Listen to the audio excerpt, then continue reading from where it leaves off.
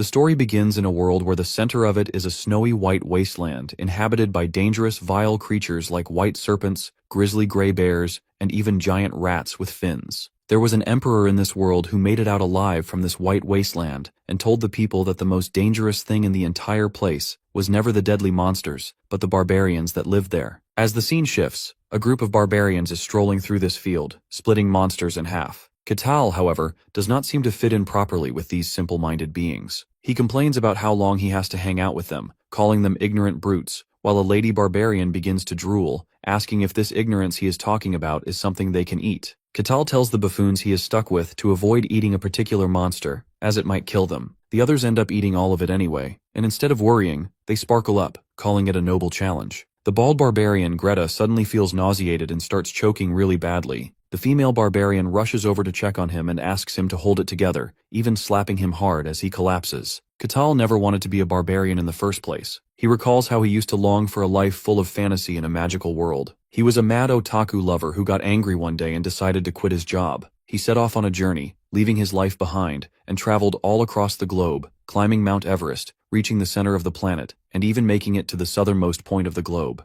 Everything went in vain, as it should, because reality and fantasy are two completely separate things. Every night before he slept, he prayed to be reincarnated in a magical world, and one day the impossible actually happened. As the scene shifts again, a noble's carriage and escorts are passing through the white wasteland for some reason. One of the mercenaries complains of the freezing cold, and a blonde, muscular captain tells him to wear more clothes unless he wants to freeze to death. Another person joins in with the protest, arguing that it is a foolish plan to cross this land, even if the prize is hefty. The blonde captain shuts them up, arguing that they had all already signed up for the mission. The other guy replies that they never thought the situation here would be this bad. Inside the carriage, a butler asks the noble lady of the Akasha family if she is all right. Milena replies with a yes, while an escort outside complains he is going to freeze. The butler finds the intervention pretty rude. However, Milena stops him from being so harsh, as they are the ones who have volunteered as escorts. She even asks the butler to let them in for a while, but the old man refuses, reminding her about the dangers inside this white wasteland. When Milena asks if he means the monsters, the butler tells her about the legend of the emperor who wanted to claim the entire world. For this purpose, the emperor traveled inside the white wasteland alongside numerous warriors and soldiers to conquer it. He stayed there for many decades, and just when his empire collapsed, he returned alone with a stick in his hand. The man had lost all his men and spoke as if he had gone mad. He explained that the wasteland was full of monsters. However, the most dangerous thing there was, not these monsters at all, but the barbarians. The butler, however, adds that this is surely a legend which they cannot be certain about. Milena argues that his words held so much weight, considering many of the monsters he described have already been confirmed to exist in this place. They then discuss that although there has not been a sighting of these barbarians to confirm the legend, some weirdo named Euron told countless tales about these beings. Just then, the captain asks everyone to stop, as he can vividly see someone approaching them. As he could barely catch a glimpse of him, he tells everyone that he had both good and bad news. The good news is that the thing coming toward them is small in size, and the bad news is that he is not certain if it is a human or a barbarian from the Emperor's legend. Unexpectedly, when the barbarian approaches them, he politely says that he was just wandering here and there after he got sick of looking at the other barbarians. Kakao says that he had not expected that he would run into some outsiders and greets them, saying he is happy to see them. He asks the captain if this is a merchant's carriage, and if they are the guards hired to protect it. When the captain confirms this, the Ashen barbarian suggests they head back, mocking that he is pretty sure they will not listen to him. Kakao goes on to ask if there is someone in the carriage, and while everyone is too scared to utter a single word, the barbarian proposes that he wants to be hired as a mercenary too.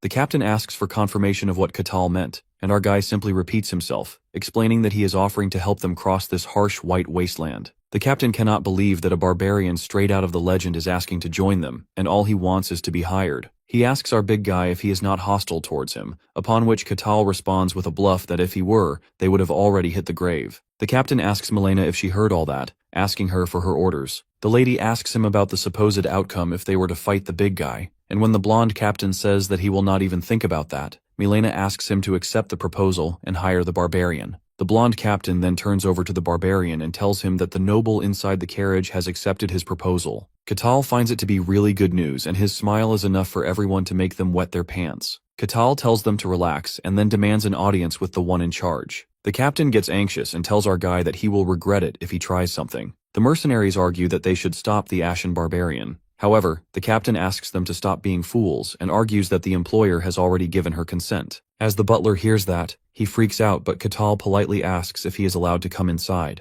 Kakao gets in and sits next to the butler, which makes the butler pretty uncomfortable. Our boy asks them to chill out, arguing that he has no intention of harming them at all. Lady Milena also appears to be a bit anxious, yet she warmly greets our guy. Kakao mentions how warm it is inside and how it must be pretty hard to keep a place like this heated. Milena explains that magic is to blame for this, which gets the otaku lover pretty excited. Kakao then tells her that the place is quite dangerous, and that there is only a slim chance that they could make it through alive, which is why he is offering to protect their lives. He also mentions that he has one condition, and just like that, the entire mood turns tense. Milena keeps herself calm and asks the guy what he wants. The barbarian smirks, and all he requests is knowledge of the world beyond these snowfields. Milena finds it pretty odd, and the barbarian makes it clear that it should not be a bad trade for her. Sweat slips down her face as she realizes she doesn't really have a choice and agrees to the proposal. The butler, however, does not seem to approve of this deal at all. Kakao asks the lady about her name, and the lady gently introduces herself as a noble from the house of Akasha. Kakao returns the favor and extends his gratitude for their little journey together. Back on Earth, he always dreamed of living in a fantasy world, and one day that wish weirdly came true. He somehow got isekai'd and woke up as one of those idiotic ashen barbarians stranded on a snowfield. He never got the chance to figure out how it happened, since surviving in a freezing wasteland while fighting non-stop waves of tough monsters was already a nightmare on its own.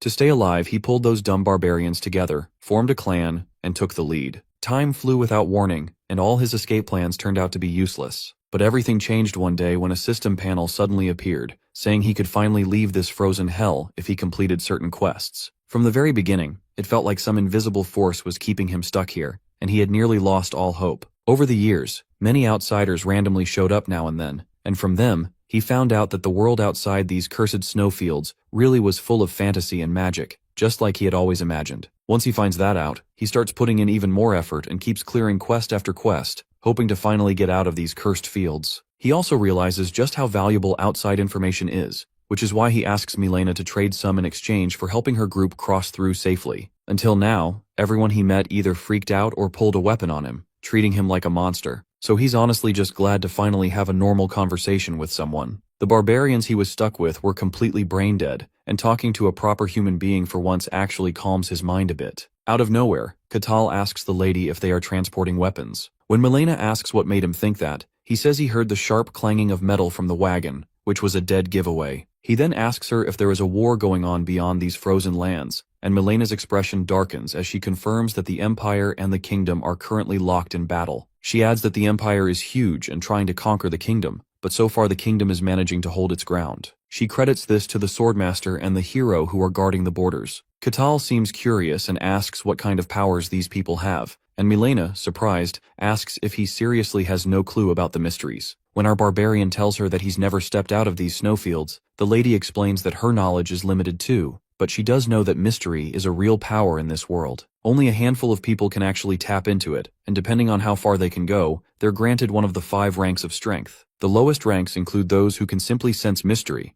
then those who can use it, and finally, the ones who can fully manifest it into things like mana or aura. Those who can do that are considered first-rate, and often hold titles like spirit summoners, mages, or knights. She says the ranks above those aren't something normal humans can understand, so they're just called transcendents, people who can bend mystery with nothing but their will. The Swordmaster is believed to be someone of that level, and then there's the hero, someone said to hold the power to even influence the world itself. Milena adds that even a third-rate person, someone who can barely sense mystery, is still considered powerful. That's when the Ashen Barbarian jumps in, asking to meet such people. Kakao has no clue how long he's been stuck in this cursed place, but now he's more desperate than ever to escape. As he looks at his own reflection in the mirror, he quietly decides that no matter what it takes, he's getting out. That's when Milena asks if he's really a barbarian. Kakao confirms it, wondering if they already know who he is. The lady then brings up the old legend and starts telling him everything about the Emperor. But Kakao cuts her off, smirking as he says he actually remembers the guy visiting the fields once, and he just thought the man was some crazy lunatic back then.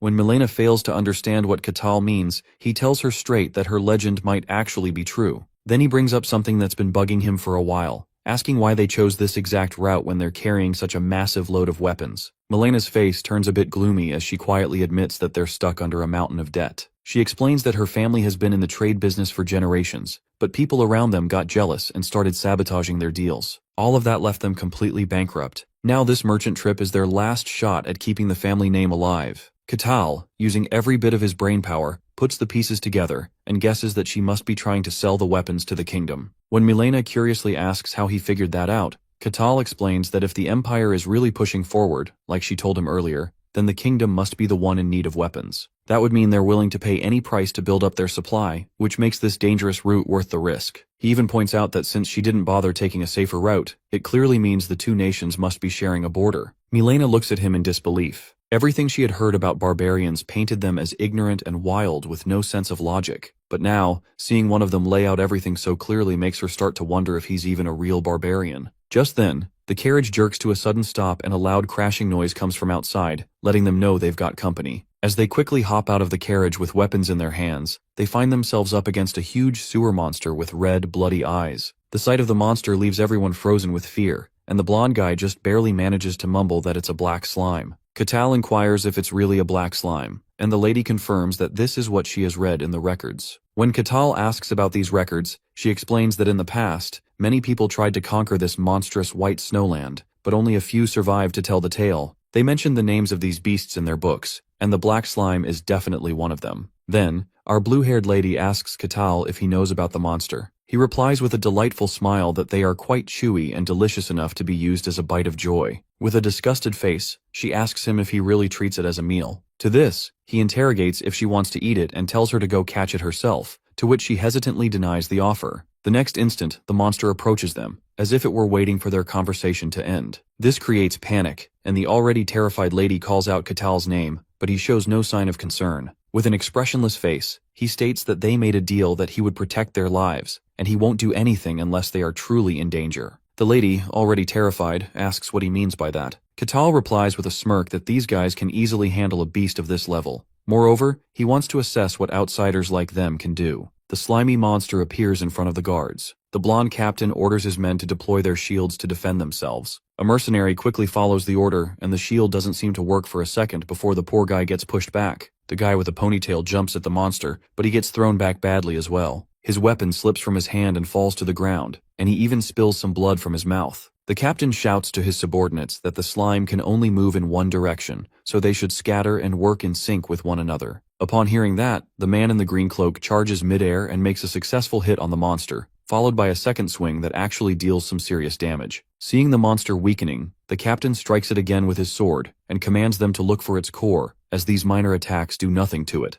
With successive multiple attacks, they finally manage to find its core, and a fatal blow shatters it, causing it to flow away like mud. Initially surprised, the guards then realize they have won and celebrate their first victory in this frozen wasteland. The victory makes Milena happy, but before they can relax and catch their breath, a white bear suddenly appears in front of the carriage. One of them shouts to aim for its neck. In response, all of them attack its neck at once and finish it. One of the teammates says that it might be possible that the tales of this cold wasteland aren't worth giving attention to, and maybe they are all just the bluffs of madmen. The leader quiets them with a stern voice, stating that they shouldn't be so clumsy and that they still have to move more than halfway to get to their destination. The man with the green hood curiously questions Katao's abilities, asking if he's really that strong, as all of it is just stories mentioned by the emperors and legends. According to him, Kakao is just taking advantage of them, and he thinks that if nothing else, they should see what he is capable of. As they speak of it, the blue-haired lady curiously listens to their talks and questions what they mean by testing. All the guards gather close to her carriage and ask the lady for permission to speak. The green-hooded man says with confidence that they are going out of their way to complete her quest and are compelled to do so. Milena comes out of the carriage and tells them that she is grateful for the hard work they are putting into completing this mission. She reminds them that they obliged her request to help them cross this deadly land and stood by her when no one else would dare to. The hooded guy then interrupts her again with a question,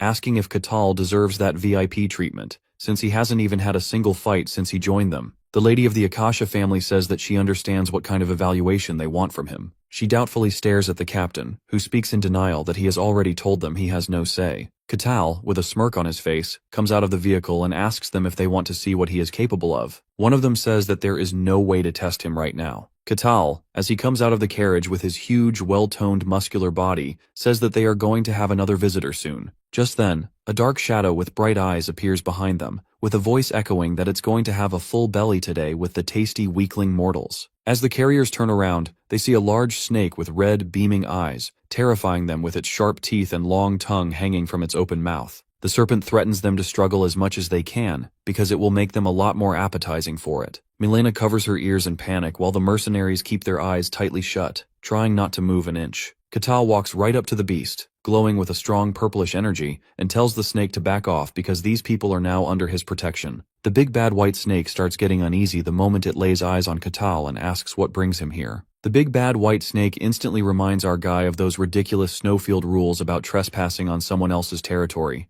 But he quickly brushes that off and tells the snake to stop acting so uptight. The snake roars dramatically, trying to sound intimidating, and says Kakao has no right to speak to it like that. But Kakao is not interested in wasting time arguing. He charges in without saying another word and lands a heavy punch, deciding it is about time this oversized snake learned a lesson. The blow hits hard enough to shake the entire ground around them, leaving everyone nearby frozen in place. Milena yells out to ask if Lord Kakao is alright, and he replies calmly that he will be done with this quickly and join them soon. He leaps in again, now covered in an overwhelming burst of power that feels almost unnatural, and brings the cocky snake to the ground in just one strike. A little while later, Kakao sits inside the carriage peacefully, while everyone else stays outside, shivering and begging for forgiveness. The barbarian casually turns his face away and says it is only normal to be suspicious of strangers at first. Still, the roles have completely flipped, and now even the butler is forced to walk out in the snow. With that settled, Kakao leans back and asks the girl why she chose to come all this way by herself,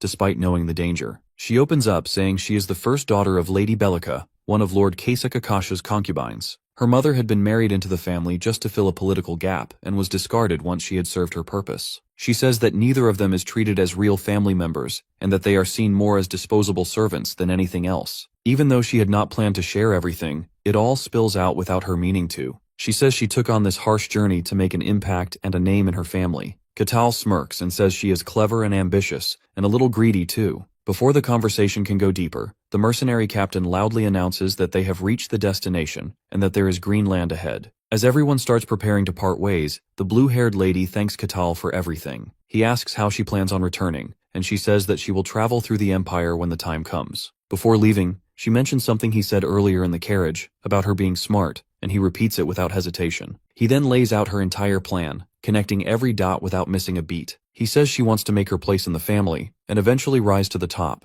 She nods in silence, and to Kakao, this story feels a little too familiar. A child born to a concubine who wants to rise above the title and be recognized as part of the main bloodline. He has seen it all before during his life as an otaku. The girl starts to see how sharp Kakao truly is, much beyond what she expected from a barbarian. She wonders if she can control his strength one day and tells him to come find her once he leaves the snowfields, offering him a place beside her. Kakao turns her down, saying he still has unfinished business. So she gives him a pendant and tells him to visit her if he ever finds himself in the outside world. Kakao accepts it with a simple smile, calling it a gift without asking too many questions. The butler gives a respectful farewell, and they all go their separate ways, hoping that fate brings them together again someday. 5 full years pass, and Kakao finally completes his 784th quest, which officially grants him the right to leave the snowfields and step into the outside world he has been longing for all along. He peacefully enjoys the scent of the grass and the gentle sound of the river, feeling as though he's finally been summoned to heaven after enduring a living hell in the snowy wasteland.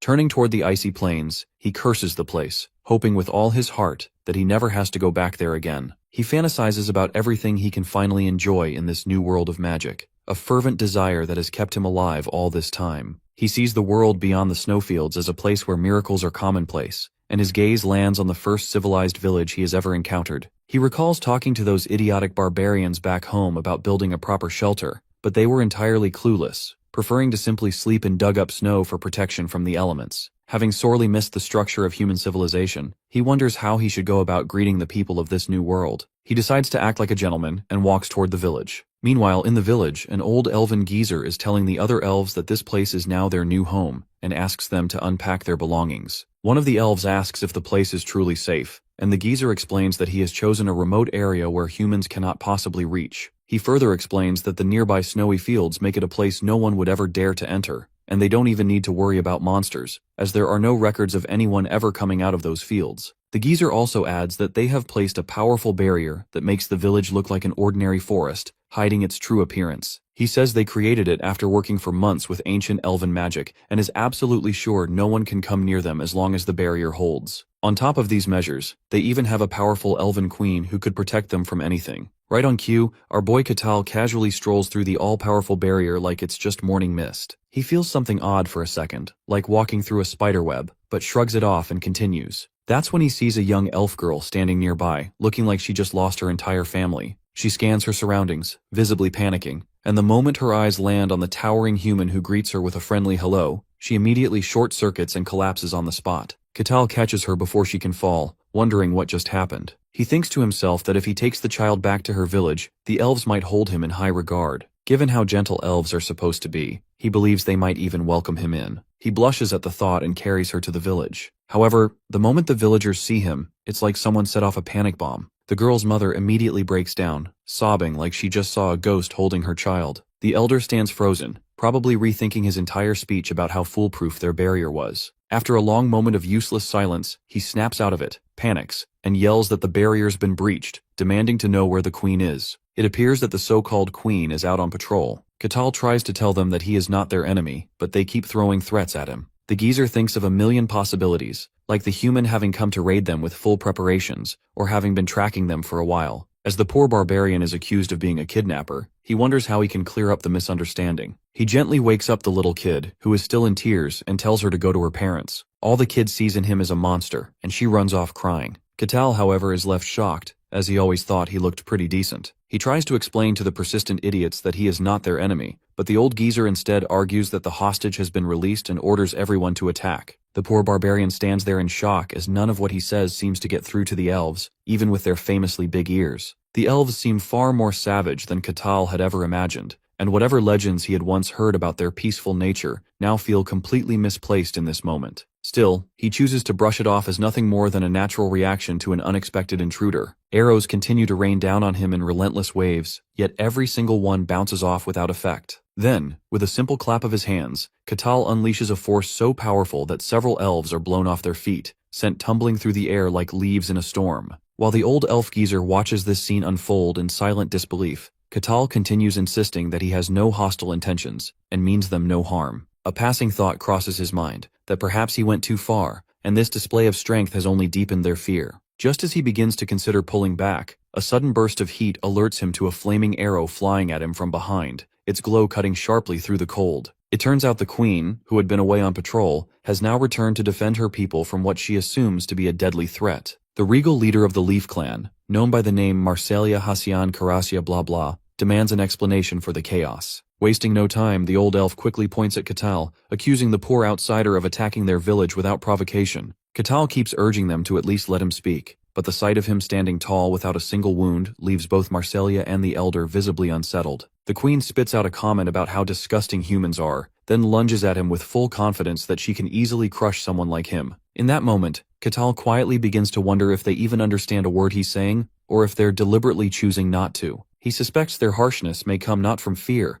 but from a deep-rooted hatred between elves and humans. He recalls from his time in the snowfields that people only start listening once you land a proper hit. As those thoughts pass through his mind, the queen launches an attack that takes the shape of a mighty dragon. Without much effort, Kakao punches it straight back, and the impact tears through the space around the queen, leaving him wondering if he should start holding back a little. The elf queen takes the hit and crashes down, realizing that this guy has to be above the level of a transcendent. Gritting her teeth, she tells her people to run while they can, staying behind herself in an attempt to slow the barbarian down. She yells at him, calling him a human, and acknowledging his strength, but she also swears not to let him succeed in whatever twisted purpose he came here for. Kakao finds himself completely ignored once again, slowly realizing that things have now gone from bad to worse. As her final move, the queen summons a blazing bull spirit named Piego, fully confident that this creature will take care of the intruder. The poor barbarian, though, lights up with joy at the sight, as every monster he fought in the snowfield was ugly and weird, nothing like this magnificent beast. While he admires the bull covered in flames, Marcelia wastes no time and commands her summon to destroy the man standing before her. The spirit seems to be a high-grade fire entity, older, prouder, and far more powerful than the usual ones,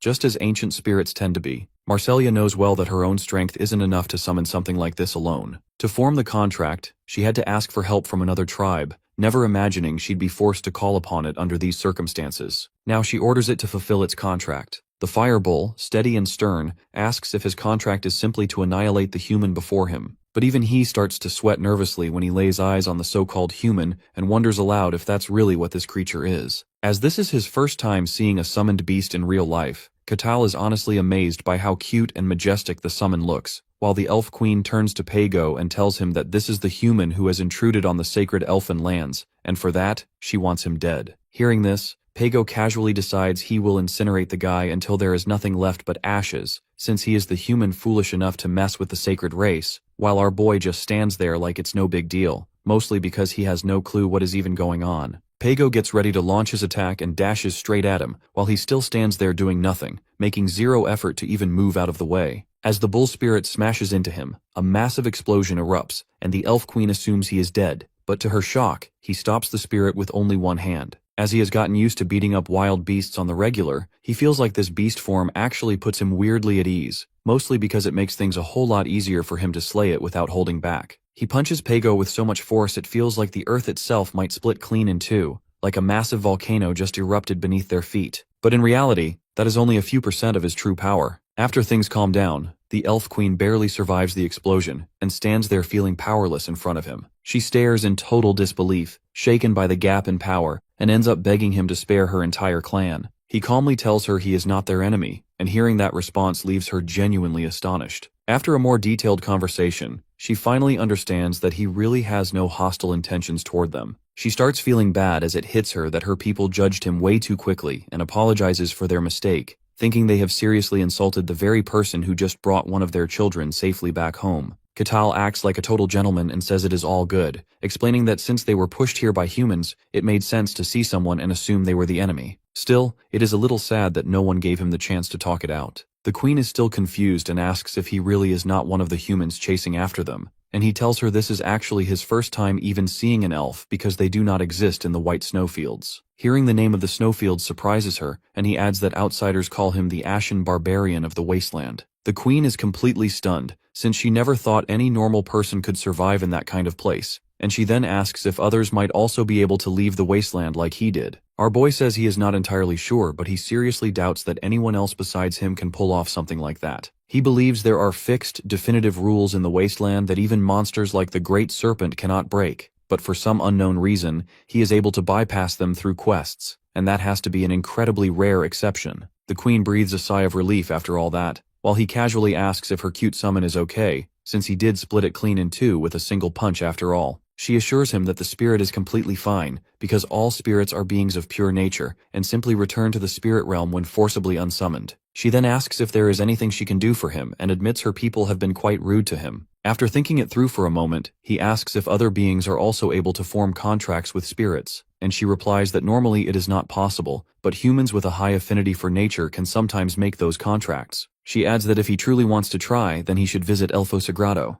That is the holy land of the elves, where the Lord of the Elves is said to reside, and they might be willing to help him form a proper spirit contract. All excited, he asks if a human will really be allowed into the holy land of elves. She explains that it should not be a problem with her personal introduction, and that he has to keep everything a secret. The elf queen quietly thinks that Elfo Sagrado is every elf researcher's dream destination, and allowing a human near that place is seriously risky, since it is more precious to the elves than their own life. No one ever reveals its location, but she decides to trust him and hands over a glowing crystal to take with him. She tells him that the elf lord will test his worth, but she is confident he will pass, and wishes him good luck. She then formally introduces herself as the queen of the Leaf Tribe, Marcelia Carusia, and asks for his name, which he gives as Kakao the Barbarian. After confirming the location, he dashes through the forest straight toward it, quickly closing in on the border of the Varkan territory under the kingdom of Gehent. The guards on watch start to panic when they spot a giant cloud of dust racing toward them at ridiculous speed, and they rush to get ready for battle. He tells the guards that he is genuinely pleased to meet them standing. Hearing that, the scared guards recognize right away from his gray hair and the large scar on his chest that he is the infamous Ashen Barbarian. They immediately warn him to stop where he is, or they will attack if he takes another step forward, but he tells them to chill out, explaining that he is not their enemy in any way. The guards ask what exactly he wants, and he simply points toward the wall, which understandably leaves them a little confused. Seeing that, he explains that all he wants is to visit the domain for a bit and nothing more. Inside the night captain's office, the captain asks if his only goal is to pass through, and he replies that he also plans to stay for a while, though he is honestly not sure how long that stay will last. Then, the captain asks for his name, so he introduces himself as Kakao, and when he asks our boy if he has anything or anyone to verify his identity, he says no,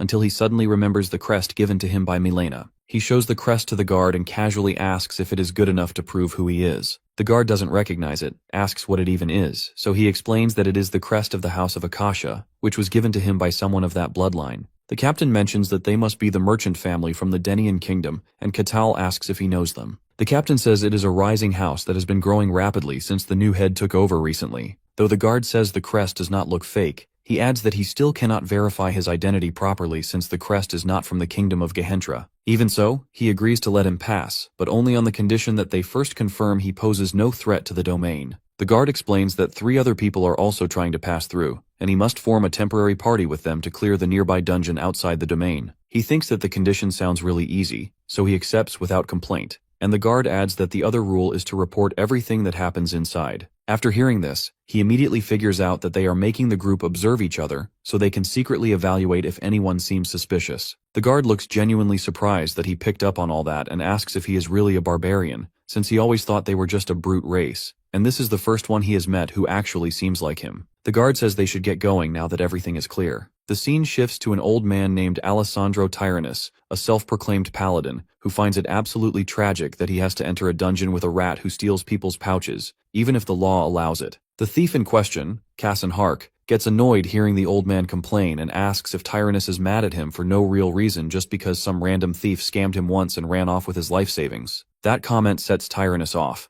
and he gets irritated that a petty thief dares to insult a paladin like him, but Kassan shoots back that he is not even a real paladin, because if he was then, he would not be here in the first place. He also says Tyrannus is just another bottom feeder who clings to the title because his name sounds dumb. Tyrannus becomes visibly mad on hearing that and points his sword at the thief, but Kassan asks if he seriously thinks that his beat-up armor is going to save him. Right as they are about to start fighting, the cleric Hayes politely asks them both to stop, and they listen even though they clearly want to throw down. Hayes starts wondering if it is really okay to dive into a dungeon with these 2 maniacs. As the minimum number of people required is 4, that means another person still has to arrive before they can go inside. Suddenly, the door opens and the guard steps in, announcing that their final member has just arrived. The thief jokes that hopefully it is not another whack job like the so-called paladin, and the guard just tells him to go look for himself. As Kakao enters the room with a quiet but dominating aura, all 3 of them feel chills and freeze up, overwhelmed by fear as he casually walks in. With a cheerful smile that does not match his build at all, he tells them it is nice to meet his new party members. While everyone is still processing, the guard steps back and says they should talk things out among themselves since he will return shortly. After that, our boy suggests they start with introductions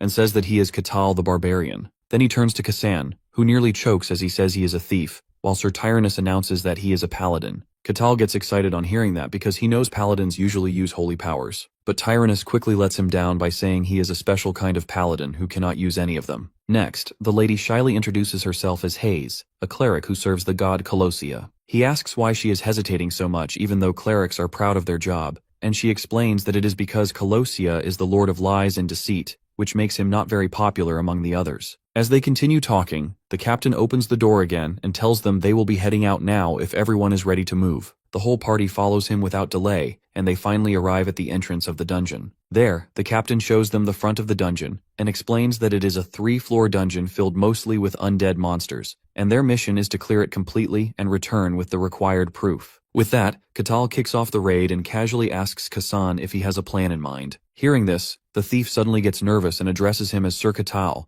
so our boy tells him to drop the Sir since they are a team and should leave behind all formalities and fancy titles. Kassan hears that and decides to just act normal, so without hesitation, he says Kakao and the warrior will hold the front lines, while he checks for traps and the nun supports them all from the rear. Kakao is honestly impressed by the clean formation, and the other 2 agree as well, so with that, the team begins their exploration. Inside the dungeon, Hayes quietly thinks to herself that the place is far too dark, while the thief gets suspicious because there are none of the usual traps or tricks around. Suddenly he tells everyone to stop moving because there are monsters nearby. He cannot see anything clearly, but there are bone fragments scattered on the floor, which are the remains of skeleton monsters that attack if anyone steps too close. Keisan thinks the guards probably knew this dungeon was dangerously difficult, so they lied about it being a simple identity test, and are just using the dungeon as a tool to quietly eliminate any suspects. Kakao acts like he has no clue what is going on, so Keisan breaks it down for him, explaining that skeletons are undead monsters that keep moving even after losing their limbs,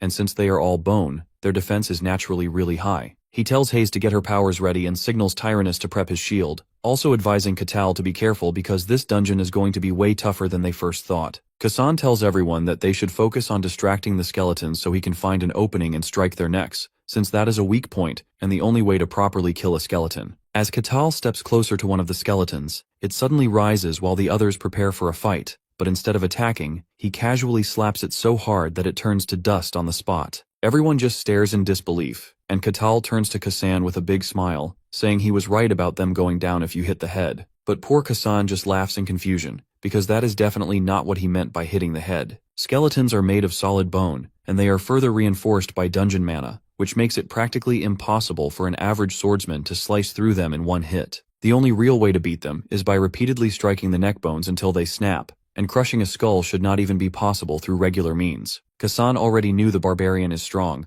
but this level of power is way beyond what he expected, and now he seriously questions if Kakao is even human. Everyone just stands around staring at the pile of dust, while our boy simply says they should keep moving. Slightly spooked, they all hurry toward him the moment he gives the order. He tells them there is no need to rush, to which Keisan agrees, though Tyrannus and Hayes are both just praying they make it out alive. As they continue exploring the dungeon, Kakao suddenly spots a skull lying on the ground along with a few more skeletons nearby. The other three brace themselves, thinking this time they might actually have to help out. Just then, Kakao turns to them and politely asks for a favor. All three act confused, wondering what kind of favor he would need from scrubs like them in this situation. He tells them that he wants to deal with the skeletons on his own, since there is something he wants to try out. Keisan just shrugs and says he can do whatever he wants, and Hayes and Tyrannus also give him the go-ahead. They stand back, wondering what kind of experiment he is about to run, while Kakao flashes them a quick thanks. As one of the skeletons rises up, Kakao is completely fascinated by the way it assembles and wonders out loud how it is all put together. The skeleton goes in with a full swing, trying to slice him with its sword, but Kakao effortlessly catches the blade between two fingers and breaks it like a twig. He asks what the skeleton is planning to do now, but it does not hesitate at all. It jumps high and goes for another attack. Our boy dodges the strike smoothly, grabs the skeleton's arm, and asks the scrawny thing what will happen if he does this. He slams the arm into the floor, turning it to dust,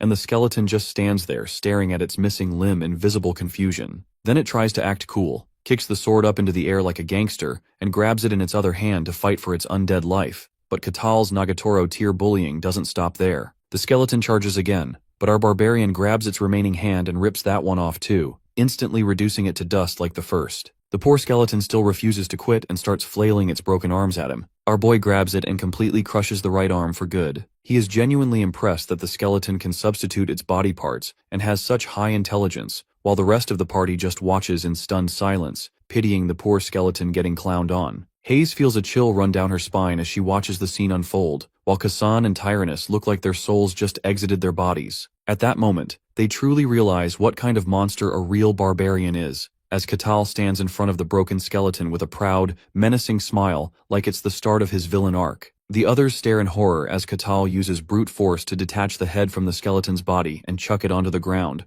all the while looking like a complete psycho. He then finds it oddly amusing that the creature really cannot move without its head, before smashing the skull with his foot like some kind of villain. Seeing that scene, a cold shiver runs down the spines of the other three as Kakao casually apologizes for the delay after acting like a demon he has clearly become. Completely terrified of him, Keisan nervously says it is no issue at all and politely requests Sir Kakao to take all the time that he needs. Our boy just nods, not understanding the situation, and says he is glad they are being so polite to him. With that, he says they should head deeper again, and the other three quickly agree with him like they are hostages at gunpoint. After exploring for a bit more time, they finally reach the stairs that lead down to the second floor of the dungeon. Once they enter the new floor, Keisan suggests they take some rest before exploring any further. Kakao agrees and says it would be best if they all rest for a while. Hearing that, Keisan is honestly overjoyed that Lord Barbarian has benevolently granted his humble request. While they are resting, the three of them sit in one corner of the room while Kakao quietly sits in the other, and no one really says anything. Then, out of nowhere, our hero tosses out that he wants to ask them something about the dungeon. All of them instantly get alerted and ask what he wants to know.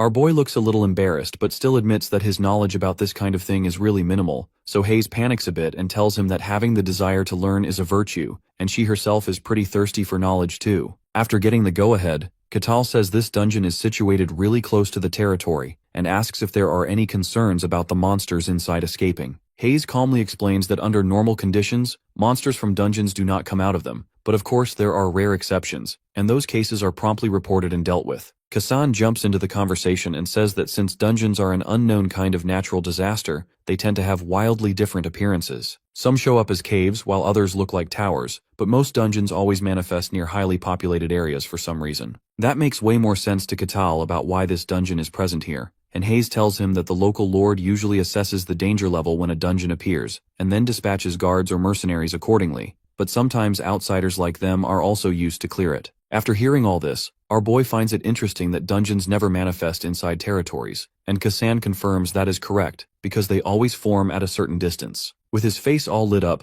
Katal asks if there is any kind of reward for a successful conquest, and Hayes confirms that, saying there is a boss waiting at the final floor. If they manage to defeat it, then they get really good rewards, especially since this dungeon is a pretty large one, and the boss is just as difficult. Our boy grins widely on hearing that and mumbles that it is just like a game, and when the nun gets curious about what he means by that, he dodges the question by saying he was just talking to himself. Then, he says that he wants to ask one more thing and then inquires who exactly is the one who creates these dungeons. Genuinely surprised by the question, Hayes tells him that no one really makes them, as they are considered natural phenomena. But our boy explains that there are still way too many odd details if that is really the case. The first thing is how they always appear near populated places, almost like they are demanding to be explored. It feels more like they are tempting people with treasure, which sounds way too deliberate for something natural. Hayes thinks what he is saying actually makes a lot of sense, but she admits she never really thought about it that way. Kasan also agrees it sounds suspicious, but says that since it was taught as a truth of their world, so he never questioned it either. It is a well-known fact, so there was no reason to doubt it, but the thief wonders how this barbarian is smart enough to question the truths of the world. From what he knows, barbarians are supposed to be brainless savages,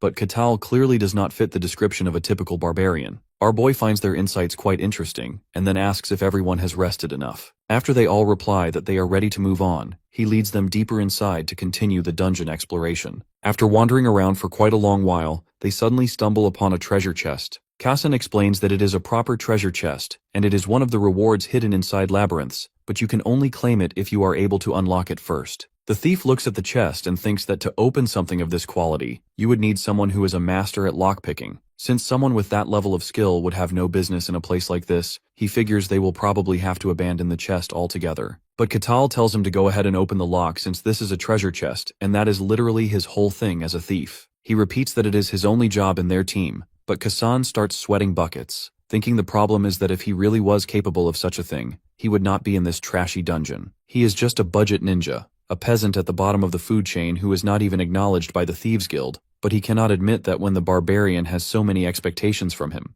If he says he cannot do it, then all of Katal's excitement will instantly turn into infuriating disappointment, and the result of disappointing a barbarian might end up with him looking like that poor skeleton. So in the end, he decides to give it a try. He pulls out his lockpicking gear while Katal watches from behind with childlike excitement at seeing a real thief at work. With our boy looming over him and admiring the details, Kasan tries to recall every lockpicker he saw while working as a porter for other thieves. The guy locks in hard, thinking that if he fails to open this chest, then he is basically dead, and that pressure ends up activating his hidden skill called Cry of the Soul. After a while, Kasan suddenly hears a faint sound, and Katal thinks that he must have broken something. But in reality, the lid of the chest slowly starts to open, and seeing this unfold, Kasan feels so glad that tears of joy start flooding out. Hayes cannot believe he actually did it, because she always heard that only skilled thieves can open a treasure chest, and witnessing it herself, she thinks Kasan is a pro. Our boy is also quite impressed by his unexpected success and compliments him for the good work, while Kasan pretends he did it on purpose. The guy himself has no clue how he pulled it off, and he always prided himself on living the best life he could. But after seeing what he is capable of, he is starting to question what his best even was,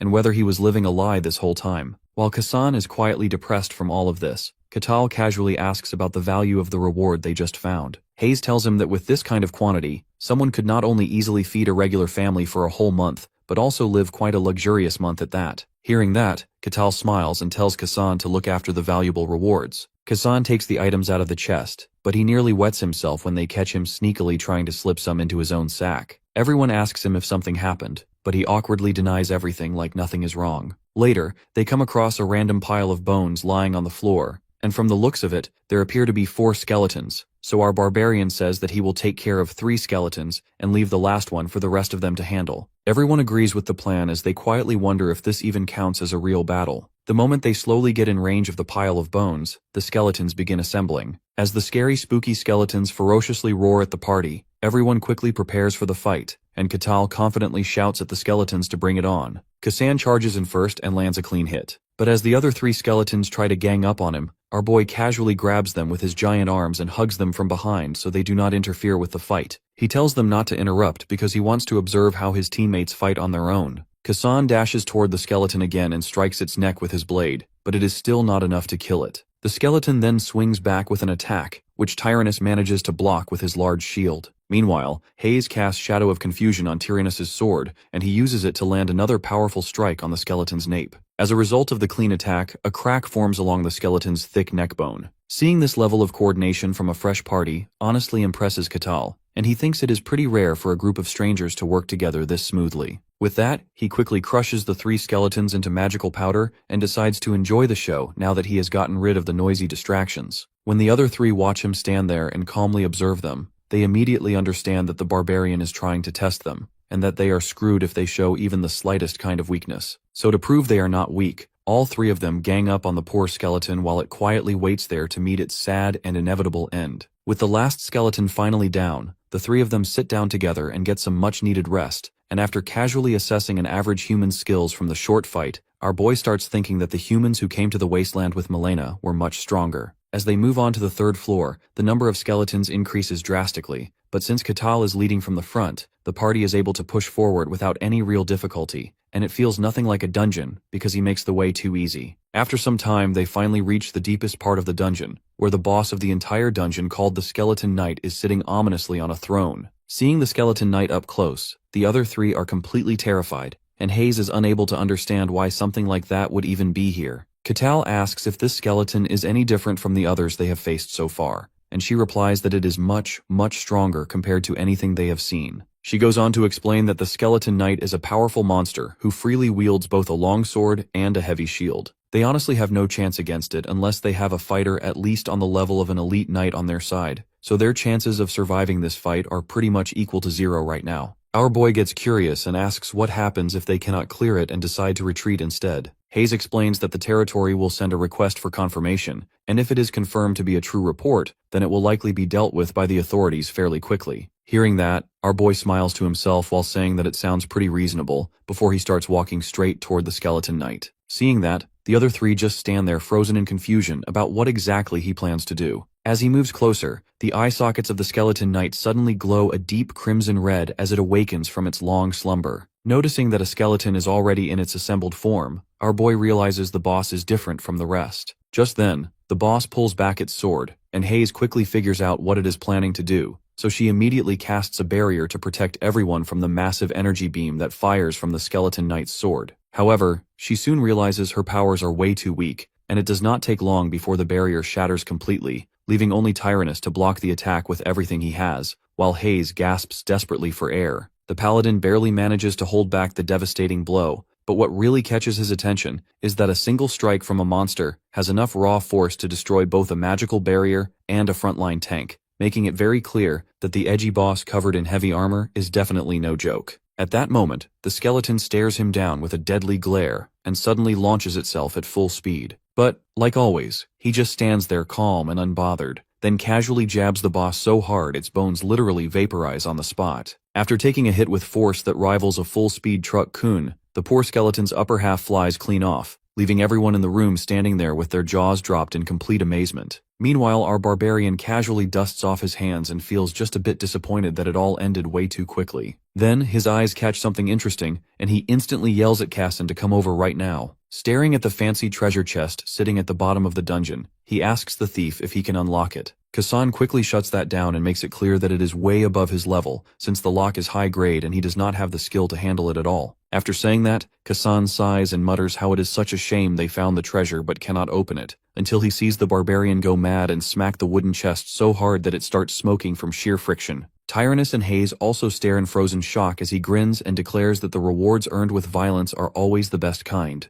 After that, he tells Kassan to take care of whatever is inside, and the thief finds it wild that someone actually smashed open a treasure chest like that. It makes him wonder even more why he was asked to open it in the first place when the guy clearly could have handled it faster himself. Anyways, with that out of the way, the party finally exits the dungeon and Kakao gets surprised as soon as he walks out. Without warning, the roof of the dungeon entrance collapses, but Kassan barely reacts because it is well known that dungeons disappear like that once they are fully cleared, which means they did not miss any secret rooms. Hearing that secret rooms exist gets him even more hyped about future dungeon dives and what he might find next. Back at the border, the guard is utterly speechless when he realizes the sketchy party somehow made it back alive and intact. Sweat runs down the guard's face as he nervously asks Kakao and the others how it went, and the barbarian cheerfully tells him that it was an absolute blast. The guard looks mildly disturbed by that energy, but he still moves on to the next step, which is interrogating each of them one by one about everything that went down inside the dungeon. First up is Hayes, and she calmly says that she did not notice anything unusual or problematic during the mission. However, the captain is not quite convinced, and questions whether she really thinks it is acceptable for a barbarian to be allowed inside the domain in the first place. Hearing that, she seems a little unsure what to say because she knows the interview is clearly meant to identify any potential risks. After her, Kassan steps forward and says that Kakao does not seem like some mindless barbarian who would cause trouble for anyone.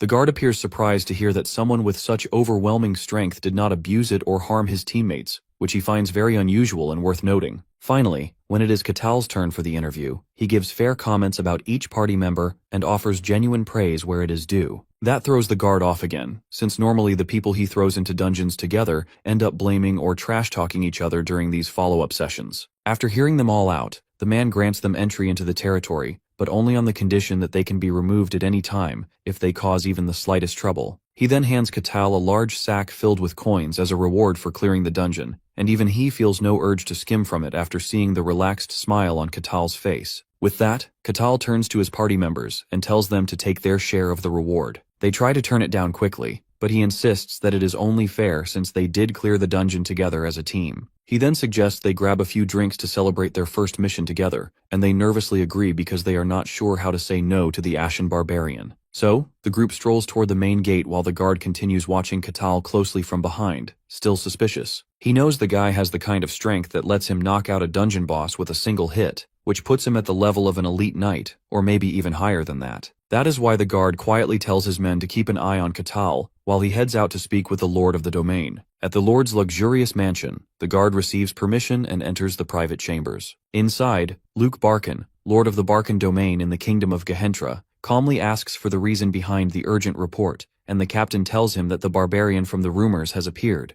Moving forward, Lord Luke Barkin turns to the captain of the guards and asks whether he gave the barbarian permission. The captain nods and says he did, thinking at the time that it wouldn't really cause any big trouble. Lord Barkin now raises a brow and wonders what sort of problem he means, so the captain explains that the barbarian seems way too strong and might stir up serious issues down the line. After hearing that, Lord Barkin leans in and asks how strong exactly, and the captain reveals that the guy knocked out a skeleton knight with a single blow. Lord Barkin's eyes shoot wide open, since a skeleton knight normally poses a challenge only for trained knights, or someone at an even higher level. And yet somehow, a mere barbarian, a class not exactly famous for brainpower, manages to wipe it out with just one hit. Just to be sure, Lord Barkin double-checks whether this means the barbarian counts as first rate, and the captain responds that the odds of that are pretty high. Then Barkin throws in another question, asking whether he might be even stronger than that, and this time the captain says he honestly can't rule it out. That answer doesn't sit well with Lord Barkin, who now thinks that having a barbarian of this caliber could easily turn into a royal headache someday, since barbarians live by one rule only, which is that power decides everything. He orders the captain to summon the guy, but the captain hesitates and wonders aloud if that's really a smart idea. Lord Barkin calmly explains that letting someone this powerful roam unchecked within their territory could become a threat to their stability, so laying eyes on the man himself might give him a better sense of control. The captain still has doubts and says the move might be risky, but the Lord reminds him that he has his personal knight right there for protection. He then turns to the knight for a second opinion. The knight confidently replies that while the barbarian might seem powerful, in the end he's still just a mindless brute who stands no chance against the refined swordsmanship passed down to him by the legendary great swordmaster. Lord Barkin nods with satisfaction and gives the command to bring the barbarian so he can handle the matter directly. Meanwhile, our guy Kakao sits with his party, absolutely destroying a meal while the others sit quietly and watch him inhale food like he hasn't eaten in years. He slams his mug down and cheerfully declares how amazing the food tastes and how peaceful the place feels, saying he really likes the vibe. He adds that the meal's on him and tells them to go wild and eat whatever they want, which leaves them all genuinely surprised. He then turns to Sir Tyrannus and asks what sort of divine powers he possesses, since he didn't see anything flashy back when they went through the dungeon together. The paladin scratches his head, clearly embarrassed, and explains that he's still in training and hasn't unlocked his full potential yet. Kakao calls that a shame but quickly shifts attention to the cleric of Colossia, asking her whether there's a temple nearby. She replies that there likely isn't, since Colossia is a deity people don't usually welcome, and has been rejected by the public for being associated with lies and trickery. She then looks straight at our guy and asks how strong he is, catching everyone off guard. He admits that he has no clue where he stands rank-wise, since it hasn't even been that long since he left the snowy wilderness. Curiosity gets the better of him, so he asks what kind of level a skeleton knight actually sits at. The cleric answers that someone must reach second-rate just to face one, and only a first-rate warrior could take one down the way he did. Before they can dive deeper into the topic, the cafe owner approaches their table with a nervous look and politely asks them to wrap things up since the shop's closing. The man looks ready to pass out, but Kakao responds with the softest apology possible and quietly heads out with his party. Later he turns to ask if the others have any plans lined up, but the moment the words leave his mouth, they all blurt out that they do, and that they're super busy. Kakao thinks it's unfortunate but doesn't make a fuss. He parts ways with the group and says he hopes to run into them again someday. The others just stare at him with that frozen, blank look people wear when they're desperate for an escape. The day winds down, and our guy eventually finds a place to stay that's comfortable enough to make him forget how rough things were in the past. He settles into bed and realizes that this is the first time he has even touched a bed since he arrived here. He finds it comforting that the loot from the dungeon was enough to pay for a proper room, since the comfort feels like paradise after all that snowfield chaos. He starts thinking about what lies ahead now that he's finally made it into civilization and size, wishing to visit places like the sacred grounds of the elves, the magic tower, or even the royal capital. Thoughts like these float around until sleep gently pulls him under. The following morning, a knock on the door jolts him awake. He quickly wipes away the drool from his mouth and drags himself up. When he opens the door, the captain of the guard stands tall in front of him. Kakao rubs his eyes and asks what's going on, and the captain calmly informs him that the Lord wishes to meet him face to face. Hearing that, Kakao lights up at the idea of meeting the ruler of the land and flashes an innocent smile before agreeing without a hint of hesitation. Still standing half-naked by the door, he tells the captain to hang tight while he grabs some clothes. The man stares in disbelief, not because the barbarian agreed, but because he did it so easily like it was the most normal thing ever. The scene shifts to a bustling street in the Lord's domain, where the bright daylight finally lets Kakao take in the scenery. He finds himself stunned by how pretty the city looks compared to the shadowy version he stumbled into last night. As he takes in the streets, colors, and buildings, he quietly thinks to himself that he really lucked out with this place. Meanwhile, the captain walks a little ahead, visibly stressed as he wonders what the barbarian might be doing behind him. He decides not to check and just wishes they could reach the mansion before anything weird happens. At the gates, the captain announces their arrival to Lord Barkin, who then welcomes them inside and stretches out a hand for a greeting. He introduces himself with calm authority, and Kakao politely responds with a handshake and even bows his head while stating his name. This leaves the Lord visibly stunned since barbarians rarely bow, and he wonders if he has finally lived long enough to witness every possible anomaly under the sun. He compliments Katao's manners and gestures for him to take a seat. Kakao looks around the room with eyes full of curiosity and finds himself impressed by the castle's design. It reminds him of the medieval architecture from Earth, but then his gaze soon lands on the knight standing beside the Lord, and his face lights up with nostalgia at the familiar armor style, which reminds him of RPG characters he once controlled in video games back home. However, the knight picks up the stare and misreads it entirely. He senses something dangerous, and assumes the barbarian's eyes burn with murderous intent. The knight tenses and his hand inches toward his blade, prepared to neutralize the threat before it can act. Before the tension escalates, Lord Barkin clears his throat and calmly explains that the purpose of this meeting is to confirm a few details about Kakao. Our boy nods without complaint, and the Lord begins by asking where he comes from. Kakao, with a small shrug,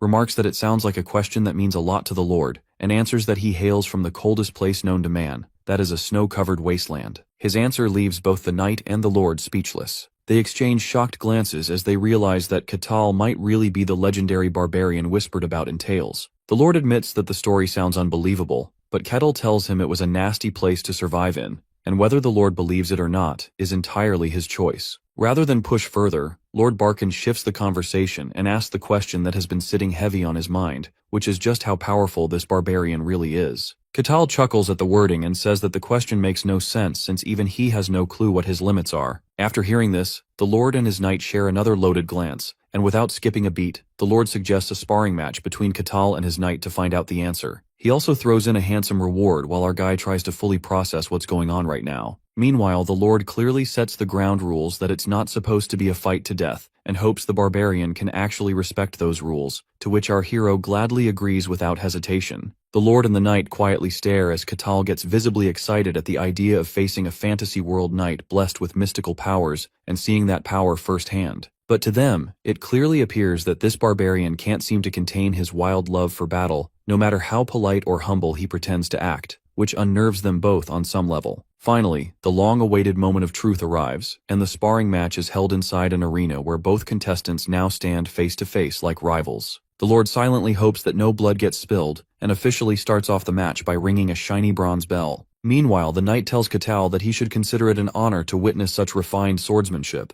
Kakao agrees and looks calm, but the knight feels that it's an insult for a lowly barbarian to stand so relaxed in front of him like that. He gets into position without wasting time and lunges forward in order to show Kakao the massive strength difference between them, and as he prepares to thrust his blade, it suddenly shifts into 3, which takes our boy completely by surprise. The triple blades make him question if it's an illusion at first, but it becomes obvious pretty quickly that all 3 swords are completely real. While our boy dodges each and every strike, he wonders if this flashy move even counts as swordsmanship, and the knight figures that our boy must be just strong enough to barely avoid the attacks, which seems impressive, so he decides to wrap it up with a final all-out strike. But right then, our boy lifts his fist and flicks the sword, which shatters it into pieces along with the knight's pride. He then reaches for the knight and grabs his armor like it's just a piece of old cloth before tossing him across the arena without any effort, which makes Lord Balkan sweat bullets. Once the match ends, the Lord stares in disbelief as his finest warrior gets wiped out in one blow, shaken by the terrifying strength the barbarian has just displayed. Our boy casually turns toward the Lord and asks if he's done, and the Lord fumbles for words as he tries to process the scene before his eyes. He estimates that anyone who can flatten a top-level knight like this must be superhuman at the very least,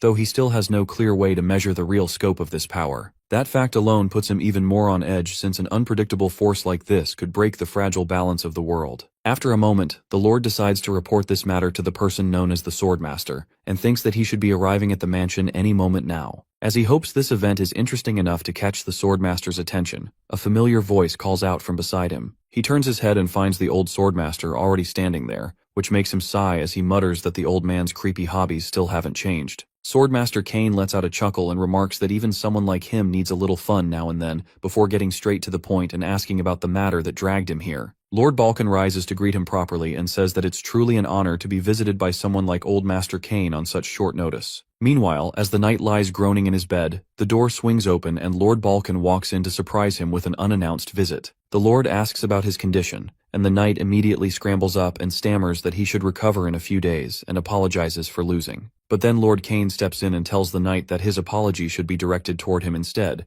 since the fool of a student managed to lose against some random barbarian. The master takes a glance at his condition and notices that even though the armor got wrecked beyond repair, there is not a single injury on his body. He wouldn't have felt shocked even if the knight had died, yet here he is with nothing more than tattered clothes, which leads him to conclude that the barbarian held back on purpose. Master Kane shares his analysis with them and says that their opponent was not just a brawny brute, but someone capable of controlling his power with remarkable precision. He adds that the man far surpasses the level of an ordinary knight to the point where mercy comes easy, which makes him sure that the guy must at least be operating on a superhuman level. This sends both Lord Balkan and the knight into stunned silence, and Lord Balkan clears his throat before asking what level of strength the barbarian has when compared to the Swordmaster. Kane replies with confidence that even if the barbarian qualifies as superhuman, he still cannot compete with the might of a true Swordmaster. Lord Balkan breaks into a nervous sweat while nodding along as the master continues his breakdown, noting that the barbarian never used aura, which normally should be impossible. He wonders whether this could be the true potential of the infamous Ashen Barbarian, and begins recalling how he once laughed off the ancient tales. But now that the man supposedly came from the White Steppes, he starts to think the legends might have some truth to them. He questions whether this creature is even human at all or just another beast from that cursed land,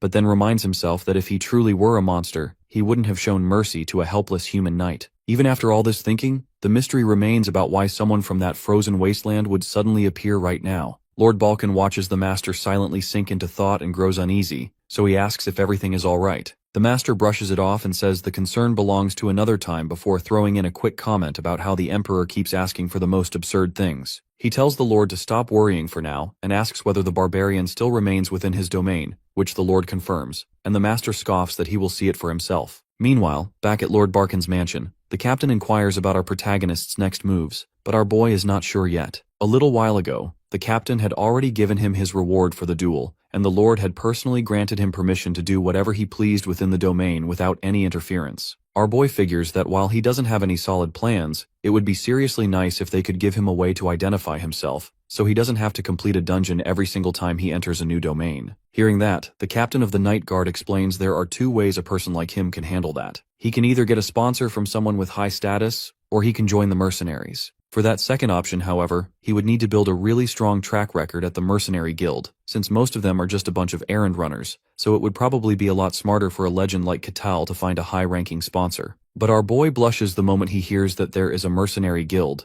because in his mind they are the cool kind of adventurers who hunt monsters to make a living, just like in his dream fantasy. He grins and asks the captain where he can become a mercenary, and the man awkwardly replies that he should go to the guild. With the face of a man in love, our boy asks him politely to lead the way. You see, the mercenaries in this world are a bunch of nomads who roam the earth and take on any requests they can find, a lifestyle some people find romantic. However, most consider them the bottom-tier scum of society because they are sent as cannon fodder to deal with dirty work, like defeating dangerous threats. This sometimes costs these poor people their lives while they're just trying to make a living. Later at the Mercenary Guild, a merc slaps another one in a fit of rage for making a fool of him. The other guy gets just as angry and tells the scumbag to bring it on. At the same time, the other mercs watch them like it's a wrestling match, and even place bets on who will win. While the madmen fight each other for no reason, a pink-haired guild lady asks her friend Rosa what she thinks about the new recruits. Her blonde friend looks like she wants to shoot herself before the night ends as she replies that they are all a bunch of weirdos. The first one is a crazy man who claims he is a paladin even though he has no powers. Then there is a thief who should be an NPC in Sekiro,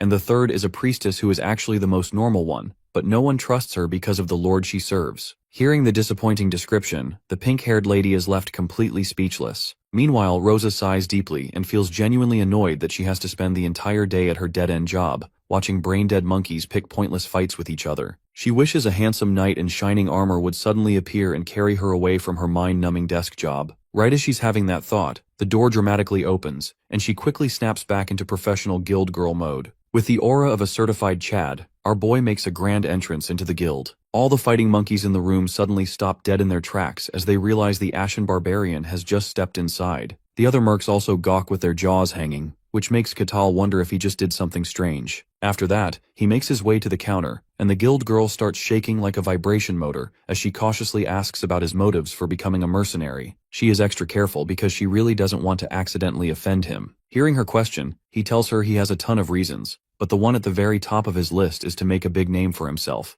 and she inquires if he is willing to rack up all the achievements it takes to gain status as a merc. Kakao confirms, so she asks him for 5 coppers, along with his name and age for the registration process. Our boy gives his name, but he honestly doesn't know his own age, so she says she can put down whatever she thinks makes sense to finish his registration. Then, she hands him over the shiny new badge that officially represents his status as a mercenary, so he should not lose it. Staring at the simple bronze badge, our boy instantly cheers up and then asks her if there are any requests available, and his strange excitement for work surprises her. After that, she presents all the requests he can take as a new recruit, and Kakao is shocked to see the tiny list of pathetic jobs an F-rank mercenary is allowed. Seeing his expression, Rosa sweats bullets because she heard barbarians are a seriously proud race, and he might take out his anger on her. Full of hesitation, she shyly tells him he can take better jobs once he builds up a good track record, but surprisingly, he is quick to choose one. He points to the herb gathering request, and Rosa confirms if he is sure that he is fine with it. Kakao confirms and asks her for more information on where he needs to pick up the herbs, so the guild lady takes out a picture of the red plant and tells him they are right outside the village. Seeing that, our boy cheerfully gets up and says he is on it and heads out, leaving her completely surprised by the sheer level of chill vibes he is radiating. After he walks out the door, Rosa just sits there in sheer confusion while her friend walks over, shaking from head to toe. The scene then shifts to the forest just outside a nearby village where Kakao finds a spot absolutely full of the herbs. He quickly takes off his clothes, puts on a straw hat to protect him from the heat, and gathers those herbs like a pro. After only an hour, he returns to the guild and slams a big sack full of herbs right on the table for Rosa to check. With his innocent smile, he asks her if he got enough, and she confirms that, all while wondering if he just destroyed an entire herb field. However, she is quite amazed by the perfect condition he brought them back in, because most other mercs are rough and rip them out of the ground like total savages, which brings their value way down. Watching her surprised, Kakao acts incredibly proud about how good he is with his fingers, which makes Rosa slightly uncomfortable. Regardless, she serves him a tray with a single silver coin inside as his reward, which is merely enough to buy the cheapest meal money can get, a simple piece of bread. Still, the feeling of earning that money with hard work and sweat in the fields brings an oddly wholesome sense of satisfaction to him. With that, he shoots out of his chair and asks her to give him the next job as soon as possible. Completely stunned, Rosa still can't believe the barbarian is happy with his reward, and he surprises her even more by saying he wants to do as much work as he can while the sun is still up. The poor guild girl just cries that the handsome new recruit also turned out to be a weirdo just like the rest of them. It does not take long before the barbarian hero wraps up a bunch of quests and signs up for the third cleaning request in a row, which makes the receptionist suspect that he might be some kind of obsessive clean freak. She asks him to confirm the quest and he cheerfully heads off toward the warehouse, completely thrilled about the new mission. Once there, he surprises a lady by saying he came to clean the place and politely asks if she owns the warehouse, which she confirms with a nod. He finishes the job in no time since lifting heavy stuff barely counts as a challenge for someone like him. His next stop takes him to the streets where he picks up a broom and sweeps with such enthusiasm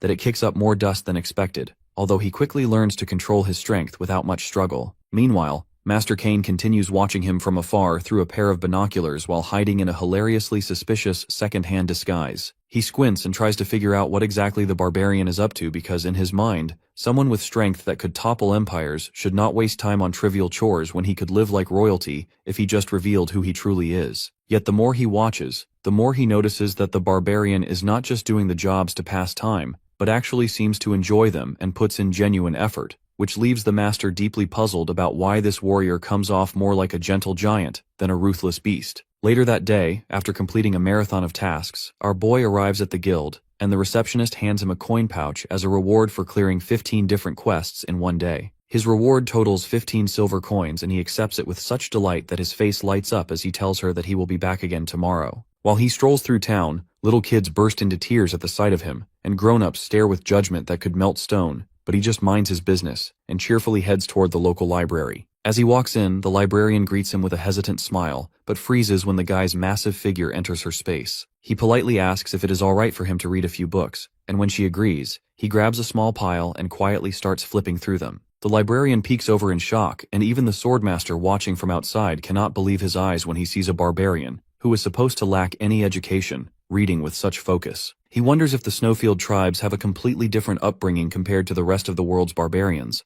or if this specific one is just a rare exception. After finishing a thick book on history, our boy closes it, and reflects that the Empire came out victorious against the kingdom in a war. He remembers that a few years ago, Milena visited the Snowfields to deliver and sell weapons to the kingdom, but even then, the Empire pulled off a win, and now the former kingdom stands as nothing more than a vassal under the Empire's rule. After the Empire's victory, its influence grows to the point where it swallows nearly half of the human world, and it keeps expanding its reach like it plans to eventually consume the whole planet. Once our boy finishes reading about all the empires and their thirst for world domination, he shifts his attention from boring old humans to the non-human side of things, and picks up another book just to explore what kind of fantastical beings exist in this wild new world he now lives in. He reads about a massive dwarven cave called Mantamia, said to be overflowing with rare ores that glitter like treasure, and then about a fairy village named Pisarapia, which sounds like something straight out of a dream. The next part introduces him to floating cities in the sky known as Lagameria, homes of celestial beings,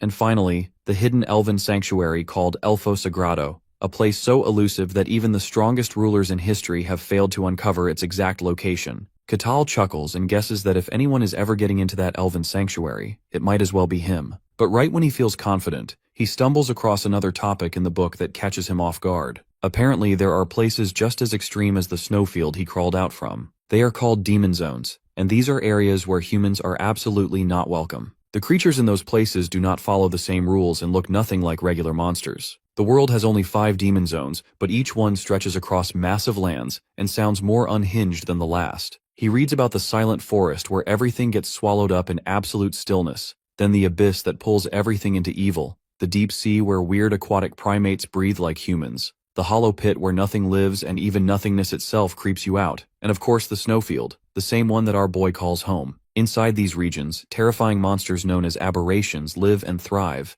but the book mentions that they cannot pass into the human world, which makes Kakao pause and wonder just how ridiculously big this world is supposed to be. He recalls how enormous the snowfield was, and finds it insane that there are multiple places out there just like it. After soaking up all this new knowledge, he stands up with a sense of gratitude and politely thanks the librarian, who quietly nods and nervously accepts his appreciation without saying much else. Our hero strolls back to the guild and walks up to receptionist Rosa with the same casual energy and asks if any new quests are available for the day. She presents a few fresh request forms, and as Kakao flips through them, far away from the guild, Master Kane finishes observing and finally concludes that the time has come for a direct confrontation with the mysterious Ashen Barbarian. At night, in the middle of the bustling city, he strolls back feeling fully satisfied after managing to complete over a dozen small requests in a single day. He is a little surprised at how all those tiny rewards stack up to a pretty decent amount overall. As he walks alone through a quiet street under the dim moonlight, he thinks to himself that, at this pace, becoming a world-famous mercenary is just around the corner. However, he remains blissfully unaware that a certain hooded mustache is already waiting for him just around the turn. Suddenly, the hooded geezer steps right into his path and locks him in with a sharp stare. As the swordmaster stands there trying to look all mysterious and cool, our boy casually points out that he knows the old man has been tailing him all day, which leaves Master Kane visibly shaken. He asks what exactly the guy wants from him now. Master Kane is stunned into silence because, in his mind, there is no way someone with ordinary senses could have noticed him, as he was confident his stealth had never failed him before, no matter how sharp the target. Just then, he gets hit with another shock when my guy reaches for his weapon and wonders out loud if the old man is actually a bandit. When he gets no answer, he starts thinking it is kind of impressive that someone managed to sneak past city security,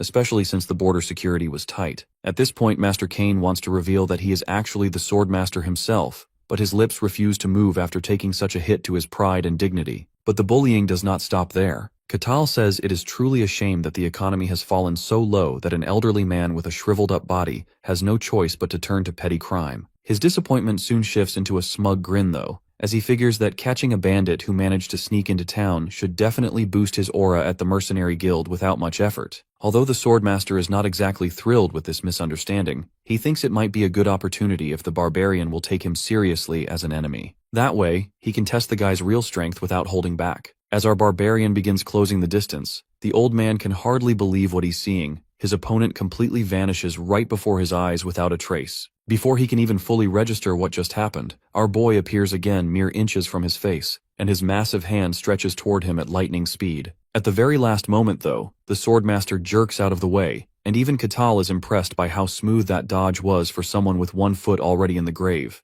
Master Kane nearly has a heart attack, realizing that if he had been even a millisecond slower, it would be game over for him. But the real shocker is that he did not sense a single drop of aura coming from Kakao. While the barbarian flashes a genuine smile and appreciates the old man's skills, Master Kane starts wondering if that move was really pulled off with nothing but pure physical strength. Just then, he puts on a serious expression and goes all in like Okarun when he's mad. However, his momentum stalls almost instantly when the guy vanishes again and reappears behind him, grabbing his shoulder hard enough to almost dislocate something. The swordmaster is taken aback once again, realizing he could not pick up even the trace of movement with heightened senses from his skill. Next, our guy puts him in an arm lock, and Master Kane struggles with everything he has but fails to break free at first. Realizing that this is turning into a contest of raw physical strength, the swordmaster unleashes all of his energy and starts pushing back with full force. As soon as he feels that surge of power, our boy is genuinely impressed, and Master Kane finally manages to break out of the hold. The geezer looks proud for a second like he proved himself, but Kakao ruins his mood by saying that bandits nowadays know some surprisingly advanced techniques. He notices that the old man has mana flowing through his whole body, something that only first-rate elites are supposed to be capable of, which makes it even stranger that someone this strong would pose as a lowly bandit. Meanwhile, Master Kane wonders what the clueless dunce is made of, because the mana manifested around his body should easily tear through any regular human just from the slightest touch, yet this barbarian is completely unscathed. After that, Kakao lets the old man know that he has no clue what kind of technique he is using, but playtime is over. Hearing that, the swordmaster instinctively reaches for his weapon, but before he can even unsheath it, the Ashen Barbarian calmly slides the blade back into its scabbard. The sheer humiliation of a man great as himself infuriates Kane, so he strains as hard as he can to get it out, but it is no match for Katao's girthy finger. Then, as he watches that massive hand inching slowly closer toward him, the swordmaster finally comes to terms with the fact that his time is up. With that, the barbarian hoists him up over his shoulder, impressed that this is what counts as a bandit in this fantasy world. At the guard tower, the captain is absolutely shocked to see the ashen barbarian casually dragging Master Kane along like some kind of pet. At first, the man assumes that Kakao must have attacked the swordmaster, but when our boy cheerfully says he would like to report a bandit, the captain's jaw nearly drops straight through the basement in disbelief. With a radiant smile on his face, he asks the captain if his mercenary standing will go up now that he has caught a bandit. After barely calming down, the captain wonders how it is even remotely possible that a man who once transcended human limitations was captured by a barbarian and brought here like a stray dog that had already been put down. After taking a breath, the captain firmly assures him that the person he brought in is not a bandit. So naturally, our big-brain barbarian concludes that the guard must be an accomplice of the real bandit instead. Bowing slightly, the guard states that the old man is actually the highly esteemed swordmaster of the Gehentra kingdom, but Kakao seriously doubts that claim with all his heart. Then, with a perfectly straight face, he insists that the senile bandit attacked him just to get his wrinkly hands on his silver coins. But the guard swears up and down that there is no chance he would ever mistake the swordmaster's face. When Kakao suggests that the man might be using some sneaky illusion magic to disguise himself, the captain says someone so skilled with magic would also deserve a title, making our boy quietly wonder if Swordmaster is a fancy nickname given to just anyone. Tired of listening to the brain-dead barbarian spewing nonsense, the knight captain confirms one last time that it really is the Swordmaster, and then says he will report everything to his lord. Over at the mansion, Lord Barkin is flabbergasted when he hears that Master Kane got his cheeks handed to him by a barbarian. A few hours later, Kakao is summoned too, and there he politely apologizes to Master Kane, who also ends up apologizing for the unfortunate misunderstanding. A heavy moment of silence follows between the two, while Lord Barkin and the knight captain stand stunned that the Swordmaster has lost a duel for the first time in history. That fact alone means the Ashen Barbarian is stronger than one of the kingdom's most elite warriors. Although Master Kane only recently became superhuman and is a bottom-tier master, the fact that Kakao could easily defeat even the weakest swordmaster makes him a monster on two legs. Just thinking about that gives Lord Barkin a headache, so he excuses himself after telling the two men to settle things between themselves. With the others out of the room, Master Kane and our boy quietly stare at one another, since the old man simply cannot bring himself to admit that he got whooped with surgical precision and had his pride shattered to bits. Eventually he gathers himself and formally introduces his full name as Swordmaster Kane, which makes our boy pause and curiously ask if Swordmaster is actually part of his name, but Kane explains that it is a noble rank and not something he was born with. He then asks if that cool technique he saw earlier was some kind of Swordmaster power, and when Lord Kane manifests arcane energy around his hand, our boy jumps out of his chair in pure excitement. The first time he saw it, Kakao had dismissed it as some cheap bandit trick, but now that he knows it is an ability of swordmasters, he is enchanted by its coolness. Lord Kane tells him that what he is seeing is aura, the physical manifestation of arcane energy. Remembering how insanely cool the glowing aura made the senile master look, Kakao lights up and immediately asks how he can use it too. To put it simply, Lord Kane says aura is a manifestation of arcane power, and when Kakao asks if it is like mana, the man explains that arcane is actually the root force that becomes aura for swordsmen and mana for mages. The mysterious power immediately piques our boy's interest, so he eagerly asks the man to teach him, even if it is kind of embarrassing to admit he has no background in it. Seeing how dead serious he is about learning it, Lord Kane asks why someone already stronger than a swordmaster would even need his techniques. But Kakao explains he lacks any fighting techniques, and only knows how to go unga-bunga and swing around his weapon right now. Hearing that makes the swordmaster feel just a little bit better, thinking maybe he only lost because he never got the chance to draw the very weapon he has mastered. Wanting to restore both his dignity and reputation, Lord Kane decides to reclaim some of his honor by educating the barbarian. With that thought, Lord Kane agrees to teach him, and declares that he is only half a man without his sword. In response, Kakao nods as if that makes sense that Lord Kane was so pathetic because he never got to actually use his sword in their fight, leaving the old man slightly shocked by his blunt honesty. Then, our boy says it would be pretty sad if the kingdom handed out swordmaster titles to people this week, which pisses Kane off even more. But he softens the blow by admitting that Master Kane probably could have won the fight if he used his blade, and hearing that brings back just a sliver of the old man's self-respect. Back in the human world, Kakao had taken up swordsmanship with some seriousness. Yet even then, he soon came to realize that everything he had learned there was meaningless when compared to the swordplay in this new realm, one deeply rooted in manipulating arcane energy. As the scene shifts, the training arc is already underway, with Lord Kane gripping his sword firmly as he speaks about how the core of his style lies in the balance between reality and illusion. Then, he turns to Kakao and asks what exactly he witnessed when he faced his disciple. Kakao remembers the guy he had defeated earlier and, with a bit of confusion, asks if that man really was Lord Kane's student. He explains how the man's sword seemed to split into 3 separate strikes,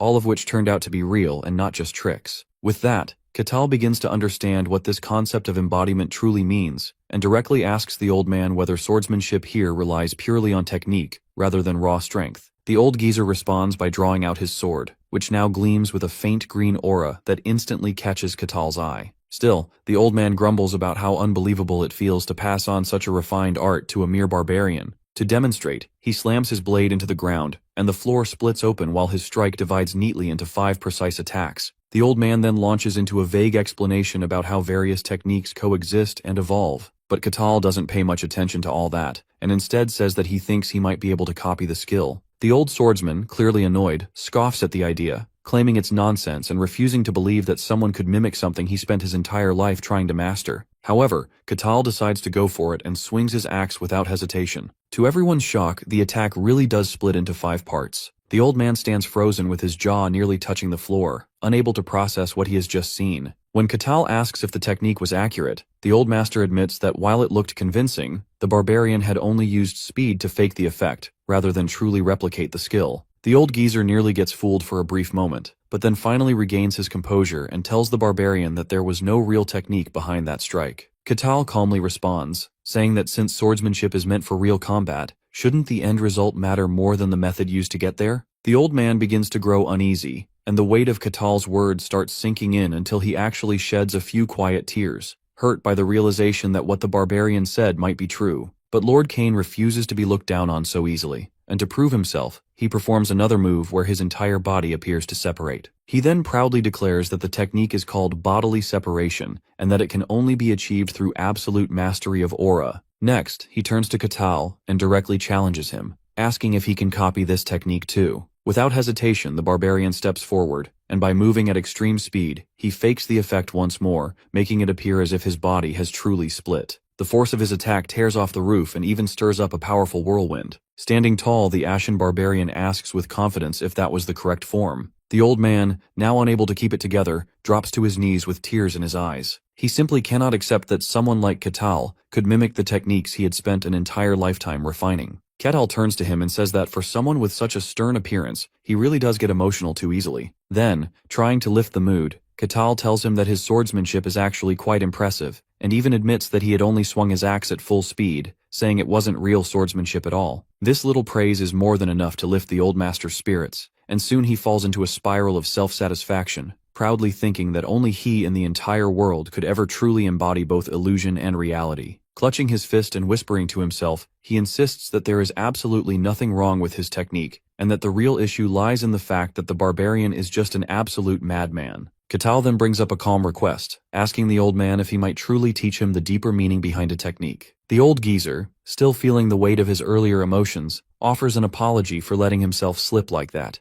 and soon after, his tone turns more focused. He explains that the first step on this path would be learning how to control the aura, and for that to happen, one must first begin to comprehend the arcane in its true sense. At that moment, Lord Kane adds that reaching the higher realms of mastery is something no one can accomplish without awakening the arcane, except for a rare few who carry blessings directly from the divine. Curious, Kakao asks whether this divine power exists as something entirely separate, and Master Kane responds by saying that the divine gift is something granted by the gods, and holds no connection to a person's own skill or effort. He continues without pause, speaking about the arcane as a hidden force resting deep within each individual, and claims it to be the origin point from which all other abilities are born. Then he begins to describe the 5 stages of arcane mastery, with the very first of them being nothing more than the simple act of sensing its presence. Kakao wonders aloud whether every person is actually capable of doing that, but the old man answers with a quiet denial, explaining that only those who are able to feel it truly fall into what he calls the 3rd class. As he goes on about the 5 stages, Kakao finds himself recalling something Milena once mentioned,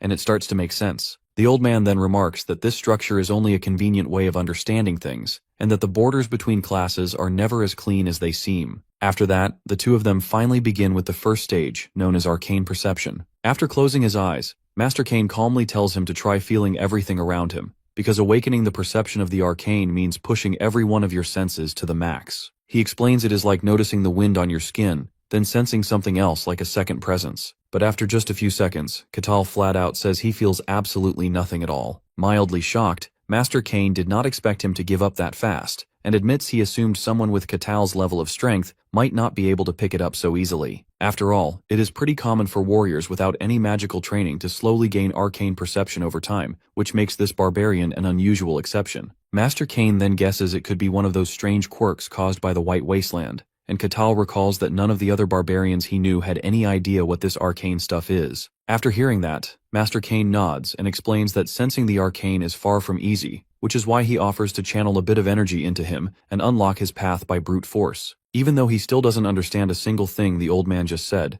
Kakao feels excited once he realizes Master Kane is about to transfer some of his aura. With the soul of a true aura farmer, Kakao is hyped as he says he is more than ready for whatever comes next. He sits down with high expectations, while the Swordmaster tells him to let go of all tension and focus completely on what is happening inside his body. After that, Master Kane places a steady hand on his back and begins channeling aura, but he freezes for a second when he senses what is actually going on inside this guy. He starts questioning whether the Ashen Barbarian is even human, because his insides feel more solid than the rock, and his muscle density is so absurd it might as well be a black hole. Still confused why nothing is happening, Kakao turns his head around and asks what the holdup is, and the old man admits that he was lost in thought. However, Master Kane quickly realizes that he simply cannot reach Katao's arcane core. No matter how far he pushes his aura, it feels like he is being pulled deeper and deeper into some never-ending abyss that keeps crushing him with its raw pressure. Eventually, he admits that this method will not work at all. Hearing that, Katao's disappointment is immeasurable and his day is ruined. He stares in confusion and frustration, asking if it is just not possible because he has zero talent for magic. But Master Kane firmly clarifies that simply channeling aura into him is not enough to draw out the arcane from someone,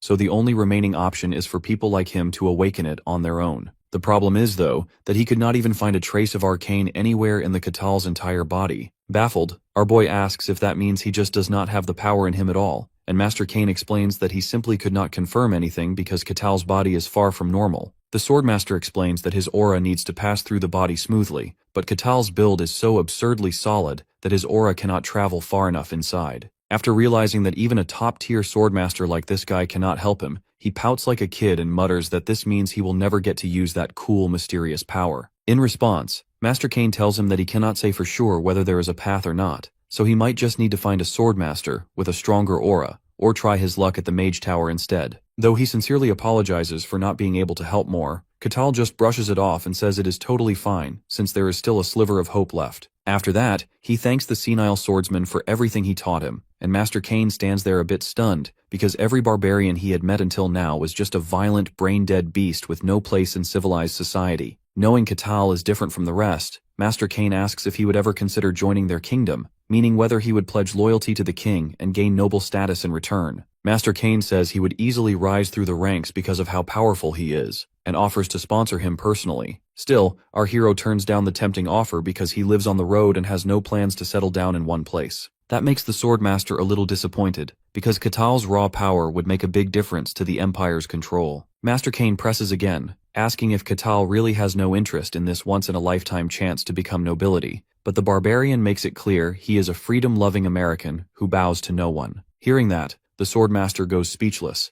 and Kakao thanks him once more before heading out, grateful for everything Master Kane has taught him so far. Later, as the old man walks alone through the halls, he reflects on how foolish it was to think someone like Kakao could ever be controlled. The fact that he acts on his own free will just makes him even more dangerous than the other demons from the snowfields. Sighing in frustration, Master Kane quietly wonders what the Emperor is even thinking by trying to conquer the demon realm of all places. Back in Luke Barkin's chambers, the Lord asks if Master Kane is certain that the Emperor intends to take over the demon lands, and the Swordmaster confirms it, saying the Emperor is practically sending people to their deaths under the excuse of gathering information. That alone raises real suspicions he might be a reincarnation of one of the former Mad Emperors. Since the Empire has not even managed to fully conquer the human realm yet, Master Kane warns that the time may be approaching when they get summoned. He also informs the Lord that while not confirmed, there are more and more reports that dungeon outbreaks are getting worse, likely due to the blight spreading from the demon realm. Whatever the cause may be, humanity is going to suffer the most. And then Master Kane brings up the final issue. The biggest anomaly to escape the wasteland is now roaming free. With all that said, he asks the Lord what he thinks,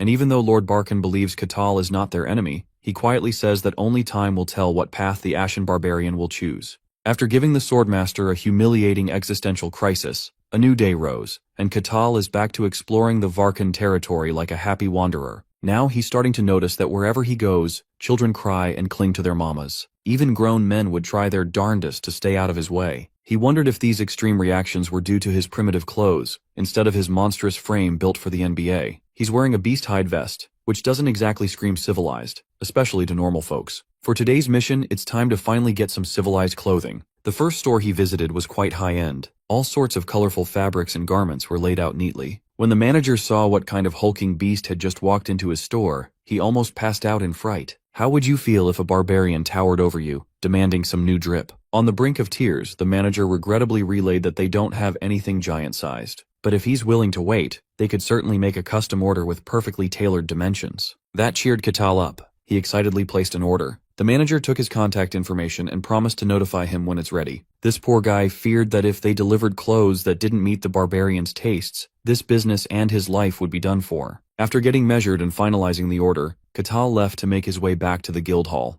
On the way, he came across a curious blue gem sitting on the roadside. Curious, he picked it up. He examined the gemstone closer and was mesmerized by its luster. Kakao innocently pocketed the shiny gem and made a note to ask the guild hall people about it. As always, he went straight to Rosa, the receptionist. The barbarian handed her the gemstone and asked for any relevant information. Rosa gave it a brief examination and concluded that it's not a gemstone. The surface is way too smooth for something naturally occurring. It seems like it was carved by someone. There are no markings or names, so it's hard to say what it is. But as the humble receptionist continues to hold and stare into the blue orb, she starts getting lulled by its brilliance. Kakao flicked his fingers and woke Rosa up from her daze. She was jolted back to reality, and he asked if she was all right. He had to interfere as she looked dangerously entranced by the thing. It sounds like she didn't even notice the bizarre pull it had on her. Now, Rosa could slightly feel the strange energy oozing out of the mysterious orb. She offered to get it appraised by a professional, but Kakao preferred to investigate the thing himself. Doing side quests is part of the fun for him. Before leaving, he asked Rosa for the list of available jobs he could take on today. As always, it was a bunch of menial tasks like weed pulling, potato digging, street and sewer cleaning. The usual stuff. Other mercenaries would have scoffed at the list, but Kakao was just happy to do some novice jobs. He quickly blitzed through the list, got his rewards, and retired to his room after another fulfilling day. Before calling it a day, he pulled out the mysterious orb and pondered it for a moment. As far as he could tell, Rosa looked like she was losing her mind over it in a hypnotic daze. Right then and there, he heard a disembodied voice beckoning to him from inside the orb. He was suddenly transported inside his mind as the voice tried to lead him somewhere. It was practically showing him a map to follow. He reckoned this was some kind of domination magic. Since he has nothing to do on this fine night anyway, he decided to play along with the disembodied voice. He put his beast hide vest back on and followed the directions. At this point, the voice was just being annoying. After wading through wild vines and traversing the outskirts of the city, he found a hidden cavern. He smiled with amusement as he freely entered the maw with an unknown entity waiting on the other side. Unbeknownst to Kakao, he was being monitored as soon as he entered the dingy cave. He was being eyed as just another sacrifice, a dumb barbarian big enough to make a good offering. The magical skeletal freak on the other side of the surveillance is giddy at the thought of having his 10th sacrificial victim for the sake of resurrection. In the past, during a great warring period, many kingdoms fell into ruin. Behind all that destruction was an evil mage who manipulated and disturbed people's emotions. He controlled the minds of countless monarchs and ruled over their kingdoms. Eventually, however, his atrocities caught up with him. He crossed a line and was hunted down by the heroes. Before his downfall, he transferred his soul into a life vessel, becoming a lich. He became an undying soul tied to his vessel. The wickedly evil mage who once dominated the world had been biding his time, planning his resurrection. Since he needed many lives to sacrifice in the name of revival, he eventually settled in a remote fief. He began spreading bewitching orbs and lured unwitting victims. All these innocent lives fueled the manicore needed for his true revival. Once he descends, he plans to conquer the world using a great power stronger than ever. Countless years have passed, and his goal is steadily drawing closer to success. But he wondered why a barbarian would come to such a remote and quaint territory. This was supposed to be his quiet sacrifice farm. Creatures from the north don't usually leave their wretched nest. Nevertheless, with the barbarian's size alone, he would surely make a fine offering.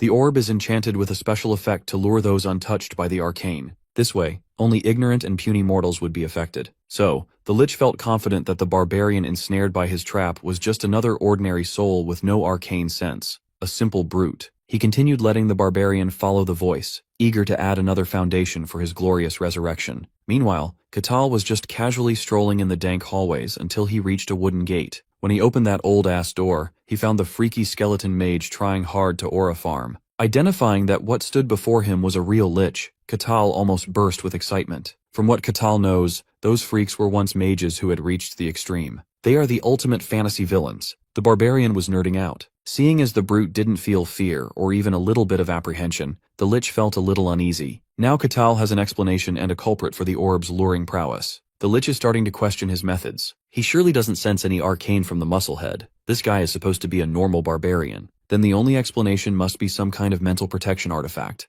and a high-end one at that. Something powerful enough to block the senses of a lich. He praised the barbarian's luck for stumbling upon such a thing when Kakao had no idea what he was talking about. The lich waved his scepter and wrapped the loose skeletons around the crypt with mana, while threatening to crush Kakao by force. He set his minions loose to swarm the living sacrifice. Kakao was just enjoying living a classic fantasy game encounter, a dungeon showdown with an evil lich. As soon as the first skeleton entered his range, he bitch-slapped that pile of bones to the dirt. It was so forceful that it sent shivers down the summoner's spine as the skull cracked and fragmented. Kakao rated his slap a little flimsy, but yielded better results than he expected. With his pride hurt, the lich set his sights on Katao's arms and legs for the next wave. It doesn't matter if the sacrifice is crippled, he just has to be alive for the ceremony. The next batch of skeletons was a little fancier. They had swords. Kakao scoffed and sent a haymaker that shattered the first one's jaw. With another strike locked and loaded, he added another shattered skull to the count. The third one was felled by a brutal roundhouse kick. The fourth was sent back down to the ground with ease. Seeing his minions fall in such a devastating manner, one after another, the lich was slack-jawed. Thankfully, Kakao had some experience dealing with these bony bastards with his first dungeon run.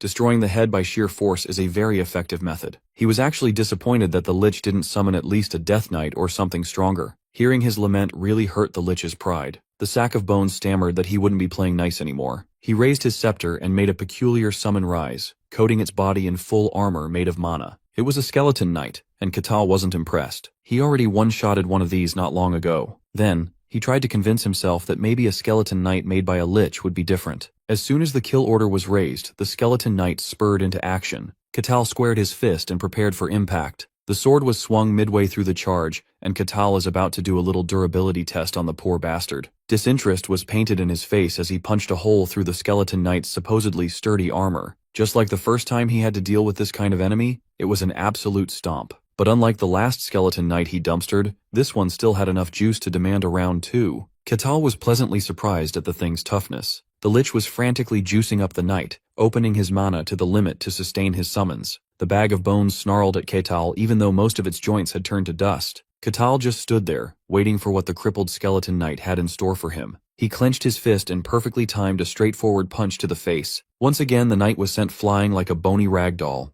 It crashed into the cavern walls, its bones mixed with the debris. The lich could feel his dream of resurrection slipping through his finger bones. Kakao stepped forward, stepping through and crushing the loose bones scattered all around. Then, he asked the lich if that was all. He was completely underwhelmed by the supposed fantasy world's final boss. The lich still can't sense an iota of arcane from the barbarian. If this were due to an artifact, there should at least be some mana leaks. He was forced to consider that the man in front of him was simply built different. An absolute monster who could take down a skeleton knight with nothing but raw physical strength. In his countless years of existence, he had never seen something so absurd. Deeming Kakao worthy, the lich prepared to take the barbarian on himself. He urged the man to consider it an honor to feel the wrath of a lich directly. The surrounding area darkened, and instead of feeling unnerved, Kakao was positively intrigued. He looked around and saw nothing but an endless void stretching infinitely. Being trapped in this zone of terror shall be the price he pays for daring to trespass upon the sanctuary with blatant disrespect. He said that as if he wasn't the one summoning innocent people by using the orb as a lure. The lich also realized the stupidity of his threats. Everyone who ended up here had been victims of the scattered orbs. Kakao was no exception. The prideful lich threw a tantrum, declaring himself a great and mighty sorcerer. The mastermind who brought down 5 kingdoms and clashed with ancient heroes, Kartos Branulus Kessis. Kakao recalled the elf queen he encountered a few days ago. That girl also had a really long name. While he was busy thinking about long-ass names, the lich was cooking up a spell to turn him into a cornerstone of resurrection. A dark energy shot out from the scepter and forced itself upon his line of sight. His vision spun as he fixated on the rotating dark power. This is a spell that controls human emotions.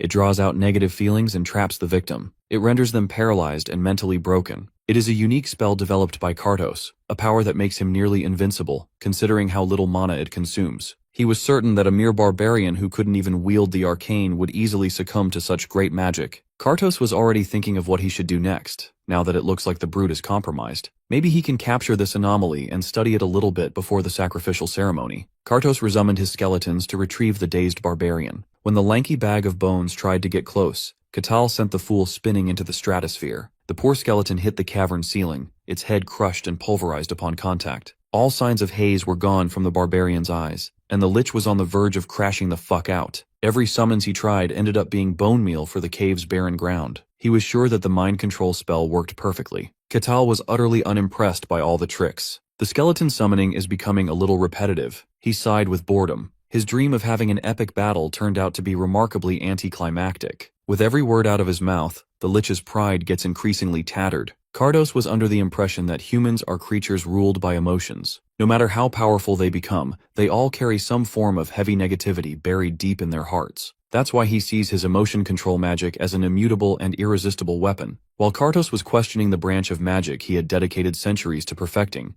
Kakao was requesting some fireballs or magic missiles, something flashy. If there's one thing he loathes, it is his magic being compared to low-tier spells. Fueled by hate for the unsuspecting barbarian, Kartos summoned a dark, murky current with neither form nor substance. This ultimate technique shall swallow the world and drown all clarity in chaos. That incredibly grandiose chant revived Katao's hope of seeing something truly mythical. When the murky wave of darkness reached its zenith form, it was unleashed to consume everything in its path. Kakao stood like a curious kid as he watched the waves barrel towards his position. With his ultimate technique in full effect, the lich laughed maniacally, expecting an inevitable victory. His early celebration was cut short when a black bile shot out of his mouth. He fell to his knees, severely weakened. Kartos severely overdid it with that last spell. He spent all his mana except the bare minimum to keep his vessel together. Still, it is worth it just to see that barbarian die a horrible death. Unfortunately for him, he overdrafted his mana for nothing. Kakao remained standing and praised the technique's power. Sure, he was a little impressed, but he wants more from the lich. Even the strongest spell in Kartos' arsenal was proven useless against the strange barbarian. If a great hero were struck by that ultimate attack directly, their mind would have shattered into a million pieces.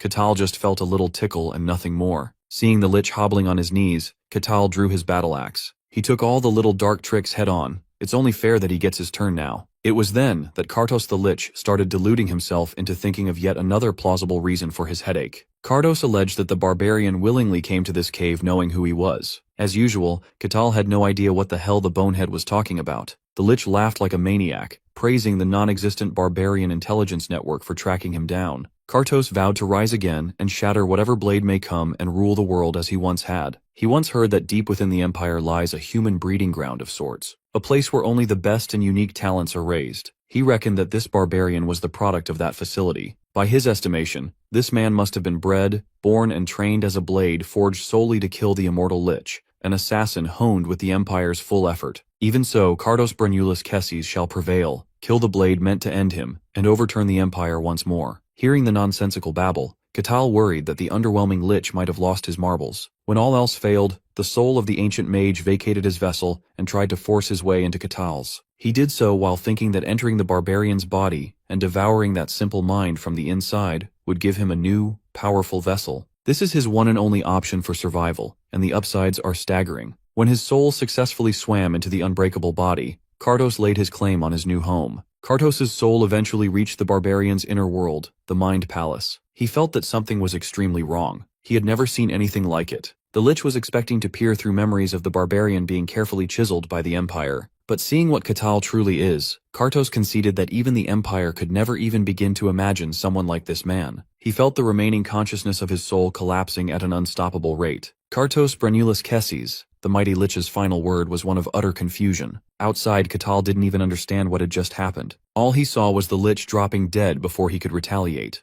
Throughout the fight, he passively observed, curious to see what kind of magic a fully evolved mage would demonstrate. But he was left with the impression that liches simply aren't that impressive in this world. Either way, this is another clean dungeon clear. There should be a reward, right? Kakao casually picked up the scepter that Kartos used, curious if he could use it to practice magic too. He tried to fidget with the thing, and the magic crystal core gave out. He He casually put the engine of the scepter's power in his pocket, treating it as loot. Afterwards, he checked on the vase that was used to house Kartos' soul as a life vessel. He also yoinked that and made a mental note to ask Rosa to get it appraised. With the scepter and the vessel in hand, he was quite satisfied with the rewards. Before leaving, the sinister magic circle drawn on one of the walls caught his attention. Thinking that there must be a hidden room on the other side of this edgy painting, he poked around. Perhaps it would be more accurate to say that he shattered the sturdy wall by lightly pressing on it. What lies behind the sinister wall was a bone-chilling sight. It was the Lich's hidden sacrificial chamber filled with the unfortunate victims suspended in an unconscious state. Kakao thought he was going to get some extra loot,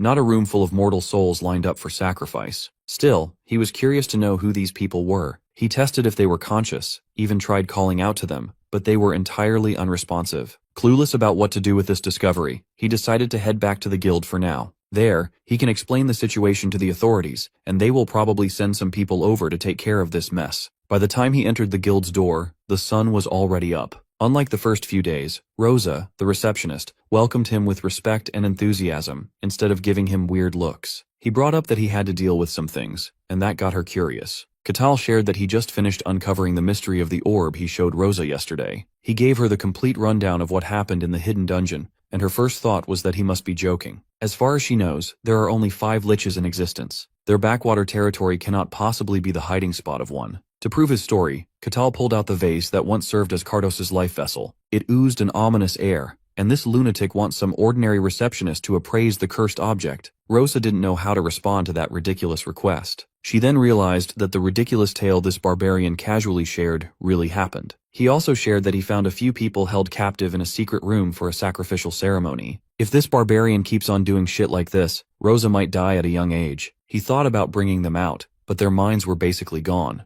It would be best if someone professional checked them out. Come to think of it, there has been a rise in the disappearance of the territory. If that was the work of the Lich, then this is way above a receptionist's pay grade. She needs to call someone immediately. The first captain of the guards barged into the guild hall as soon as he was notified about the Lich. In there, he found the barbarian sitting at one of the tables, making the furniture look kid-sized. Kakao assured the anxious captain that the worst has been taken care of, so there's nothing to worry about. When he mentioned the name Kartos Brenulus Kesses while recounting what happened, the first captain was flabbergasted. Of course he knows the name. Hell, you can ask a random dude in the street and he would know the name. Kartos was pure evil in sorcerer form. He turned the world upside down and created emotion manipulation magic. The man who drove 5 kings mad and ruined 5 kingdoms. Ordinary people these days would shit their pants upon hearing that the madman turned himself into a lich, but Kakao insisted that the lich wasn't all that impressive. Kartos ended up self-destructing. Knowing how important this news was, the first captain pried for a more detailed explanation. Even though Kakao really wanted to help, there's not much else he could share. It was just over so quickly. Then, the first captain asked the barbarian to wait for a moment while he notified Lord Varkan. When the overseer of the territory heard about the existence of an agent of death near his region, he couldn't believe his ears. He tried gaslighting himself into thinking that it must have been a different kind of monster. But based on the testimonies of the people rescued and healed a minute ago, they were positive that their captor was a lich. There's also physical proof in the form of a life vessel. Now, it's only a matter of time before the Empire dispatches investigators to look into this incident. The timing could not be any worse with Lord Kane away from the estate. Still, it is the Lord's duty to send word and keep the capital up to date about such things. Even so, they could consider themselves lucky. If the barbarian had not found that lair, this whole situation could have been so much worse. Kartos was likely in the midst of preparations to resurrect himself. Kakao accomplished yet another remarkable feat, and he must receive a reward fitting for that triumph. Lord Varkan could not think of what to offer the peculiar man that would be adequate. A day later, the Lord woke up and put on his robe drip as the morning started. One of his maids frantically entered the room to inform him of the arrival of the Sun God's Inquisitor, Lord Aquaz, to investigate the estate. Varkan quickly changed into a more proper attire and met the esteemed guest. Gentlemen, the Inquisitor of the Sun God is an absolute baddie. He invited her to be seated, and they shared an uncomfortable silence. Lord Luke Varkan stammered an introduction of himself and his estate. He thanked her for the visit despite how sudden it was. Aquaz, Inquisitor of the Sun God, Judge of Heresy in his name, imposingly introduced herself. She was the youngest person to ever be appointed to such a prestigious title. She once beheaded 7 warlocks who had signed pacts with demons and single-handedly disrupted a massive pagan ritual. Aquaz is unanimously hailed as the most powerful Inquisitor of the Sun God on the continent. Even the Empire defers when it comes to the Sun God's church, making her an extremely influential figure. She holds power that far exceeds a mere provincial lord like Luke over here. Why would someone like that travel all the way to the backwater countryside? Lord Varkan began recounting what happened with the hidden dungeon nearby, but assured the Inquisitor that it had been resolved. Then, he asked her for the particular reason for this visit. She professed that she traveled long to speak with Luke Varkan about a divine oracle. However, before sharing its contents, she wanted to hear more about what had happened in this territory recently. Left with no recourse, Luke Varkan gave all the juicy details about the lone barbarian who defeated the Lich. He also has it in good authority that the evil entity was once Kartos Branulus Kesses. To back up the story, he brought out the phylactery that housed Kartos's soul as a life vessel. Even the Inquisitor was taken aback. She unconsciously gripped her sun pendant in fear of what in the world just happened in this land. Then, Aquaz ominously asked if the barbarian was still in the estate. He truthfully answered that the man is still staying in the territory. The Inquisitor was still feeling skeptical about the validity of the claim that Kartos was defeated just like that. So, the Lord added that the barbarian also washed Lord Cain fair and square. This means a new powerhouse had emerged. Aquaz wanted to know which tribe the barbarian hailed from. When he mentioned the White Wastelands, the Inquisitor instantly imagined a being from the demon realm. Normally, such creatures are not allowed to wander outside their realm. Now she's considering that the barbarian must be the reason for her visit. So, she formally requested a sit-down meeting with the enigmatic man. Meanwhile, Katal is busy pondering yet another shiny object,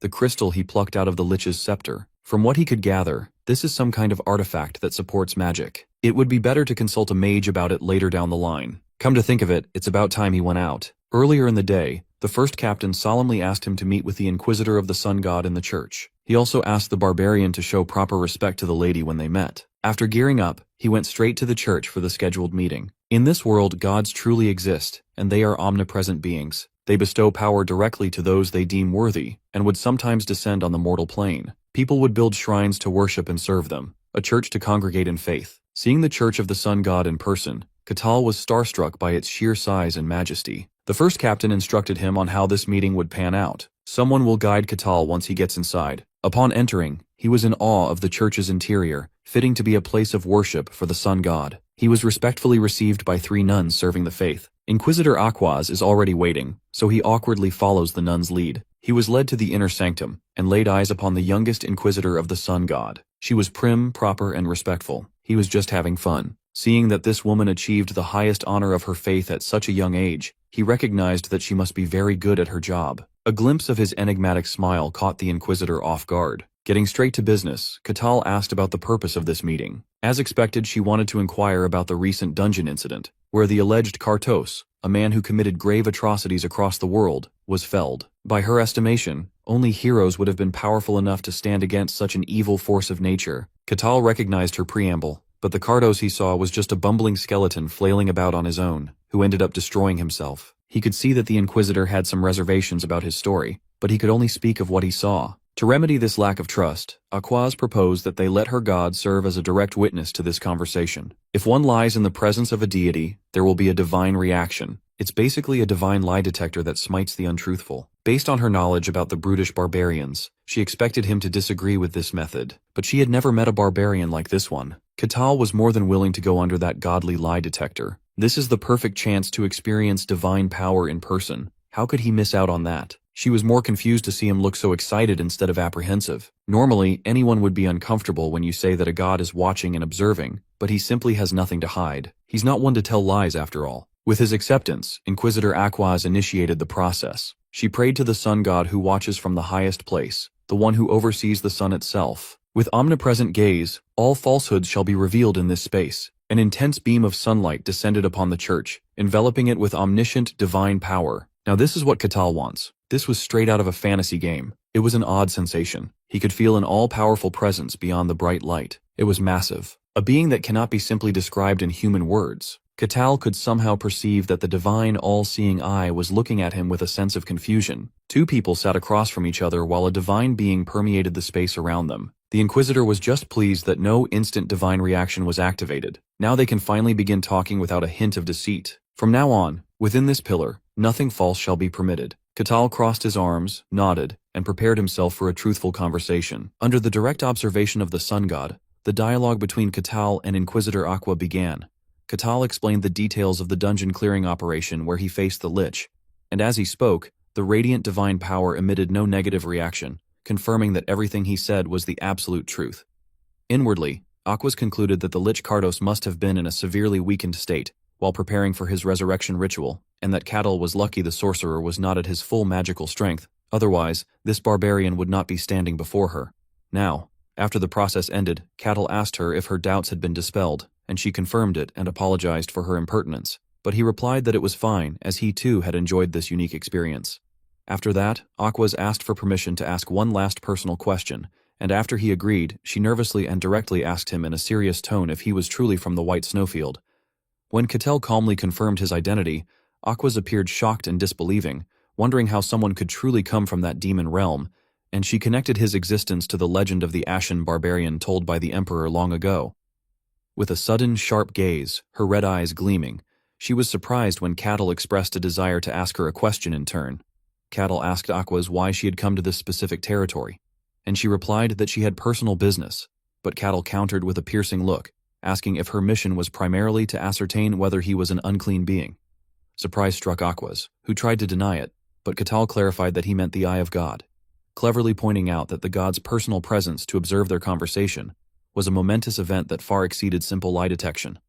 Under the influence of the god's power that prevents falsehood, Aquas had no choice but to admit the truth of his words. Kakao deduced from this that he had been her target from the beginning, which Aquas denied, explaining that it was only upon arriving in the territory that she thought he might be the person mentioned in a prophecy. But the result of the divine observation proved otherwise.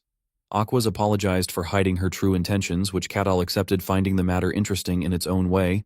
He then took the opportunity to ask her about the content of that prophecy.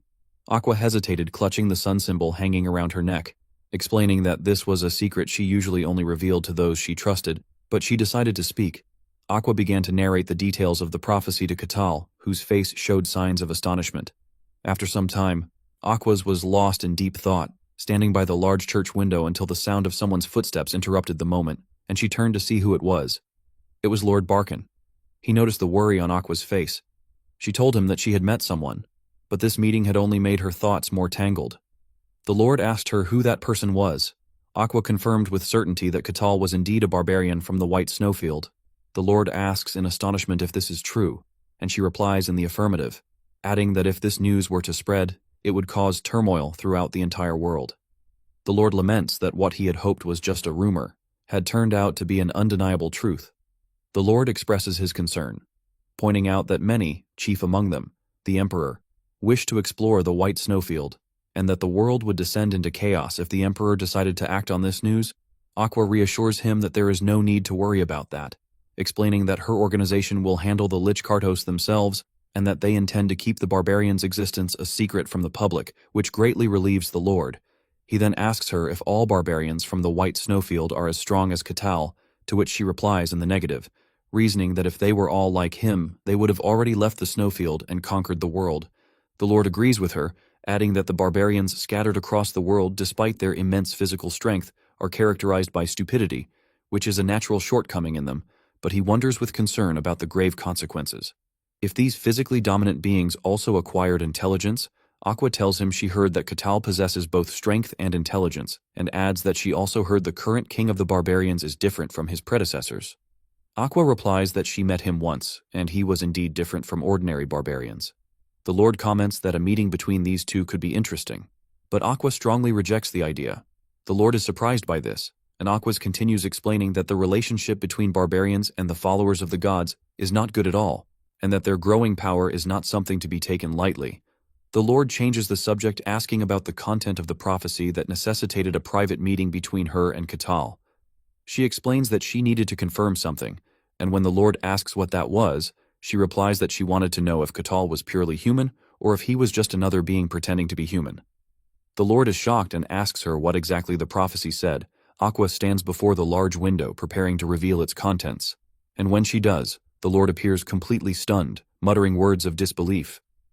Later, the Lord summons Kakao again. Kakao tells him that, thanks to him, his affairs are going well in the territory, and then asks why he was summoned. The Lord explains that he has something to tell him as the ruler of the territory. Although Kakao shows disinterest, the Lord continues announcing that he has prepared a reward for Kakao in appreciation for saving the territory. The Lord orders the reward to be brought in, and surprise shows on Katao's face. When one of the guards places the reward before him, it was a small leather pouch. Lord Barkin explains that this is no ordinary pouch and asks him to inspect it himself. Kakao holds the pouch, guessing at its special nature, and the Lord encourages him to check what's inside, revealing to him that it is an artifact of the bag type. He tells him that he can store many items inside it, as much as its size allows, and that the internal space is roughly equivalent to the size of the reception hall they are sitting in. Kakao is amazed, realizing that this is the first time he has seen a real artifact, a tool made by magic. The Lord adds that he can put whatever items he wants inside, even if they are larger than the pouch's opening itself. Kakao enthusiastically decides to test this immediately using his large axe. As he holds his axe over the small opening, doubting it could possibly fit, the axe is completely pulled into the pouch in a flash, much to his astonishment. The Lord explains that to retrieve any item, he just has to reach his hand inside and imagine that item. Kakao follows the instructions and successfully pulls out his axe again, expressing how amazing it is. The Lord tells him this is his gift for saving the territory and hopes he likes it, to which Kakao enthusiastically replies that he loves it and will definitely make good use of it. The Lord is pleased with Kakao's reaction and considers the matter concluded, but he thinks to himself that the matter of the prophecy still remains, wondering what is happening in his remote territory. He recalls the Swordmaster's words when he told him that things from the demon realms were starting to appear and spread in the world, and that something significant was happening. The Lord connects this to the prophecy. He remembers when Aquas told him its content, that a great evil would descend upon this very territory and from it would spread throughout the world. It turns out that in the Barkan territory, which is connected by a network of villages, communication with one of these villages was suddenly lost. At first, the matter was not given much attention, but when people from a neighboring village were sent to investigate, they never returned. After that, the Lord sent his official guards, but they too disappeared. Only then did the Lord realize that something dangerous was happening. Later at the Mercenary Guild, Kakao asks Rosa about today's quests, and she informs him of an urgent request from the Lord. Kakao inquires about the nature of the request, and she explains that the mission is to investigate the village that lost contact, and that all he has to do is go there and confirm the situation, noting that the pay is very high for a seemingly simple task. Kakao likes the mission and decides to accept it immediately. Rosa smiles and replies that this is to be expected. At the gathering place for the mission's mercenaries, the priestess Hayes is surprised by Katao's arrival and calls his name in astonishment. Kakao appears wearing his new custom-made clothes, and Hayes immediately notices his different attire. He explains to her that his old clothes from the snowfields had worn out and that he had requested this new design himself. He has comments that the design is unique and impressive. She asks him if he has accepted this mission as well, and he confirms it, adding that he couldn't refuse such an interesting job. Hayes thinks to herself how unusual he truly is. He then inquires why she is alone, and if her other two companions, Alexandro and Kasan, are not participating in the mission. Hayes guesses that they probably refuse the mission. After seeing the details, Kakao glances at the small crowd around him. Noticing that the number of participants is smaller than he expected, he had thought that a simple mission with high pay would attract many people, but their total number didn't even reach 10. Explains to him that the mission is actually a bit dangerous. Although Kakao sees that the request itself seems simple, Hayes explains that the pay is much higher than it should be. She reveals to him that there are rumors that the guards sent to the village never returned, which means the mission is not as simple as it seems. Nevertheless, Kakao insists that the attendance is still too low. He hesitantly tells him that there is another rumor that explains this. She reveals to him that it's related to Lady Aquas. Kakao is surprised to hear the name, and Hayes reveals that the heretic inquisitor of the sun god, Lady Aquas, will be participating in this mission, adding that very few mercenaries dare to work alongside her. He expresses her personal concern, wondering if Aqua's plans to cleave her head off. Kakao reassures her that it won't happen, describing Aqua as a polite and kind woman. Hez is shocked to learn that Kakao knows Lady Aquas, and he confirms that he knows her. Even describing her as his friend, he stands speechless, unable to comprehend the idea of a heretic inquisitor and a barbarian being friends. At that moment, Kakao approaches Aqua, who has arrived at the location, and greets her, saying it's good to see her again. Aqua coldly replies that she never recalls them becoming friends. Kakao laughs and brushes it off, cheerfully, suggesting they become friends from now on. Aqua ignores his suggestion and changes the subject. Turning to Hertz, who is standing next to Kakao and asking if his companion is also a follower of another god. Kakao is surprised that Aqua knows Hai. Aqua inquires why he is here, explaining that as far as she knows, the followers of Lady Kuchi are currently in a period of rest. Aqua thinks that only high-ranking members are supposed to be active at this time, but she quickly retracts her suspicion, telling Hias that she must be mistaken as she doesn't know every detail of every religious organization. At that moment, the guard captain arrives with his soldiers at the gathering place, Kakao immediately recognizes him and greets him cheerfully, noting that they meet again. Aqua stands calmly beside Cattle, while Hayes looks at them with worry and tension. The guard captain formally welcomes all the participants who accepted the request, and after confirming everyone's presence, he announces that it is time to set off. Kakao comments with a hint of sarcasm that their majestic gathering makes him feel as if they are a military squad on their way to launch a real raid on a fortified castle. In all seriousness, he asks Aqua if her swift action now means that this is the fateful time spoken of in the ancient prophecy. She replies with cautious calm that she cannot say for sure as the god has not revealed the exact timing of such a momentous event. All that has happened is that they have lost contact with the village completely and suddenly. Kakao deduces from her words that despite the uncertainty, there is still a possibility that this is the intended, dangerous event. The words of the mysterious prophecy that an unparalleled great evil would descend upon the earth dance in his mind, and he smiles with clear enthusiasm as the idea of confronting the great evil seems to spark his interest and curiosity immensely. After a period of cautious walking, the team finally reaches the entrance of the lost village, which is enveloped in a suspicious silence. The guard captain asks Aqua about her spiritual feeling towards the place, and she replies with concern that she cannot sense any living presence at all, as if the village is devoid of souls. The captain guesses that the inhabitants might have simply fled in fear of something, and he issues orders for his men to disperse and search thoroughly for any clues that might reveal the secret of this disappearance. The mercenaries Kakao and Hayes agree without hesitation and begin to spread out among the silent alleys of the village. The captain thinks that the village is very small, accommodating no more than 100 people, and that it's logically impossible for everyone to disappear suddenly without leaving any trace behind. He is fully confident that they will find some clue, no matter how small, and orders the comprehensive search to begin immediately. While searching a wooden building, one of the mercenaries is greatly surprised by what he finds inside. He calls out to the captain loudly, indicating that he is found ready to eat food. The captain initially thinks the inhabitants left it behind in a hurry while fleeing, but the mercenary clarifies that the food is still warm, as if it had been prepared just moments ago. The captain is shocked by this strange information, wondering in confusion how such an illogical thing could happen, as contact with the village had been lost for at least several days.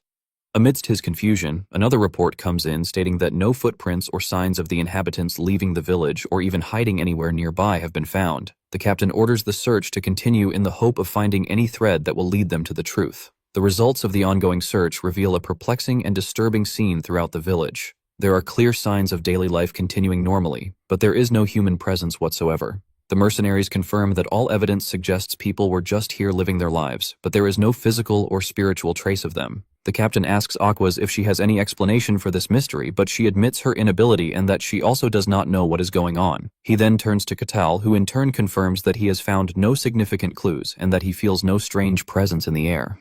The captain expresses his extreme frustration and anger at this mysterious situation that defies all imagination. Kakao calmly and confidently suggests that they ask someone who might know the answer they are looking for. The captain is puzzled by his words. So, Kakao explains that there is another person present with them in this deserted village. Everyone is surprised and looks around nervously, and the captain spots a strange-looking woman who was not among them before, wondering in horror how long she has been standing there among them in silence. The mysterious woman smiles, expressing her surprise that Kakao managed to notice her presence, even though she had hidden herself very skillfully. Kakao simply replies that it's natural for them to notice a stranger suddenly appearing in a place like this, but the woman tells him that people usually don't realize she's there until she wants them to. The mysterious woman scoffs at the tense group, sarcastically, noting that even the powerful inquisitor of the sun god was unable to detect her hidden presence. She looks at Kakao and thinks that he doesn't seem to have awakened any of the deep mystical secrets. Kakao boldly asks her about her true identity, but she completely ignores his question and considers him merely an unexpected gain in her plans. The guard captain feels the imminent danger emanating from her and shouts at everyone to retreat immediately and get away from her.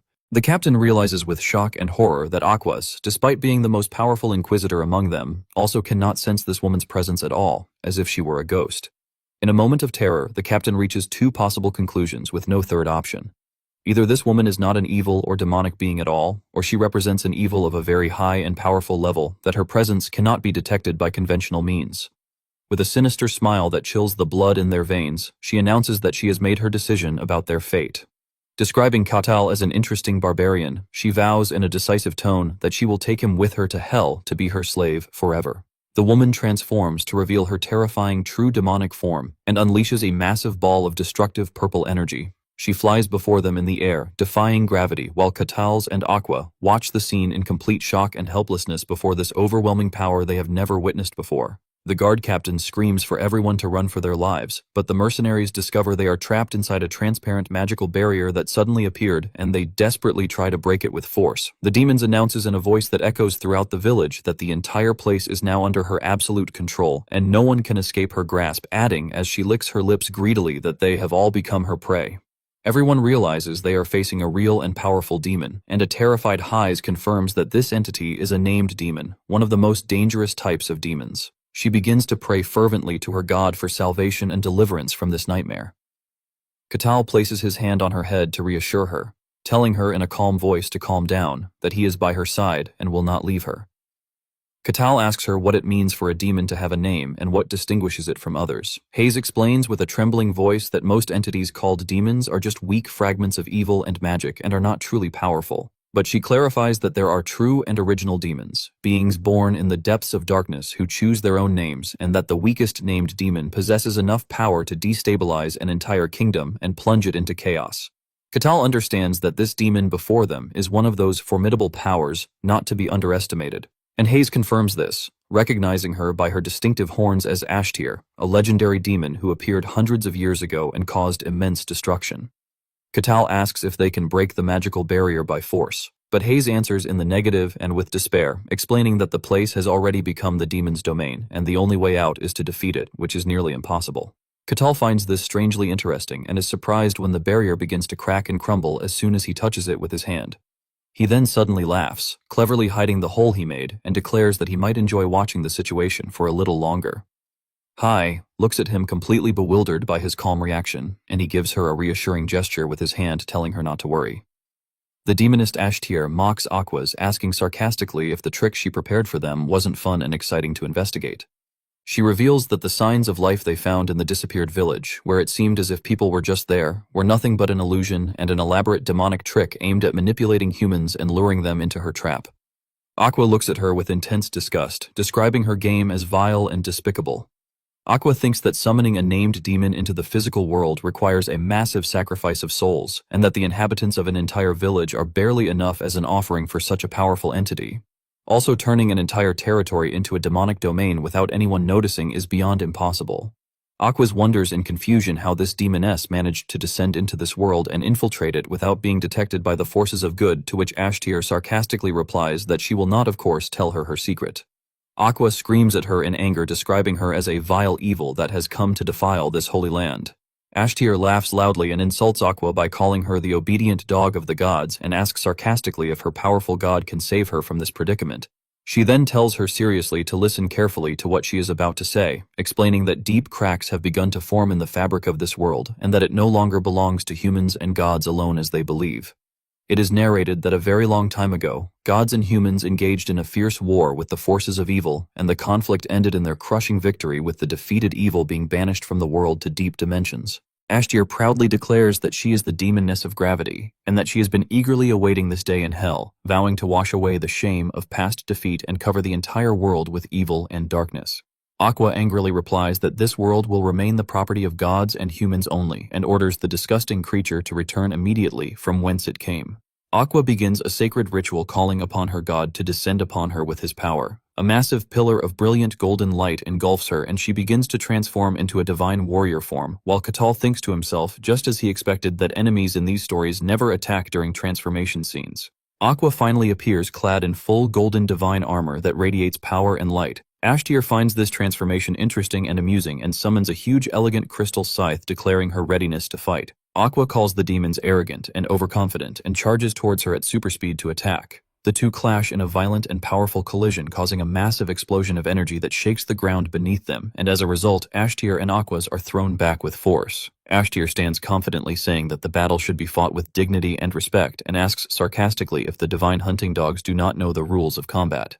Aqua glares at her with intense anger and asks if she is done with her nonsense and ready to die. The fierce battle continues between the holy warrior Aquas and the demoness Ashtir, as Aquas rushes forward at great speed, leaving a trail of scattered dust behind her, her eyes flashing with holy fire. but in an unexpected moment, Ashtir suddenly disappears in the blink of an eye, as if she was never there to begin with. Before Aquas can comprehend what happened, the demoness appears directly behind her, delivering a treacherous blow from the rear, accompanied by the sound of the air tearing. Aquas blocks the blow at the last second with an amazing reaction, but Ashtir succeeds in grabbing her divine shield with her sharp claw, which surprises and shocks the warrior, as no being had ever touched her shield in this way before. The demoness seizes this precious opportunity and delivers a crushing blow with all her might, sending Aquas hurtling towards the ground with tremendous force, creating a large crater where she lands. Ashtir continues her attack relentlessly and without mercy, realizing she has found a weak point in her opponent's defense, unleashing a continuous volley of dark blows that Aquas struggles to block with great difficulty, while retreating step by step. In the midst of this violent battle, Aquas begins to recite a verse from her holy scriptures in a booming voice that echoes across the battlefield,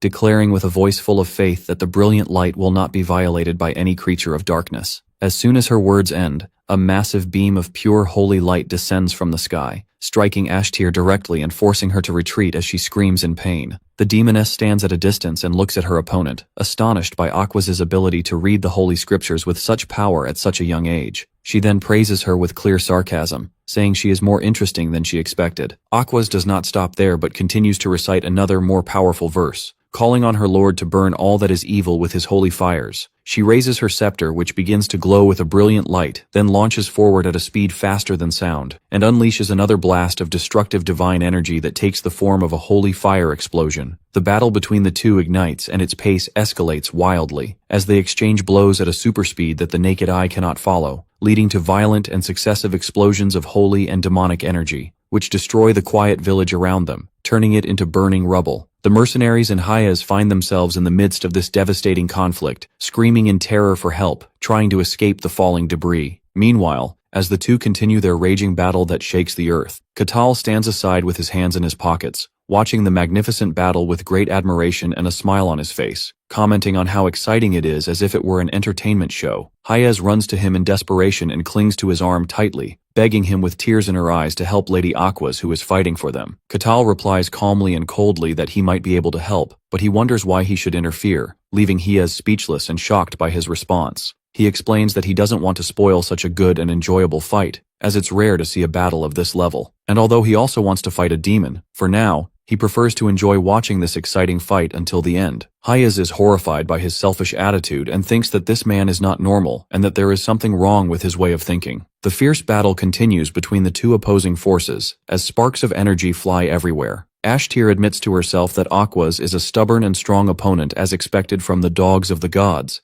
but she feels she surpasses her in terms of raw power and combat experience. However, she realizes that the confrontation itself is not in her favor in the long run, as in this world, demonic beings cannot directly challenge the gods for a long time, and she finds herself slowly retreating before the pure divine power of Aquas, which grows stronger with every moment. Ashtir realizes that if the battle continues like this, it will drag on for a long time and might eventually turn against her. She decides that she will resort to a more cunning method that will guarantee her a swift victory. She begins to move at super speed with a wicked and sly smile on her face, then suddenly changes direction and heads towards the defenseless mercenaries who are watching the fight in fear, which shocks Aquas as she realizes the demoness's new target, so she moves quickly and protects them with her body and her shield. Ashtir continues to unleash an attack of dark energy to pressure Aquas's shield and weaken it, while extreme terror appears on the faces of the frightened mercenaries for what might happen to them if the shield breaks. Aquas becomes furious at this treacherous and cowardly attack and calls Ashtir a filthy thing that has no honor. Ashtir laughs with sarcasm and contempt, asking if Aquas really expected a demon like her to fight with the fairness and honor of knights. At the peak of her anger, Aquas begins to recite a verse from her most sacred scriptures, a verse she only uses in extreme situations, announcing the birth of the glittering golden essence that represents the highest degree of holy power. A powerful and radiant golden aura explodes around her, and with it, she creates a holy sanctuary of light in the shape of a dome, then orders everyone to enter it quickly. The surviving mercenaries rush inside the protective barrier, thanking Aquas for saving their lives from certain death. Ashtir laughs wickedly, questioning if it's right to consume such precious and rare holy scriptures to protect some weak humans. Aquas angrily orders her to be silent, and the demoness smiles, commenting that this is the response befitting an angry holy warrior. The two rush towards each other in preparation for the continuation of the decisive confrontation, and Aquas manages to block the fierce attack launched by Ashtir, but she is surprised when she sees her skillfully dodge and jump into the air above her in an acrobatic move. Suddenly she closes the distance between them and approaches, whispering in her ear that death is just death, and no one will acknowledge Aquas's noble sacrifice for these scums. She warns her that if she continues like this, she will fall and disgrace the name of her god whom she serves. Then, with extreme cunning, she offers her a simple and tempting choice: to remove the holy power protecting the mercenaries so she can use her full strength to protect herself. And if she manages to defeat her after that, her honor and the power of her god will be exalted in the heavens. Ashtir asks with biting sarcasm if Aquas will really die for a handful of mortal humans. Aquas realizes these are just cheap psychological tricks, and describes her words as pointless, and that they will not affect her. When Ashtir sees that her provocation has failed, she smiles viciously and tells her to die a martyr then, since she has chosen it. She then unleashes a concentrated and devastating attack of dark energy, raising her power to its absolute maximum. While Aquas struggles with all her might to block this overwhelming attack with her holy light, which has begun to gradually fade, suddenly, in the blink of an eye, Ashtir appears before her with astonishing speed as if she were a ghost, and unleashes a violent explosion of dark energy from close range, which throws Aquas backward after she barely managed to dodge it at the last moment. Although she manages to quickly regain her balance, shock and fear are clearly visible on her face. Ashtir continues her attack at great speed without giving her any chance to catch her breath, launching rings of purple energy that surround Aquas from all sides and completely trap her like snakes.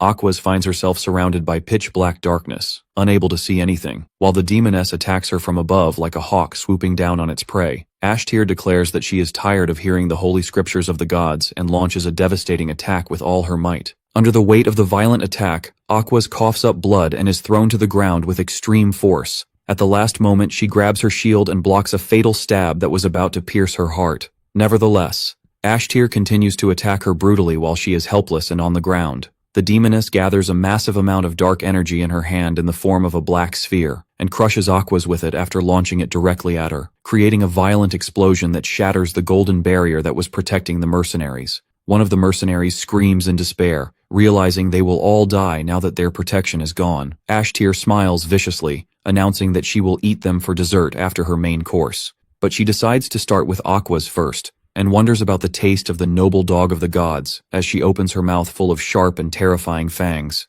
At the moment Ashtir was about to pounce, Katal's hand suddenly appears and stops her jaw with force before it can close on Aquas, and he calmly and coldly orders her to stop, declaring that this is enough playing around. Both Aquas and Ashtir are completely stunned by his sudden and unexpected appearance. The demoness wonders to herself when he got here and how, as she did not feel his presence at all, as if he had appeared out of nowhere. Without uttering another word, Katal delivers a powerful and direct punch to Ashtir's face, sending her flying across the village in a violent shockwave that destroyed several buildings in its path. He then calmly turns to Aquas, who is still in a state of shock on the ground, and asks her if she is okay. Aquas looks at him in amazement, and remembers at that moment that this is the mysterious man who defeated Swordmaster Cain with complete ease. From a distance, Ashtir rises from the rubble, her eyes burning with anger and fire, and screams at Katal, calling him an arrogant barbarian, and asks how he dares to interrupt her delicious meal. Katal simply replies as he dusts off his clothes, declaring that Aquas is his friend, and for that simple reason, he will not let her die. Ashtir gets even angrier at his cold response, and tells him that she was planning to keep him alive to be her new toy after she finishes eating the rest. But he replies with amusement and a provocative smile that he has no intention of being anyone's toy. The demoness replies with a wicked smile, saying that he will die here and now then, and she summons her weapon, which takes the form of a massive demonic scythe. Aquas tries to get up with difficulty and asks him to retreat and flee immediately. He tells her that despite his ordinary appearance, he is strong enough to handle her, but she warns him with concern that he cannot defeat a demon with just physical strength. She insists that she is strong enough to fight despite her poor condition, trying to get to her feet. Aquas explains that only divine power is capable of banishing demons from this world and purifying them. She adds that this is a cosmic law that has existed since the dawn of time, and since they are now in the demon's domain, there is no hope for a miracle to save them. Katal contemplates her words seriously for a moment, then notices her weak condition and grave injuries and tells her that she does not look fit to fight at all right now. Aqua's replies with determination and resolve that she must fight because she serves the god, and it is her duty to face evil head-on until her last breath. Kakao expresses his admiration for her determination and strong faith, but he kindly asks her to leave this fight to him and rest, which puzzles and surprises her. He then smiles broadly and explains that he has always wanted to fight a demon himself to see how strong he is. Ashtir tells him that he doesn't really understand and mocks him, saying that he can't even touch her with his pathetic human strength. Kakao challenges her to test the truth of her words. The demoness licks her claws with relish, expressing her desire to see his beautiful eyes twist in pain as she tears him to pieces. She then launches her first attack with all her speed and power, creating a massive vortex of dark energy around her. She then launches from the vortex at lightning speed to attack Kakao, which shocks Aquas and makes her fear for his fate. But with complete composure and calm, Kakao delivers a powerful and direct punch to her face in the middle of her attack, sending her flying into the air, after her head was completely crushed by the force of the blow, leaving Aquas in a state of utter shock and disbelief at what her eyes had seen. Aquas stood frozen in place, her eyes wide in absolute shock, hardly believing the scene she had just witnessed. With his bare fist alone, Kakao had shattered the head of a powerful demoness, as if it were a rotten fruit, and she began to wonder to herself, in a faint voice filled with terror, whether such a supernatural act was even possible for a human. Meanwhile, from the heart of the horrifying scene, Ashtir's form began to regenerate and reform from a violent vortex of pure dark energy. Kakao noted this with a cold smile, remarking that her head grows back even after being completely crushed. The demoness looked at him with eyes glowing with hatred and astonishment, and asked him in a hoarse voice about his true identity, as it was impossible for him to be a mere human. He calmly and simply replied that he was just an ordinary barbarian, a response Ashtir rejected with absolute anger and disdain, considering it an insult to her intelligence. She was overcome with intense confusion. Her demonic senses were completely unable to detect any trace of what is called mysticism emanating from Kakao's being, and she concluded with certainty that he was not using aura or any form of magic to enhance his power. Based on this astonishing conclusion, she decided she would have to test and confirm the truth of this incomprehensible physical strength for herself. A wicked smile appeared on her lips as she pounced on Kakao with lightning speed, letting out a commanding scream for him to die now, adding with arrogance that his weak human form made fighting him somewhat embarrassing, but there was no choice but to end this absurdity. However, in a breathtaking moment, her smile froze and turned to utter shock when Kakao caught her advancing wrist with indescribable ease, as if stopping an angry child. Before she could process what had happened, he delivered a crushing punch directly to her chest, a punch that launched like a cannonball and sent her flying backward through the air as she coughed up dark blood, the pain piercing her demonic body for the first time. She was sent flying through the air at tremendous speed as if she were a tiny insect struck by a hurricane. Then she slammed into the ground with a thunderous impact, creating a small crater from the force of the collision. Trembling and in disbelief that a simple physical punch could carry such destructive power, Kakao calmly noted that she had begun to regenerate again, while the demoness at that moment realized a terrifying truth. His punch was not enhanced by aura or magic at all, but was an expression of pure and terrifying physical strength. Kakao wondered with genuine curiosity, examining her, about the principle or mechanism that allowed her to regenerate with such speed and efficiency. Without waiting for an answer, he continued his brutal assault, stomping on the ground with such immense force that it created a violent shockwave that cracked the rocks around him. In an unseen blink of an eye, he launched towards her with insane speed, and before she could even lift her regenerating head, he grabbed it with both hands and smashed it into the ground with extreme violence, then followed up his attack with a fierce sidekick that sent her body flying away once again. The tattered and scattered remains of her body gathered on the ground, and dark energy flowed to rebuild and regenerate it once more, piece by piece. While Kakao watched the scene with a slight smile and eyes gleaming with interest, he noted that every time her head was destroyed, it reappeared entirely from nothing, and concluded that this was an ability befitting a demon, then wondered aloud if the head was her nucleus or life source. Ashtir found the entire situation absurd and humiliating, and wondered with suppressed anger as she got to her feet if he really thought he could face and overcome her with brute force alone. She then added with biting sarcasm, questioning if this meant she didn't even need to resist his primitive strength at all. As Kakao looked at her in confusion, not understanding her intent, the demoness warned him in a tone that suddenly changed and dripped with danger, telling him to listen well, and she once again declared her identity with pride. "I am Ashtir, the demoness of gravity," and challenged him to continue facing her with only his brute force to see his fate. Kakao replied with perfect calm, and with simple words that completely shattered her pride, saying that she really didn't seem that impressive to him. These words were a fatal blow to her demonic pride,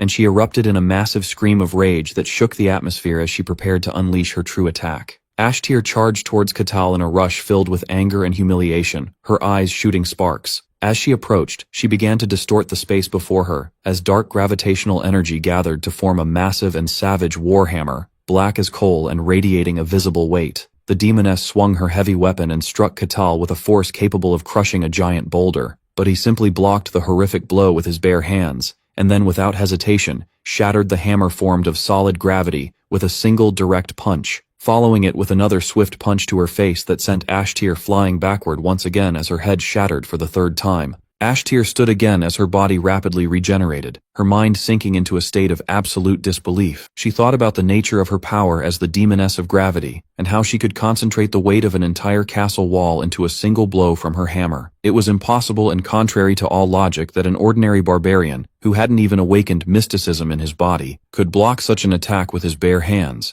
and even shatter her weapon with such ease. So she screamed at the top of her lungs that this was utterly impossible. With blinding rage, Ashtir gathered an immense amount of dark energy between her hands and unleashed it in a devastating beam, screaming at the barbarian to die this time. Kakao did not retreat, but met the attack head-on with a direct punch that pierced the beam, creating a massive explosion of white light from the punch's energy and the demoness's dark energy. Kakao's overwhelming power completely annihilated the demoness's energy and collided with it, creating a huge explosion, leaving Aquas wondering in shock and terror what exactly her eyes were witnessing. Aquas remembered what she had read in the ancient texts, that Ashtir was an incredibly powerful demoness who had managed to topple an entire kingdom on her own hundreds of years ago. She was completely stunned that a demoness of this legendary level of power was being overcome and dealt with in such an overwhelming fashion with just the use of bare fists. Kakao landed gently on Ashtir's body, which had already begun to regenerate again, and noted that she seemed truly unkillable, concluding that pure physical force,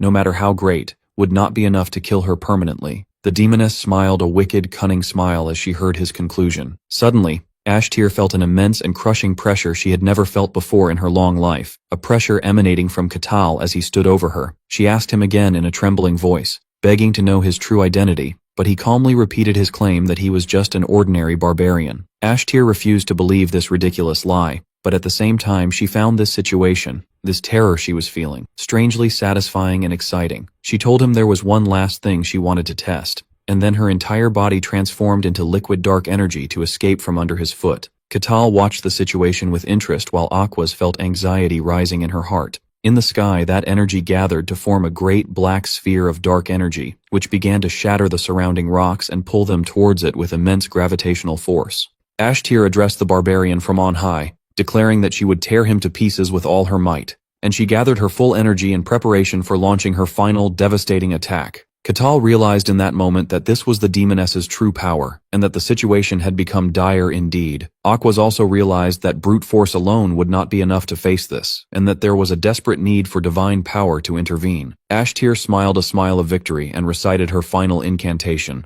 ordering the thorns to fall and kill. Immediately, an endless volley of sharp, dark thorns began to rain down from the sky like black rain. Kakao stood in place without moving, then began to wave his arms with fantastical speed, creating a whirlwind of swift blows that formed an impenetrable shield around him, shattering every thorn that approached and protecting himself completely from the attack. Ashtir wondered aloud in a state of complete shock what kind of ferocious beast this Kakao was. She was then surprised again when he launched from his spot towards her in the sky at a speed exceeding the speed of sound. In that moment, Aquas seized the opportunity and intervened, reciting in a loud, confident voice another verse from her holy scriptures, declaring that the glorious light had come to devour all that is evil. She focused all her remaining divine power in her prayer, causing a pure and luminous celestial energy to manifest, which formed in the air into a magnificent golden axe, pulsing with holy light, and descended directly into the hand of Kakao, who looked at it in awe for a moment, wondering if it was a direct gift from the god. Aquas screamed towards him, panting from exhaustion, that she had gathered all her remaining divinity for him and ordered him to finish the demoness now and without hesitation. Kakao gripped his new axe, charged with divine power, feeling a strange resonance with it, and then told the demoness that the fun time was over. He delivered a crushing vertical blow, and the axe's holy energy easily pierced her demonic body. In that moment,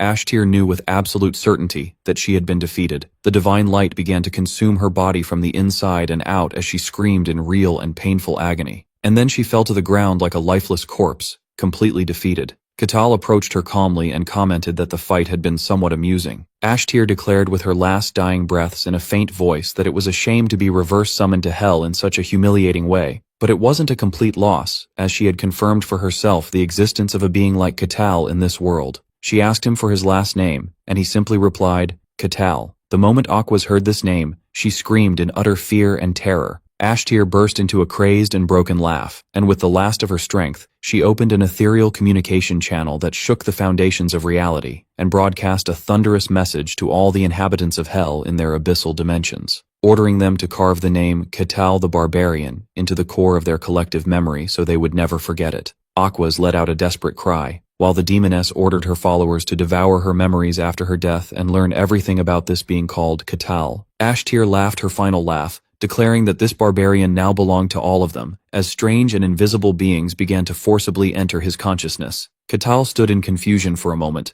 wondering what exactly was happening. In the inner space of his consciousness, the majestic demonic entities appeared as giant cosmic worms before his manifested inner consciousness. With utter simplicity, his consciousness crushed them with ease as if they were nothing. In reality, Kakao looked at his physical body and then dismissed the whole affair with a blank and indifferent expression. He asked the dying demoness what she had done, noting that he felt something strange enter his body for a moment. Ashtir was met with a final shock, wondering in terror how the demonic darkness that was supposed to overwhelm his body and soul had no effect on him at all. Without another word, Kakao crushed the last remains of the demoness on the ground with his foot and destroyed her completely, while Aquas and Hayes screamed in a state of absolute shock. After the purple mist from the demoness's death dissipated, Kakao stretched with a satisfied smile and asked Aquas if the mission was now successfully completed. In the quiet territory of Barkan in the kingdom of Gehenthra, breaking news spread like wildfire, carrying with it alarming reports about the afflicted village with which all contact had been lost. Newspapers were soon filled with drawings and speculations about the demoness Ashtir, who was identified as responsible for the horrific attack on the village. The territory's ruler sits in his office, his face etched with sorrow, wondering in a weary voice how such a terrible ordeal could strike his small territory that he had strived so hard to protect. After the difficult battle against the Lich, a new threat now emerges,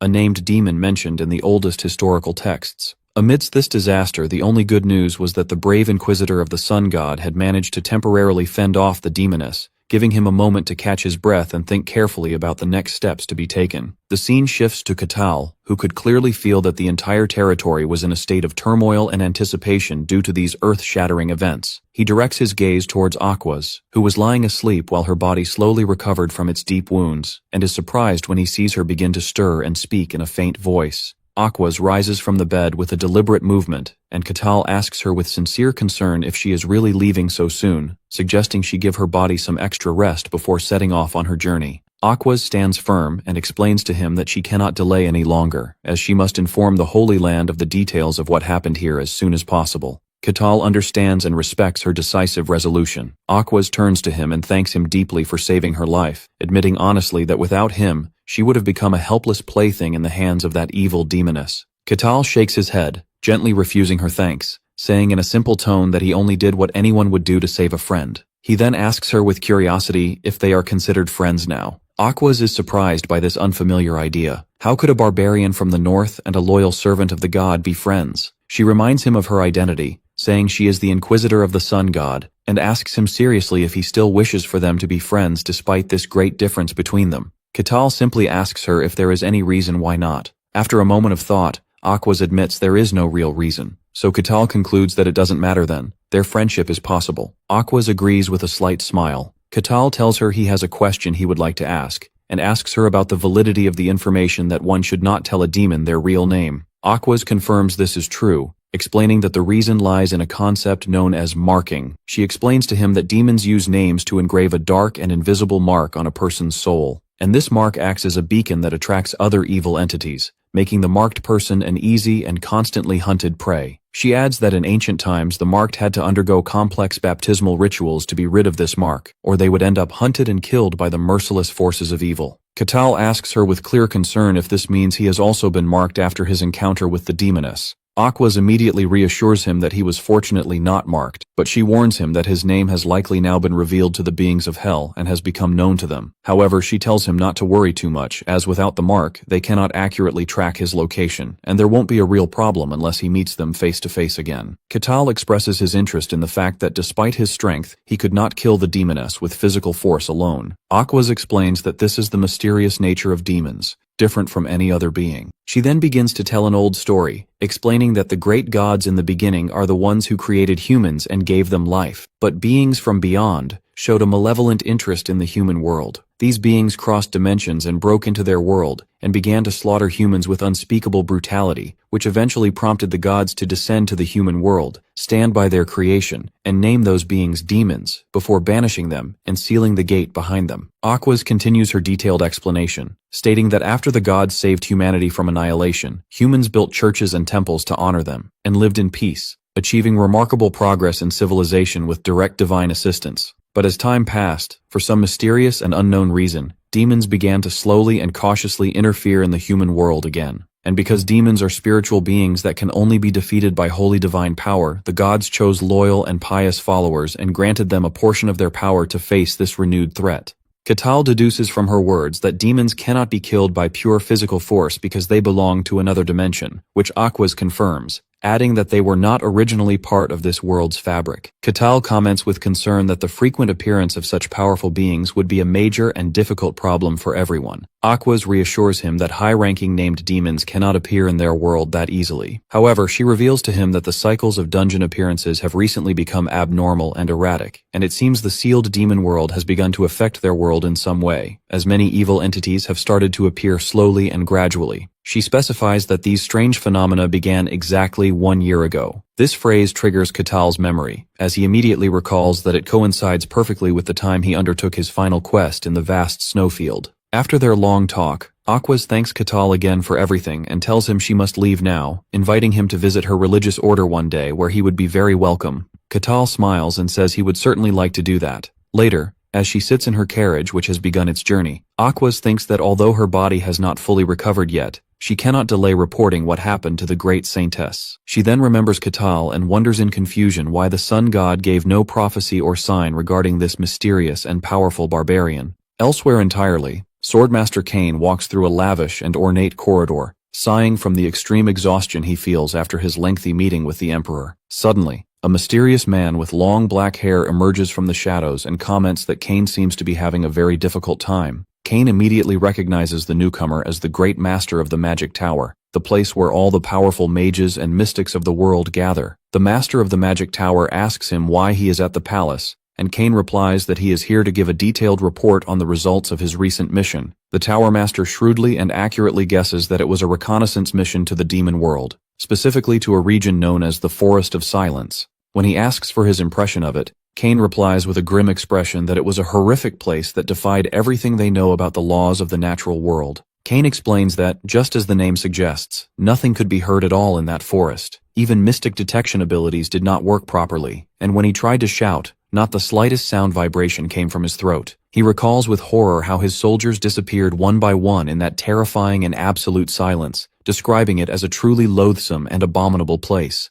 Kane wonders aloud why the Emperor is so insistent on trying to conquer this dangerous demon world. The Tower Master coldly comments that he agrees the demon world is a fascinating place, and that he himself is very interested in its secrets. Kane hopes in his heart not to be dragged into this complicated affair, preferring to stay as far away as possible. Suddenly and without warning, the Tower Master raises his hand, and a complex spatial magic circle glows beneath their feet. In an instant, they are pulled through dimensions and transported to a vast and stunning starry space. Kane is greatly surprised and asks the reason for this sudden action. The Tower Master tells him with a mysterious smile that during his mission, he met someone very special, which shocks Kane and makes him freeze in place. He realizes with anger that the Tower Master had placed a Watcher's Eye spell on him to spy on him. The Tower Master confirms he did so during their last meeting, describing it as one of his few and enjoyable hobbies, which prompts Kane to curse him under his breath.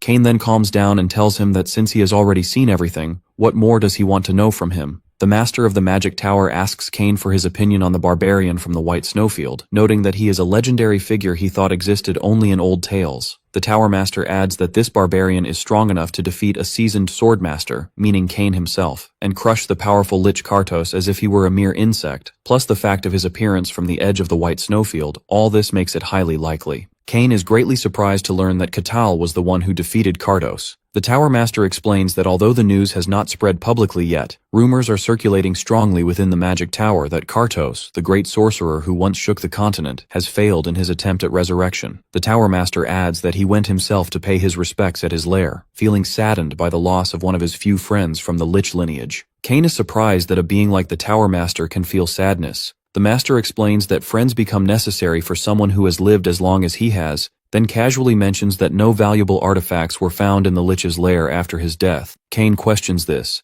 as he thought all artifacts had been recovered when Kartos was defeated, but the Master clarifies that the most precious and important artifact has not yet been recovered. The Tower Master asks Kane again if he truly believes that the barbarian defeated Kartos on his own. Kane honestly replies that he thinks it's entirely possible, especially if it concerns that specific barbarian he met. The Tower Master cleverly notes that Kane has not yet informed the Emperor of Katao's existence. Kane wonders why he should, explaining that the Mad Emperor is already throwing valuable and important individuals into the furnace of the demon world as if they were worthless trash. He adds that if the Emperor knew of the barbarian's existence, a violent clash between them would be inevitable. Kane predicts a catastrophic conflict between a barbarian who acts on his free whims and an obsessed emperor who wants to control everything in the world, a conflict that would surely drag the entire kingdom into the abyss. The Tower Master finds this opinion very interesting and asks Kane if he is saying that this barbarian could face the entire empire on his own. Kane admits he is not sure of the outcome, but he felt something very similar to what he felt when he first met the Tower Master, a feeling of absolute power that transcends the ordinary. The Tower Master wonders if he means that Kakao is of the legendary hero class, but he feels he is not yet qualified to make that final judgment.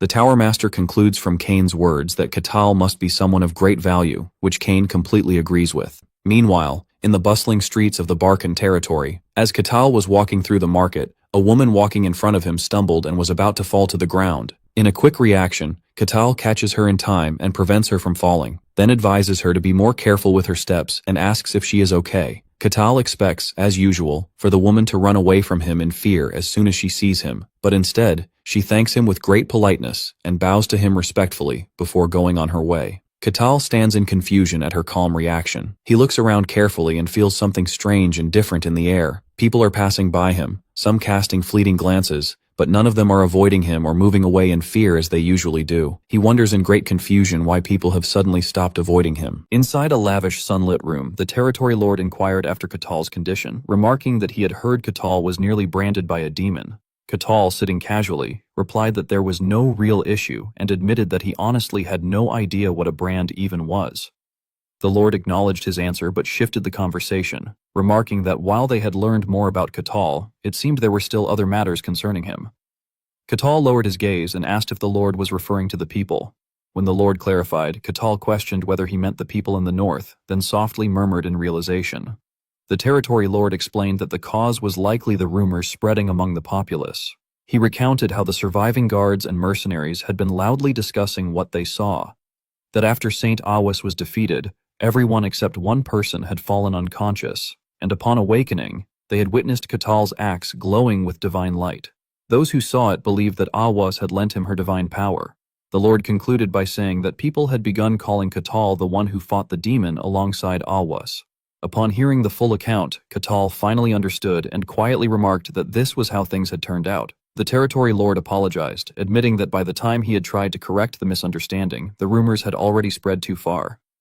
Kakao dismissed his concern, saying that it didn't matter and that perhaps it was the reason people weren't afraid of him. The Lord agreed, suggesting that people likely viewed him as the demon opponent. Kakao fell silent, contemplating the strange new title and thinking to himself that demon opponent was quite something. A faint realization dawned on him, and he mused that this must be what reputation was. Later, at the Mercenary Guild, the receptionist Rosa cheerfully congratulated Kakao, announcing that his rank had been upgraded to C. Kakao was momentarily taken aback, questioning the rank before realizing that it meant he had advanced 3 full ranks at once. Rosa explained that his recent accomplishment had fully warranted such a promotion. A pleased smile spread across Katal's face as he simply expressed his satisfaction.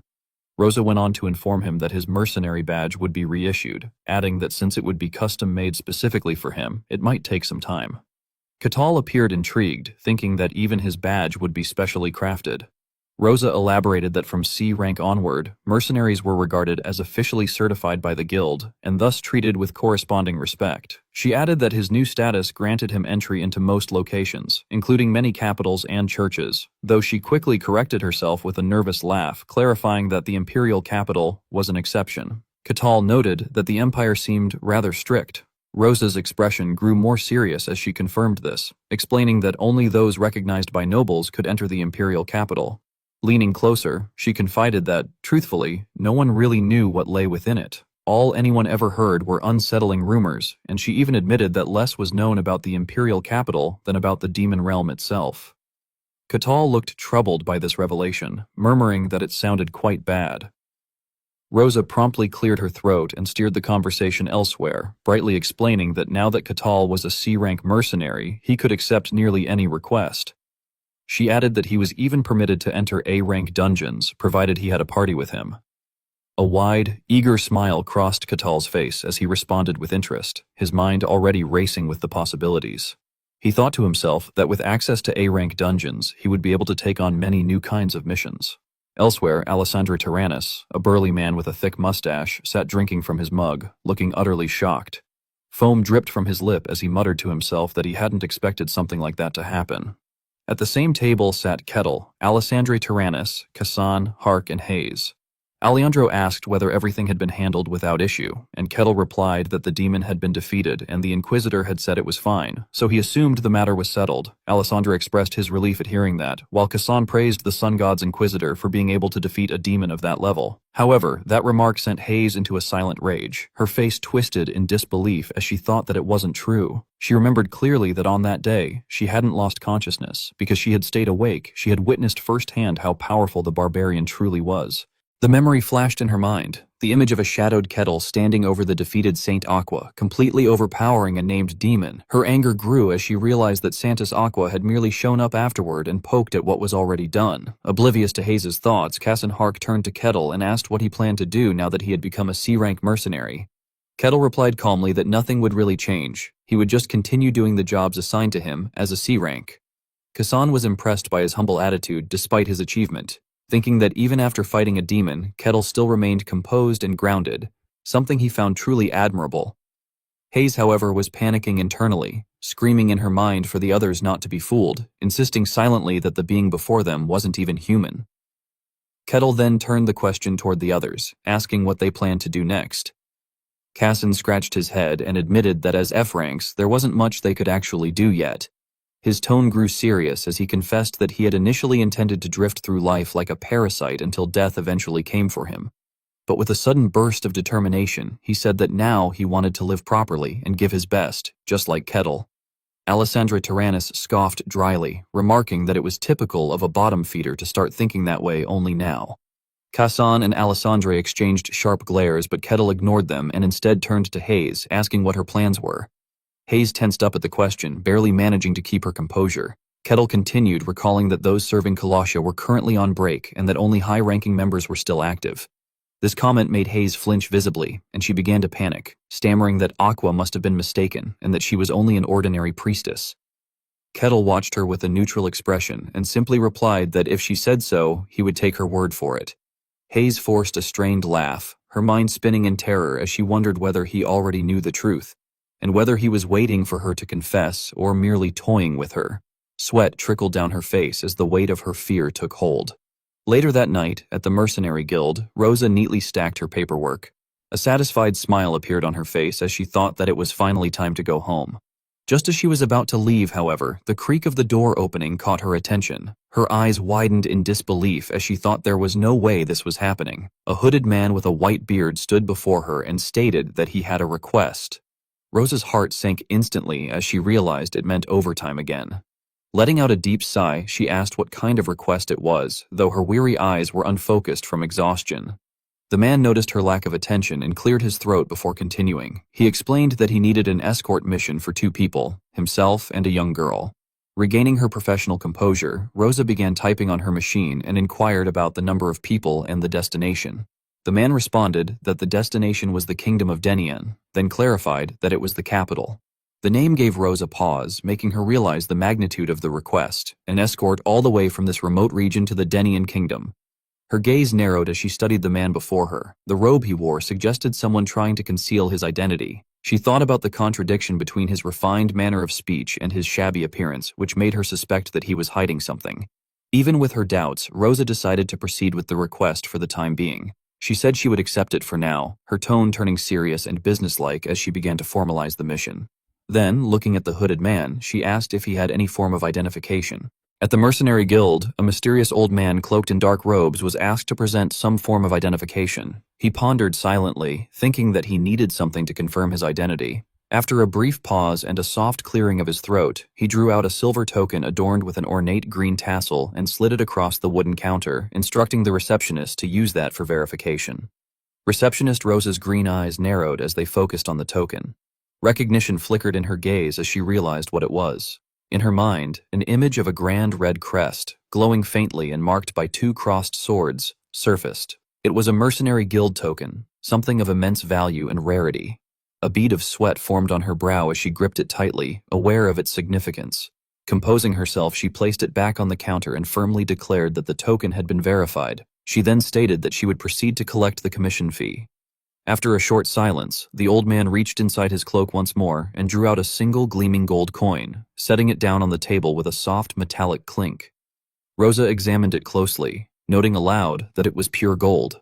After calculating its worth, she calmly remarked that such an amount would only cover the cost of one person. The old man's composure faltered at her words. Shock spread across his face as he repeated her statement in disbelief, unable to accept it. Rosa then explained that the fee was justified because the request involved hiring a bodyguard, meaning the mercenary would be accompanying him for the entire duration of the mission. The risks were considerable, especially since the journey to the Kingdom of Denian would take nearly a month. Naturally, she concluded, such a request was more expensive than a standard one. The old man hesitated, his tone growing desperate as he asked if something could be done, at least enough to secure 2 people. Rosa considered his plea and admitted that it was possible, but in that case, the mercenaries available would be of lower grade. She asked if he would be fine with that, warning that anyone seeking reliable protection should at least hire a D-rank mercenary. Faced with the choice, the old man wavered in silence before finally lowering his head deeply in supplication, pleading for someone skilled. Rosa regarded him evenly and told him that in that case, the fair price would indeed cover only one person. Still unwilling to yield, the mysterious old man continued to ask if there wasn't any other way. Rosa's expression hardened slightly as she wondered to herself why the old man seemed so desperate. Leaning back in her chair with a firm posture, she remarked that in a remote territory like theirs, even finding one person willing to guard was already difficult. After a pause, she offered a small concession, saying she would try, though getting 2 guards would likely be impossible. Hearing that, the old man's shoulders slumped in quiet resignation. He lowered his gaze and, in a subdued voice, accepted her words. He said he understood, and that he would leave the matter in her hands before turning to go. After he left, Rosa's eyes fell upon the gold coin he had left behind. She picked it up and examined it closely, noticing that while it was small, the coin was made of pure gold. However, the surface had been sharply filed down. Holding it between her fingers, she began to suspect that the coin had been deliberately altered to conceal its true origin.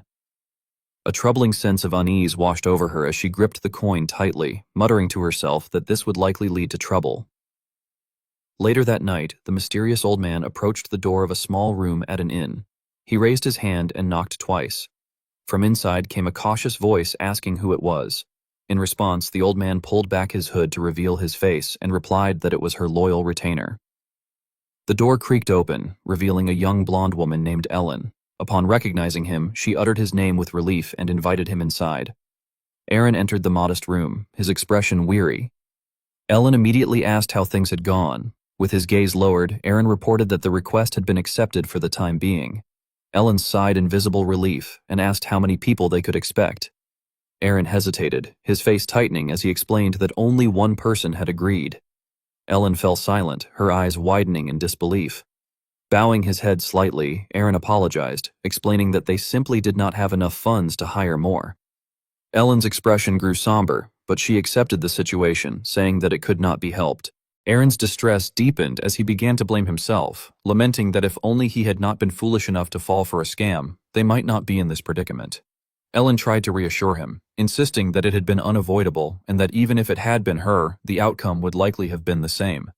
Despite her words, Aaron finally broke down completely, sobbing uncontrollably as tears streamed down his face. Startled by his outburst, Ellen placed a firm hand on his shoulder and commanded him to be silent. The room fell quiet. For a moment, the two stood there in heavy, awkward silence. Then Ellen changed the subject, asking how long he thought it would take. Still troubled, Aaron admitted that he did not know and explained that they were trying to find someone trustworthy, so it might take some time. Ellen nodded in understanding, saying that they would simply have to wait for now. Offering him a faint, reassuring smile, she told him it was late and that they should get some rest, praising him for his efforts. With a solemn look, Aaron quietly agreed and took his leave. Later, under the dark, starry sky, Ellen remained awake. Staring out into the night with a worried expression and a bead of sweat running down her face, she thought to herself that it was happening again. Tonight. A sense of dread settled heavily in her chest. Aaron looked down, his expression filled with sorrow, and admitted with deep regret that he was truly ashamed. From across the room, Ellen watched him quietly and sighed to herself, realizing how difficult it had become to find someone trustworthy. The thought troubled her deeply. She then voiced another concern, remarking that their food supplies were running low and that there was no choice but to endure hunger for a while. Hearing this, Aaron's guilt only deepened. He muttered that it was all because of his own incompetence. Ellen immediately denied that it was his fault, insisting that he should not blame himself. Aaron's expression then shifted from sorrowful to stern as he declared that informing the lord of their territory about their situation was out of the question. Ellen was momentarily taken aback by the sudden intensity in his tone, but after regaining her composure, her expression grew equally serious. She agreed that they could not trust anyone, noting that even hiring a bodyguard was a dangerous risk. Her gaze was firm as she asserted that they could not afford to take any more chances. Addressing him with a steady voice, Ellen reminded Aaron to remember why they had been forced to abandon the kingdom and flee. Aaron listened intently as she continued, recalling that they hadn't even known who among them was friend or foe. Even after all the time that had passed since their escape, there had still been no word from the kingdom. Overcome with shame, Aaron closed his eyes and confessed that he had grown weak-hearted. Ellen then turned away, her thoughts drifting to the grand castle on the distant hill. She wondered aloud whether the Denion kingdom was truly safe. Aaron replied with conviction that it was, assuring her that the place would protect her. He reminded her that the king of Denion had sworn an oath when the princess was born. Speaking with a glimmer of hope, he added that they might even help them seek revenge one day. Looking at her with fierce loyalty, he declared that she must survive, Ellen Mavroy, their princess. Determination filled Ellen's expression as she clenched her fist, affirming that if even he were to fall, their kingdom would truly be finished. Yet, despite her resolve, doubt crept into her heart. She wondered aloud whether a mercenary could really be trusted. Aaron reassured her that there was no need to worry, explaining that they had paid in gold precisely for that reason, and that the guild would surely recommend someone reliable. Ellen looked up at him, still uncertain, and stammered that she hoped so. Her thoughts then wandered as she began to imagine who might end up guarding her. As her mind drifted, her serious demeanor softened. She found herself daydreaming about a handsome, silver-haired man surrounded by roses and clasped her hands together in excitement, hoping that her future protector would be a charming and knightly figure. Meanwhile, in another room, Keel, the silver-haired barbarian, lay sprawled across a bed with his hands resting behind his head, staring blankly at the ceiling. He muttered to himself that there was nothing to do and began to wonder what his old companions might be up to.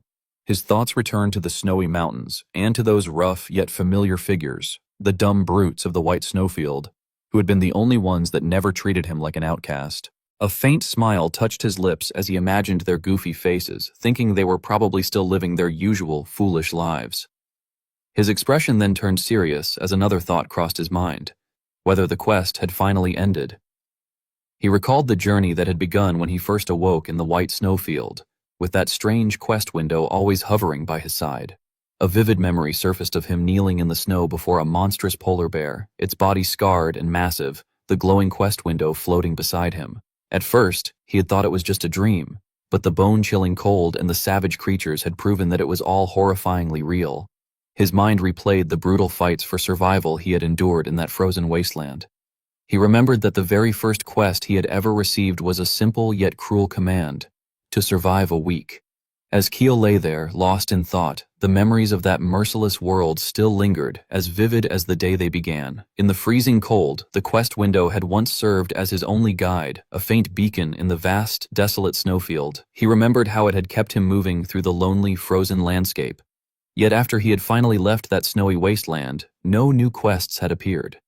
Now, lying on his bed in the present, he stretched and let out a quiet sigh. The silence around him felt almost oppressive, and he found himself thinking that peace could sometimes be boring. His eyes drifted toward the window, and a sudden realization crossed his mind. Perhaps the quest system had existed only for the white snowfield. He rose and walked to the window, sitting beside it as the night air brushed against his skin. Staring out into the quiet darkness, he wasn't sure what to make of that thought.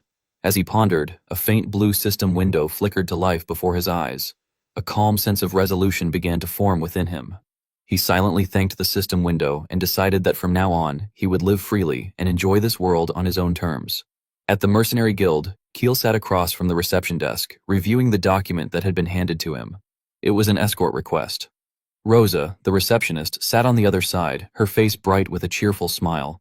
The silver-haired barbarian stood with his arms crossed, his gaze unwavering as he examined the details. He asked Rosa what kind of request it was. She pointed toward a clipboard lying before her, explaining that it was a D-rank escort mission. The targets, she said, were a woman and an elderly person, and their destination was the capital of the Damian Kingdom. Her tone was casual as she told him that the job was exactly as it sounded, ensuring the clients reached their destination safely. Keel thought about it for a moment before asking if that was all there was to it. Rosa confirmed it, but noted that he would be accompanying them for several days and that all travel preparations would fall under his responsibility. Keel closed his eyes, silently absorbing the information. Rosa went on to say that although the task demanded considerable effort, the payment was equally generous. Her expression then shifted, turning from cheerful to serious as she prepared to mention something more. Keel's eyes suddenly snapped open, his silver gaze sharp and focused. Rosa, noticing his alertness, leaned forward slightly and bluntly stated that the request reeked. Her tone was grim as she admitted that it stank to high heaven and warned him that he could refuse if he wanted to. Before she could finish her warning, Keel interrupted her, insisting that she didn't understand. His words left Rosa visibly stunned, her eyes wide with surprise and confusion. A confident smile then spread across Keel's face as he explained that the very thing making the request so suspicious was what made it good. Rosa could only stare at him in bewilderment as he ignored her confusion and grew serious once more. Taking the clipboard from the desk, he reviewed the details carefully, his gaze settling on the destination, the capital of the Damian Kingdom. He murmured the name to himself, pausing with a thoughtful look as he tried to recall where he had heard it before. Then, a memory surfaced, an image of a beautiful woman with long, light blue hair and a gentle smile. The realization struck him immediately. His eyes widened in shock as he stared at the request form, the name Melina of the Akasha family echoing in his mind. He remembered meeting her in the snowy plains. She had told him he would be welcomed if he ever came by, pressing an ornate jeweled crest into his hands as a token. Returning to the present, Keel's lips curved into a wide grin. He thought to himself that this was perfect, and with firm resolve, he placed his hand on the desk, sealing his decision to accept the request. The moment the decision was made, a surge of blue digitized energy flickered erratically before his eyes. The strange interface glitched and distorted, catching him completely off guard. Outside, by a wooden cart, a bright blue panel suddenly materialized with a flash, confirming that the quest had been accepted. Keel recoiled as a similar holographic panel appeared before him, its text sharp and clear. Quest number 785. Escort the client to the Damian Kingdom. He stared at the interface, his expression a mixture of shock and confusion, wondering why it was appearing now after such a long silence. Rosa, seeing him gaze intently at what seemed to be empty air, called out hesitantly to get his attention. Before he could respond, hurried footsteps echoed from outside. The heavy wooden doors burst open with a loud bang, startling a nearby woman. An elderly man, Aaron, stumbled into the guild, panting heavily. A young blonde woman named Ellen rushed to him with a worried look, asking urgently what was going on and if it had something to do with trackers. Still trying to catch his breath, Aaron told her that the request had been accepted. Ellen blinked in confusion, unsure of what he meant. Relief and excitement quickly spread across Aaron's face as he clenched his fist and announced that the only Sarank mercenary in the territory had taken their request. Ellen's eyes lit up instantly, her earlier worry replaced by pure delight as she asked if it was truly a crank mercenary. Aaron nodded, his voice calm now, and told her that she was scheduled to meet him the next day, advising her to rest well for the night. Overjoyed, Ellen eagerly agreed. Later that night, in his room, Keel remained seated with his gaze fixed on the floating blue panel that displayed the quest information. His expression turned troubled as he tried to process the strange phenomenon, wondering why the interface had appeared now, after all this silence. He sat on the edge of his bed, deep in thought, the holographic window still hovering beside him. As he contemplated the situation, a new possibility entered his mind. Perhaps it wasn't something exclusive to the white snowfield after all. Suspicion sharpened in his gaze as fragments of realization began to piece together in a way he hadn't considered before. He started to wonder if there was a darker, more complex truth hidden beneath it all. Outside, a storm raged, lightning flashing across the rain-soaked sky. Within the quiet guild hall, Ellen sat at a table with Aaron. Her hands were clasped tightly as a bead of sweat traced her temple while she waited in uneasy anticipation.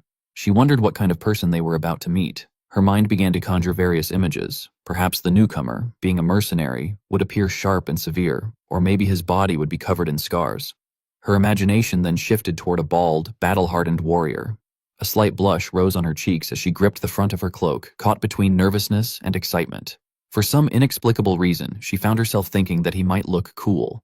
The rain outside continued to fall in steady rhythm. Moments later, the sound of heavy boots splashing through puddles signaled an arrival. The wooden door to the guild swung open, the small bell attached to it jingling sharply. Rosa turned toward the entrance and announced that the awaited guest had arrived. Startled by the sudden declaration, Ellen flinched and quickly turned her gaze toward the door, her anticipation reaching its peak. A blinding light from outside framed the figure standing in the doorway. His face was shadowed, yet his eyes glowed faintly with an intense, piercing light. Ellen's eyes widened in shock, her breath catching in her throat. The man's large, muscular silhouette filled the entrance completely, casting a long, commanding shadow across the room. His silent presence exuded raw power, leaving both Ellen and Aaron momentarily frozen. The barbarian, Keatle, stepped heavily into the room. Ellen looked up at him, her face flushed, a single stunned thought flashing through her mind as she wondered if this could truly be the one they had been waiting for. The sheer force of his presence was overwhelming. He came to a stop before them and, in a calm and even voice, greeted them. Ellen, trembling, barely managed to introduce herself as a mercenary before tears welled in her eyes from fear and shock. The world spun around her, and she suddenly collapsed backward. Aaron lunged forward, catching her just before she hit the ground. Holding her protectively, he looked up at Keatle with panic and anger blazing in his eyes. He called out to Aline in distress, and then demanded to know who the barbarian was and why he had come. Keatle looked down at the scene with an unreadable expression, thinking to himself that it had been a long time since anyone in this territory had looked at him with such caution. Ever since he had defeated the demon, people had stopped avoiding him, yet now, he felt like a walking time bomb once again. Choosing to ignore Aaron's outburst, he turned calmly toward the receptionist and asked if these were indeed the ones he had hired. From behind her desk, Rosa confirmed that they were. She glanced at the document in her hands and began the formal introduction, presenting him as the one who would be in charge of their escort. Barbarian Keelenim.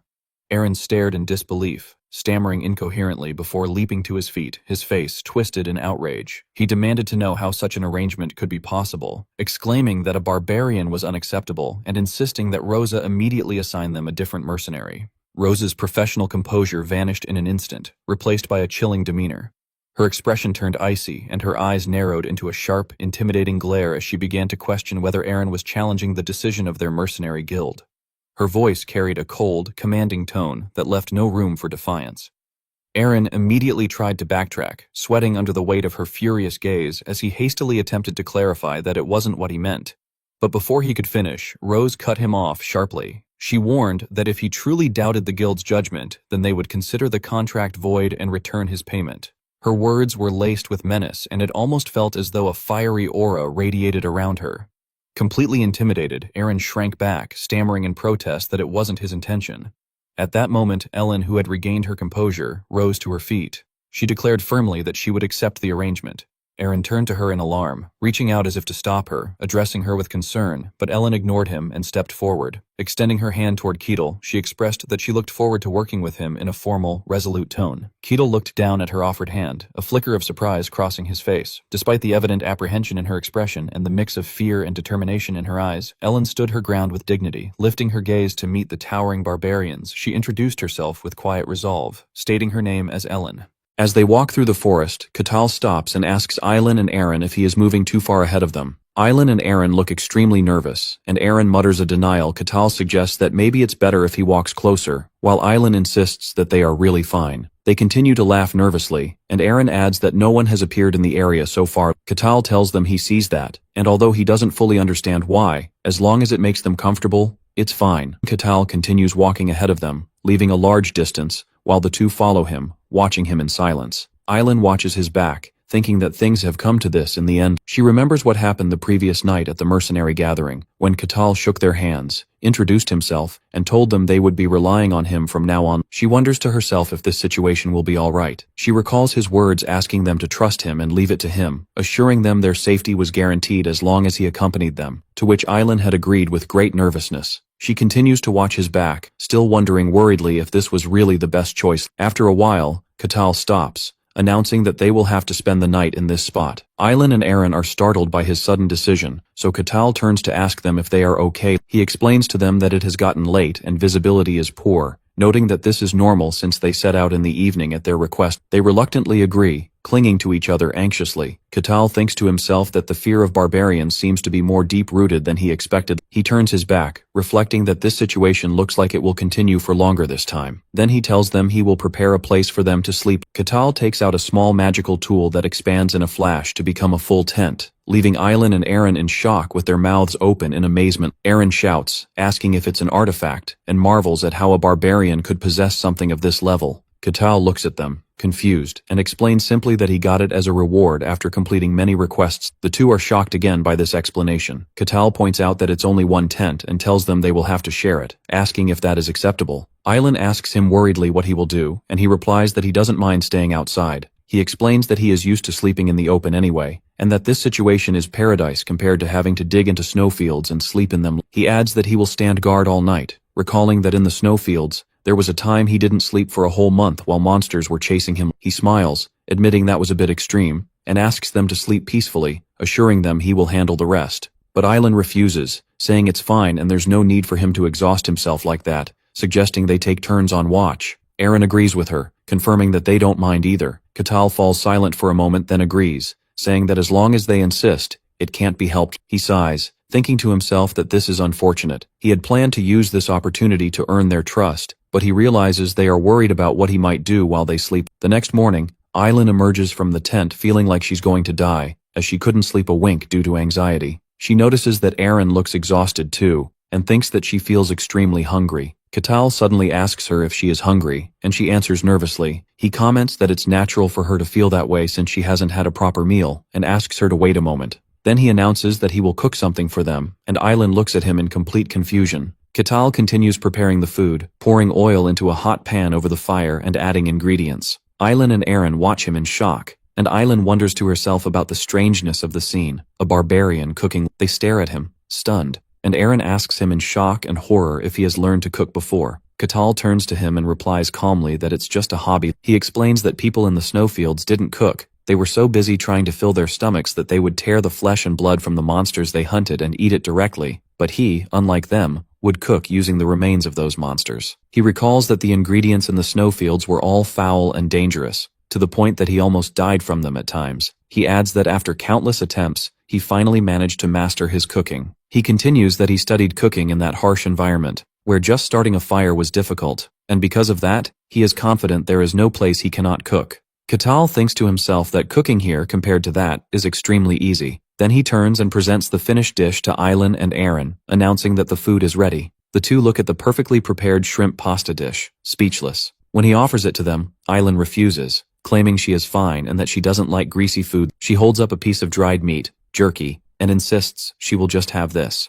Aaron, who was sweating from tension, quickly agrees with her, saying he too will just have the dried meat. Katal shrugs, asking them if they prefer the dried meat. He then comments that it's a shame he'll have to eat this delicious dish all by himself, and begins to eat heartily. Island watches Katal as he eats, thinking that she wants to eat too, but at the same time she can't trust food made by a barbarian, and concludes that she cannot eat that food. Days pass, and on the third night of the journey, Island is seen tossing and turning in the tent, groaning from exhaustion and hunger. Aaron watches her anxiously from the tent entrance and asks her, addressing her as Your Highness, if she is all right. Aaron laments their situation, pointing out that this is the third day of their harsh journey without decent food. He thinks that this situation is very hard on someone like her who was raised with extreme care, and blames himself, thinking he should have been more attentive. Islan gives a faint smile, reassures him that she is fine, and apologizes for worrying him. Aaron lowers his head in shame, muttering that she has no need to apologize. Then Islan asks him how he is, pointing out that he must be tired because he has been standing guard for them. Aaron tells her he is fine, adding jokingly that old men don't sleep much anyway. Islan thanks him gently. After Islan falls asleep,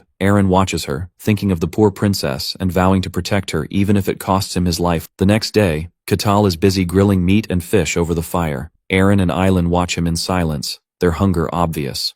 Their stomachs rumble loudly from hunger. Islan suddenly stands up. With a flushing face, she tells Kakao she is stepping away for a moment. He looks at her and asks curiously if she is going to the restroom. Islan freezes in place, shocked, thinking how rude he is. He realizes what he said and immediately apologizes. Islan, flustered, waves her hands and tells him it's fine, wondering to herself in amazement that a barbarian is apologizing to her. At that moment she stands up from her spot and walks away towards the woods. Aaron watches her go, then turns to Kakao, who continues cooking. Before Aaron can say anything, Kakao tells him that he knows they don't trust him, but he is their companion on this journey. He continues speaking as he flips the meat, explaining that he is human just like them and his feelings can be hurt. Then he gives a slight smile and adds that he would appreciate it if they gave him a little trust. Aaron stands stunned by his words, then lowers his head in shame and mutters that he understands, while Kakao returns to grilling. Kakao offers a plate of grilled venison to Aaron, who looks at it with wide eyes, and asks him if he will eat. Aaron hesitates, swallowing nervously, looking extremely conflicted. Meanwhile, Islan sits alone by a stream, sighing and feeling miserable. She continues to sit by the river, feeling extremely hungry. She hugs her knees to her chest, feeling the pain in her legs and almost collapsing from exhaustion, but she tries to endure. She forces herself to get up, thinking that she must endure, and that Aaron is surely having a harder time than her. But she is soon shocked by the scene before her when she returns. Aaron and Kakao are sitting together, both eating the meat Kakao had prepared. Islan stares in shock as she sees Aaron eating, and mutters his name. Kakao notices her gaze. Aaron suddenly jumps up in a panic, dropping the meat from his hand, and yells out, "Princess," assuring her that this is just a misunderstanding. Kakao looks at them calmly, repeating the title princess with curiosity. Islan hurries over, asking the panicked Aaron what exactly he is trying to explain is not true. Islan remembers that they had agreed to be wary of barbarians and to protect each other. Aaron interrupts her, explaining that it's not like that, and tells her that he actually thinks Kakao might not be as dangerous as they thought. Islan is shocked by his words. At that moment, Kakao approaches and asks them to calm down. Islan agrees nervously. Kakao deduces that the reason they refused his food and insisted on splitting the night watch was ultimately because they didn't trust him. Islan feels guilty and mutters that she made a mistake, while Aaron nervously tries to deny it. Kakao reflects, wondering how he can fix this situation. He realizes this world holds a deep prejudice against barbarians. He thinks that being a barbarian from the White Tundra, he doesn't know all the details, but he guesses that barbarians outside the tundra have done a lot to deserve this hatred. He continues to think that at this point, even if he said he wasn't a barbarian, no one would believe him. Then an idea flashes in his mind and he smiles. Kakao steps toward them and tells them there is one thing they are misunderstanding. They look at him in confusion. He smiles confidently and announces to them, "I am not a barbarian." With a knowing smile playing on his lips and his face half cast in shadow, Kettle glanced toward his two companions before making a startling declaration. He stated that he was not a barbarian. Aaron and Aline were taken aback by this claim, their expressions a mixture of shock and confusion. As Aaron struggled to form a response, Kettle chose to clarify his words. He began by saying that,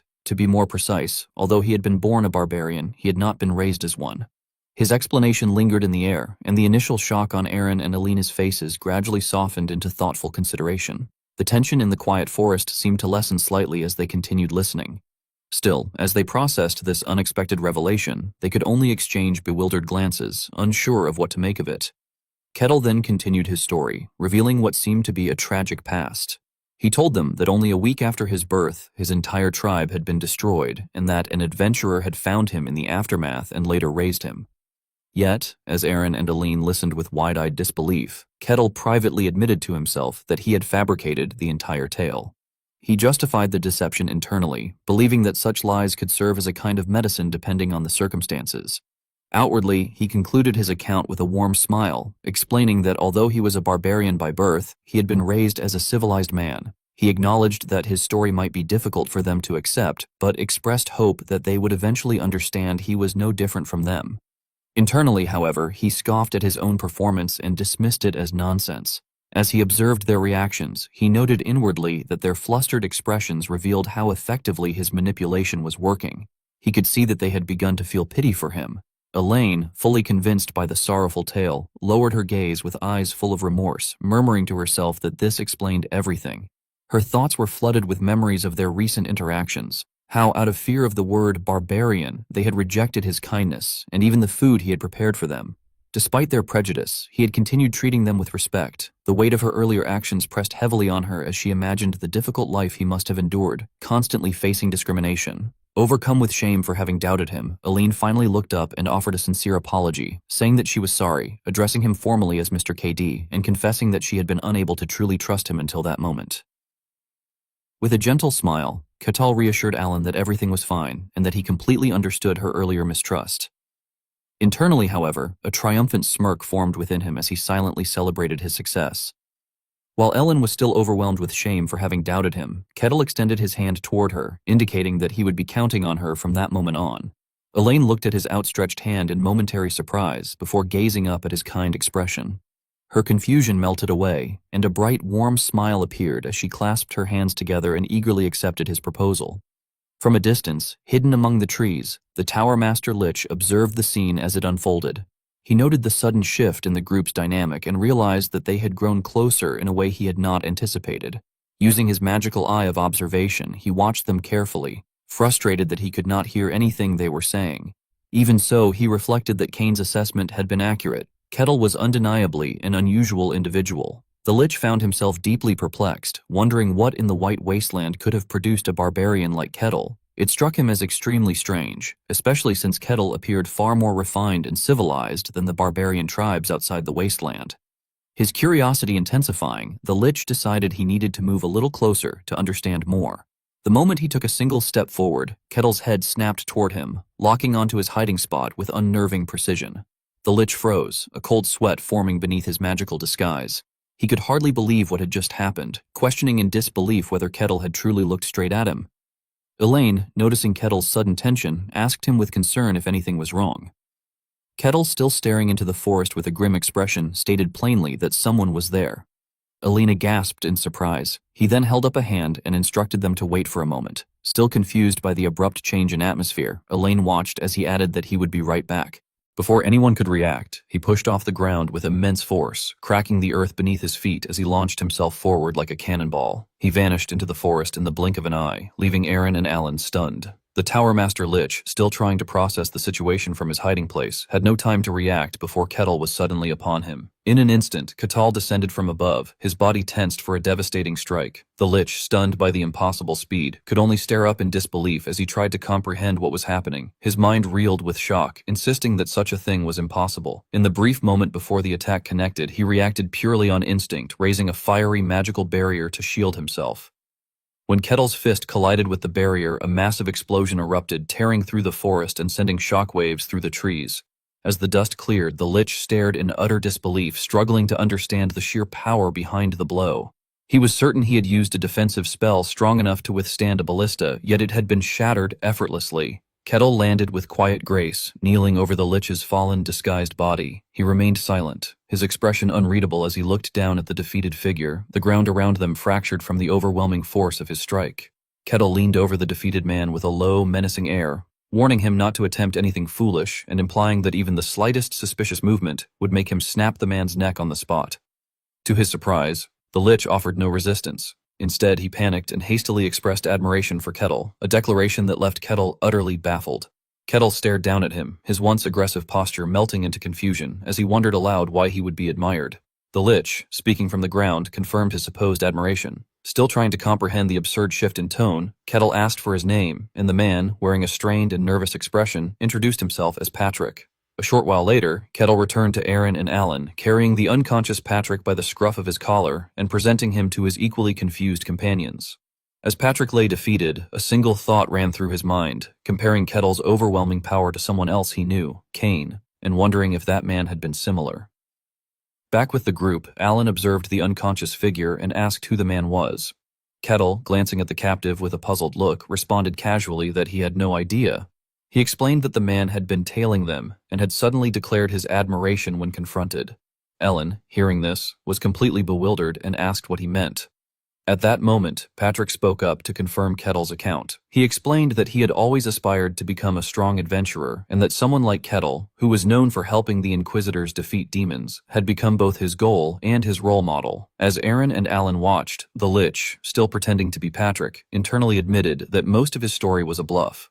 However, since his true goal had always been to get close to Kettle, he considered this unexpected situation a partial success. Kettle then looked at him skeptically and asked whether he was truly claiming to have followed him for that reason. Patrick eagerly insisted that he had, and added, with a bashful demeanor, that he had admired Kettle so much he simply couldn't help himself. Kettle listened, stroking his chin thoughtfully, but maintained that he still couldn't easily let him go. Internally, he acknowledged that there was still no concrete evidence proving the man was harmless. He continued to contemplate the situation, unsure of what to do with his strange and sudden admirer. Suddenly, an idea seemed to occur to him. His expression darkened dramatically, shadows falling across his face while his eyes glowed with a menacing purple light. Looking down at the bewildered Patrick, he declared that this should solve the issue. The Lich, still trapped in his disguise, swallowed nervously, completely taken aback by the sudden shift in Kettle's demeanor. His mind raced as he tried to understand what Kettle was planning, the only coherent thought left in his head a stunned sense of confusion.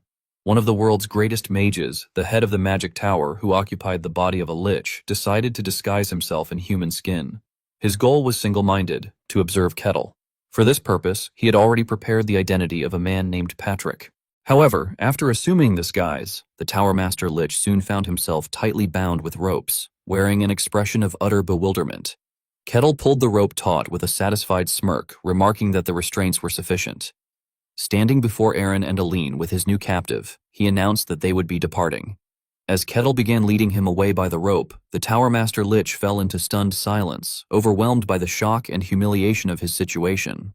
While the group traveled through the forest, Kettle continued leading them with his captive in tow. The Tower Master Lich, forced to walk behind him while bound, internally lamented the disgrace he was suffering, thinking that it was the first time he had ever been in such a pitiful state. Despite this humiliation, he realized there was one benefit. His original objective had become easier. He now had the ideal opportunity to observe Kettle up close. As they walked, another thought crossed his mind. Watching Kettle's steady pace and powerful presence, he finally began to understand what his associate Kane had been trying to tell him. He recalled the descriptions of Kettle's abilities, an incomprehensible speed that defied logic.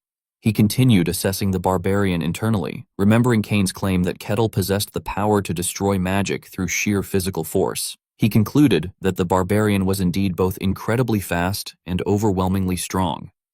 Reflecting on his own abilities, he noted that even while using a mere homunculus as a vessel, he could easily handle most individuals of superhuman level. Yet the power emanating from Kettle felt different, deeper, more profound. As he stared at the Barbarian's back, he found himself wondering whether Kettle might actually be of hero class. The group eventually came to a stop when Aline spoke up, her voice carrying a tone of resolve as she addressed Kettle and said she had something to tell him. Kettle turned to her with an expression that suggested he had been expecting this moment and commented that she was finally ready to speak. His knowing response startled Aline, who reacted in confusion and asked whether he had already known something. She went on to explain their actions, how they had left in the dead of night to avoid being seen, and had even taken a detour away from the main road. Kettle calmly affirmed her suspicion, saying that it had been obvious she was hiding something. Flustered, Aline responded awkwardly, acknowledging his point. Kettle, however, reassured her, telling her that he understood and that it must have been difficult for her to place her trust in someone she had only just met.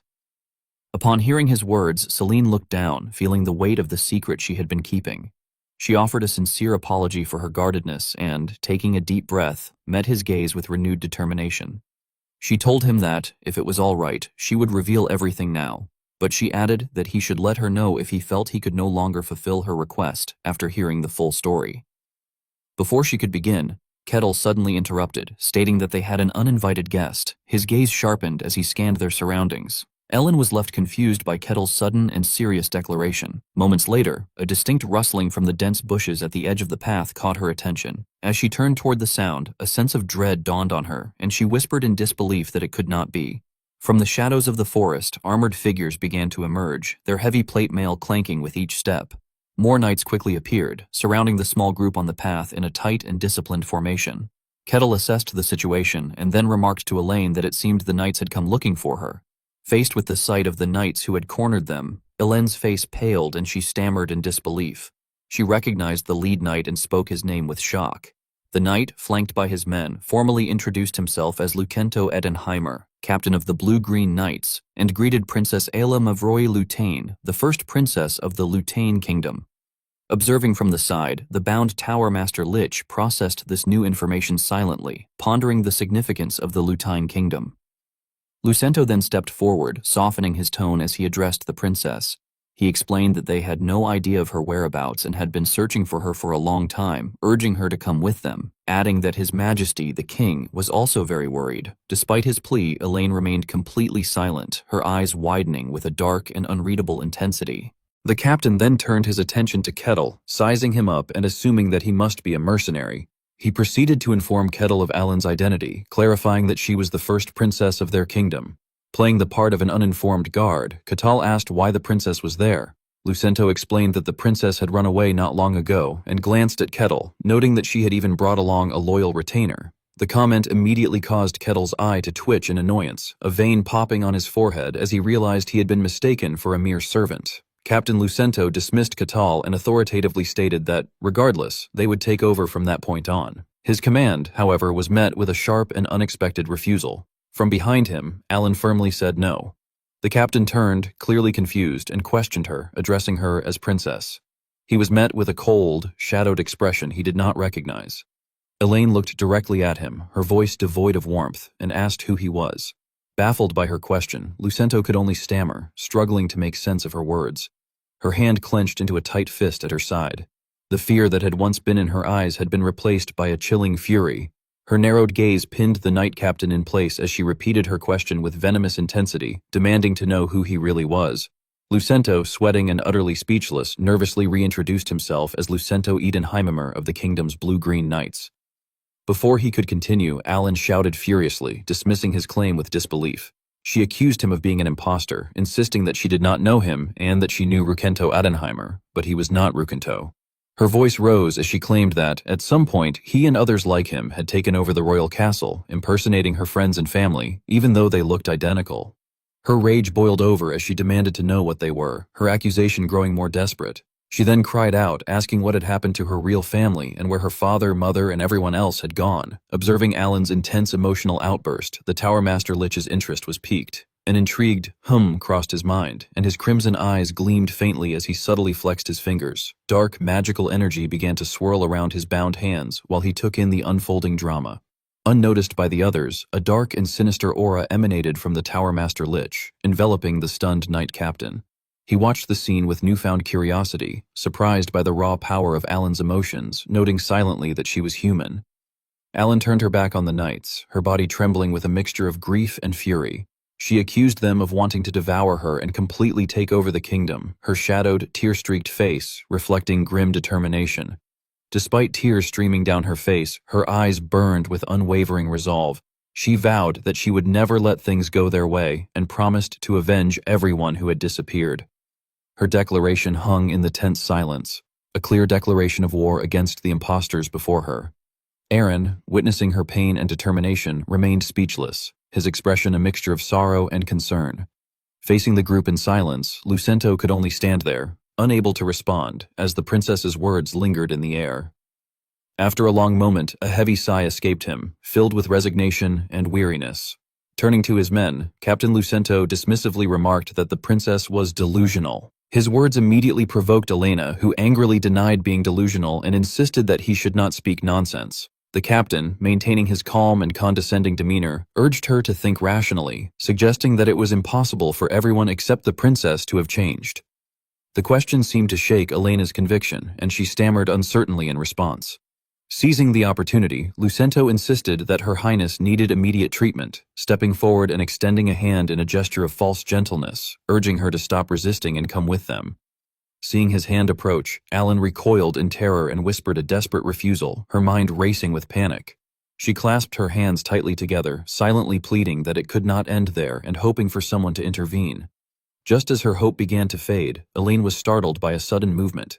She asked in confusion what was happening as Kettle stepped in front of her, placing his body squarely between her and the approaching Knight Captain. Aline was left stunned by his protective gesture. The Knight Captain glared at the Barbarian blocking his path and, in a low, threatening voice, commanded him to step aside.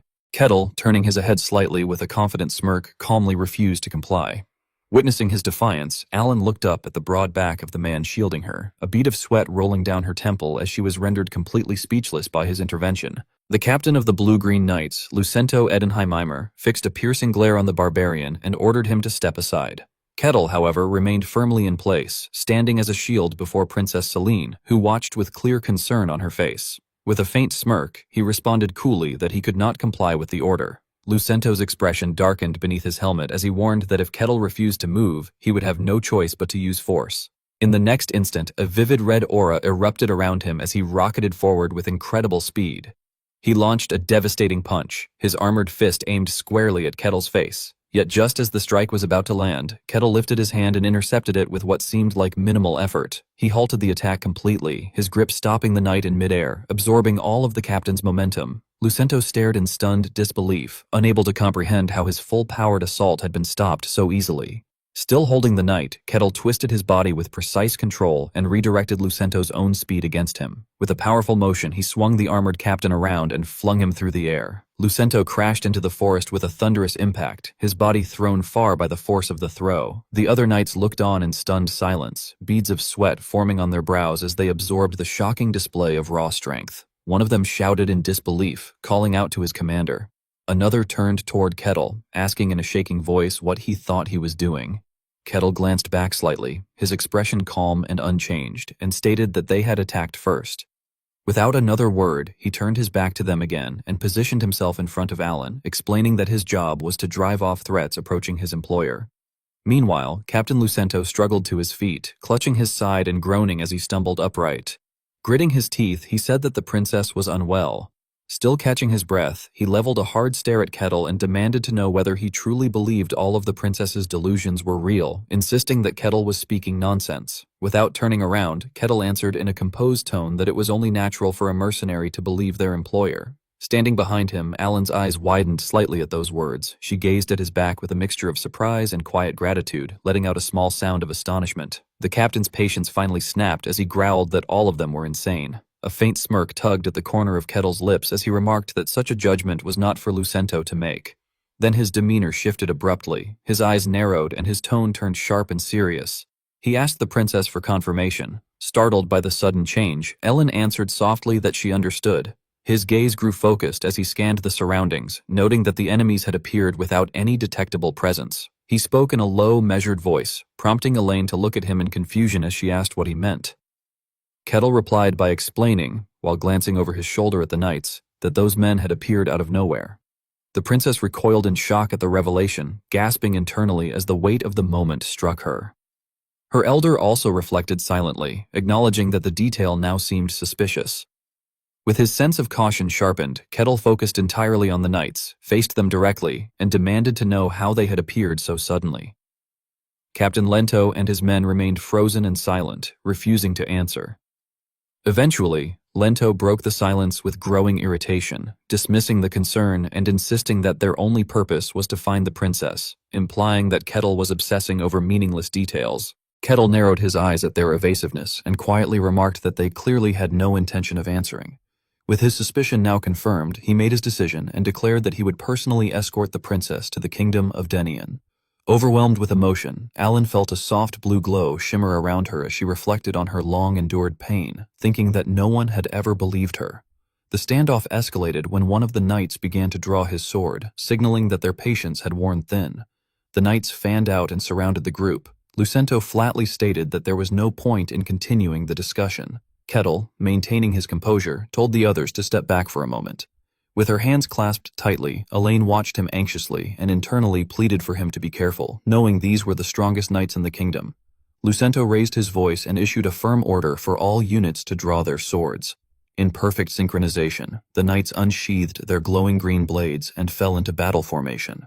Observing their stance, Kettle allowed a slight smirk to form as he murmured that it was interesting. Meanwhile, the bound Tower Master Lich silently watched the rising tension. A faint red glow pulsed in his eye as he inwardly scoffed at the knights, deeming them second-rate while noting that they were capable of manipulating mystic arts. His gaze drifted to their leader, whom he found particularly frustrating. Captain Lucento then pointed his glowing sword at Kettle and commanded his men to take down the barbarian, saying they were permitted to kill him. On cue, the knights launched a coordinated attack, surrounding Kettle from all sides with their enchanted blades ready to strike. But just as their weapons were about to make contact, a tremendous burst of energy erupted from Kettle's unmoving body. The shockwave hurled the knights backward, completely shattering their unified assault. Kettle remained exactly where he stood, untouched, as a radiant ring of light slowly faded around him. Without giving them time to recover, he instantly closed the distance. He effortlessly evaded a kick from one knight and countered with a swift, powerful strike that sent the armored man flying. Almost simultaneously, he shifted his focus to the others. His eyes glowed faintly purple as he extended his palm and released a burst of blue energy that struck two knights directly in the chest. In a blur, Kettle pressed the advantage, dispatching the remaining knights with ruthless efficiency. His attacks were fast, precise, and devastating. Within seconds, the entire squad lay defeated across the forest floor. One of the knights let out a pained groan. Standing amidst the wreckage, Kettle remained cold and unwavering as he confirmed the princess's fears about the true nature of the knights. Watching the others regroup, he muttered that group attacks were troublesome. Seeing their hesitation, Captain Lento shouted for his men not to stop and to attack all at once. The knights responded immediately, launching another coordinated assault as they leapt from all directions, their green capes fluttering behind them while they converged on Kettle. Just as their blades were about to strike, Kettle moved with blinding speed. He intercepted one of the knights midair, seizing him by the helmet, and before the others could react, he spun into a violent whirlwind. Using the armored knight as a human weapon, he slammed the man into his comrades with explosive force. The clash of metal echoed through the clearing as the knights were brutally scattered. The assault ended as quickly as it began. Kettle now stood in the center of a small crater formed by the sheer force of his spin. Surrounded by the battered remains of the knight squad, another groan escaped from one of the fallen men. Among the wreckage, only Captain Lucento remained standing. His sword glowed brightly, pulsing with concentrated green energy, and rage twisted his features. Lucento shouted that Kettle was a monster and charged forward in desperation. With everything he had, he swung his enchanted blade in a vicious arc aimed straight at Kettle's neck, screaming for Kettle to die. On the sidelines, Ellen's eyes widened in horror as she cried out internally that it was dangerous and that Kettle needed to be careful. Just as the glowing edge of the sword was about to connect, Kettle's hand snapped up. Gritting his teeth from the force of the impact, he caught the flat of the blade mere inches from his skin. The energy crackled wildly, but the weapon was completely halted. Lucento stared in disbelief, unable to comprehend how his deadliest strike had been stopped so effortlessly. Kettle's eyes burned with intensity as he tightened his grip on the blade and, in a breathtaking display of raw power, bit down on it. The enchanted sword shattered between his teeth, splintering into fragments. The bound Towermaster Lich watched in astonishment, thinking in disbelief that Kettle had actually taken the weapon into his jaws. The shock of the broken blade sent Lucento stumbling backward until he crashed onto the forest floor. Kettle stepped toward him and gazed down at the fallen captain, his expression calm yet intimidating. Kettle then asked whether Lucento wanted to continue. Lucento looked around the battlefield at his defeated knights, some unconscious, others barely able to rise, and a grim realization settled over him. He muttered that everyone had been defeated, and, trembling, gave the only order left to him. He commanded his men to fall back. At once, the captain and the few knights still conscious scrambled to their feet and retreated into the depths of the forest. With the threat gone, Ellen called out to Kettle, her voice filled with concern. As she hurried to him, she asked if he was all right. Kettle reassured her that he wasn't hurt and that there was no need to worry. His expression then grew more serious as he told her that he would fulfill her request as promised, but that he wanted to hear the full story.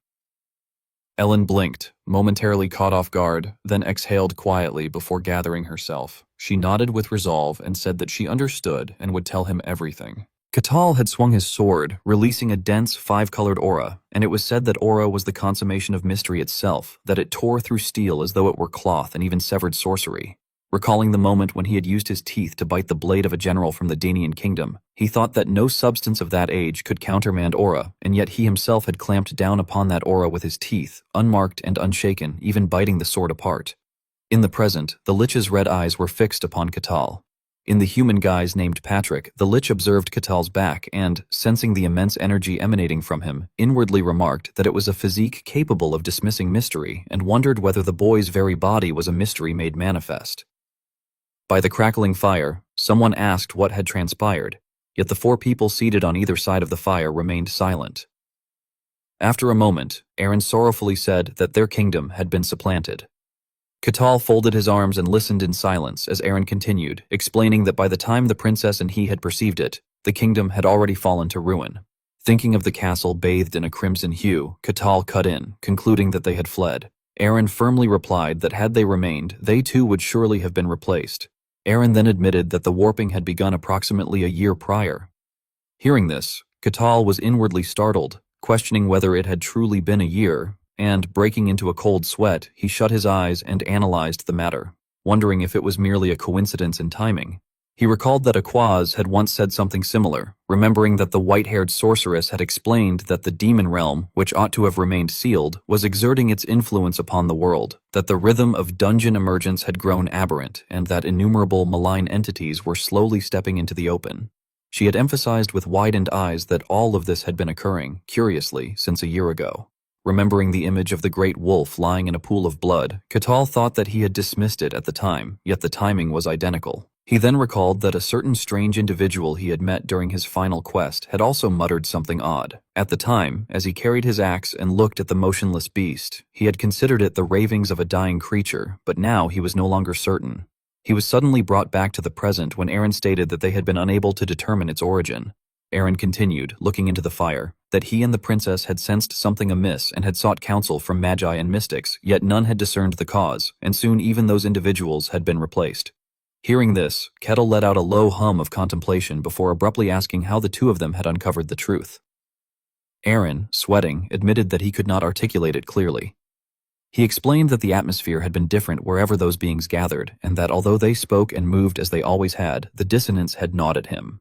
Kakao stared intently at Aaron and surmised that it had perhaps been a matter of simple intuition. Aaron then expressed that he had not believed the princess's words at first, but unexplainable events had begun to occur. Recalling his time as a butler standing beside the fountain, he explained that he had overseen the palace servants. Among them had been a timid girl named Cassie, the sort who could not sleep after hearing ghost stories and would yawn her way through the following day, and he admitted that he had often teased her with such stories for his own amusement. However, gradually, Cassie had ceased reacting. Aaron remarked that at first he had thought little of it, assuming she had outgrown childish fears, but the true problem had come afterward. He recalled that Cassie had been responsible for maintaining the palace statues, which were massive and unwieldy, and that she had often worried about being crushed. Then one day, that fear had become reality, and a statue had toppled onto her. By fortune, her injuries had been light, though death had nearly claimed her. Yet, he noted, Cassie had felt no horror at that near-death moment, only anxiety over potential punishment. Aaron stated that it was then that he had realized something was wrong. With furrowed brows and a sense of loss in his eyes, he declared that the girl before him had not been Cassie. Kakao, hearing this, let out a sound of impressed contemplation, while Aaron added that a gentle, trembling child had suddenly become unafraid of death. He recalled that her mannerisms had remained unchanged, that she had smiled, chattered, and lived as usual, yet that very smile had become eerie and sinister, to the point that he could no longer recognize her as Cassie. Aaron concluded that after that he had begun testing others within the palace, hiding behind walls and observing them cautiously. Aaron's pupils suddenly contracted as he realized in fear that most of them had already undergone the same change. Observing Aaron's solemn expression, Kettle asked whether he had escaped, and Aaron confirmed that he had feared he would soon follow their fate. Confused, Kettle questioned why he insisted on Denian, adding that if protection was what he needed, many places could offer it. Clenching the hand resting on his knee, Aaron explained that only the king of Denian could proclaim the human declaration. This statement made Kettle suspicious, and he asked what the human declaration was. At that moment, Elaine spoke up, explaining that long ago humankind had lived alongside other races, but one man had yearned for a kingdom of humans alone. She described how the man had sought an unknown god and entreated his desire, and that the god had bestowed upon him a single authority, the power to discern human from non-human. Kettle then continued that afterward, the man had forged a kingdom which became the Denian kingdom, and Elena confirmed that this was precisely so. Sweating nervously and unable to meet his gaze, she added that those of Denian's royal blood could invoke the human declaration.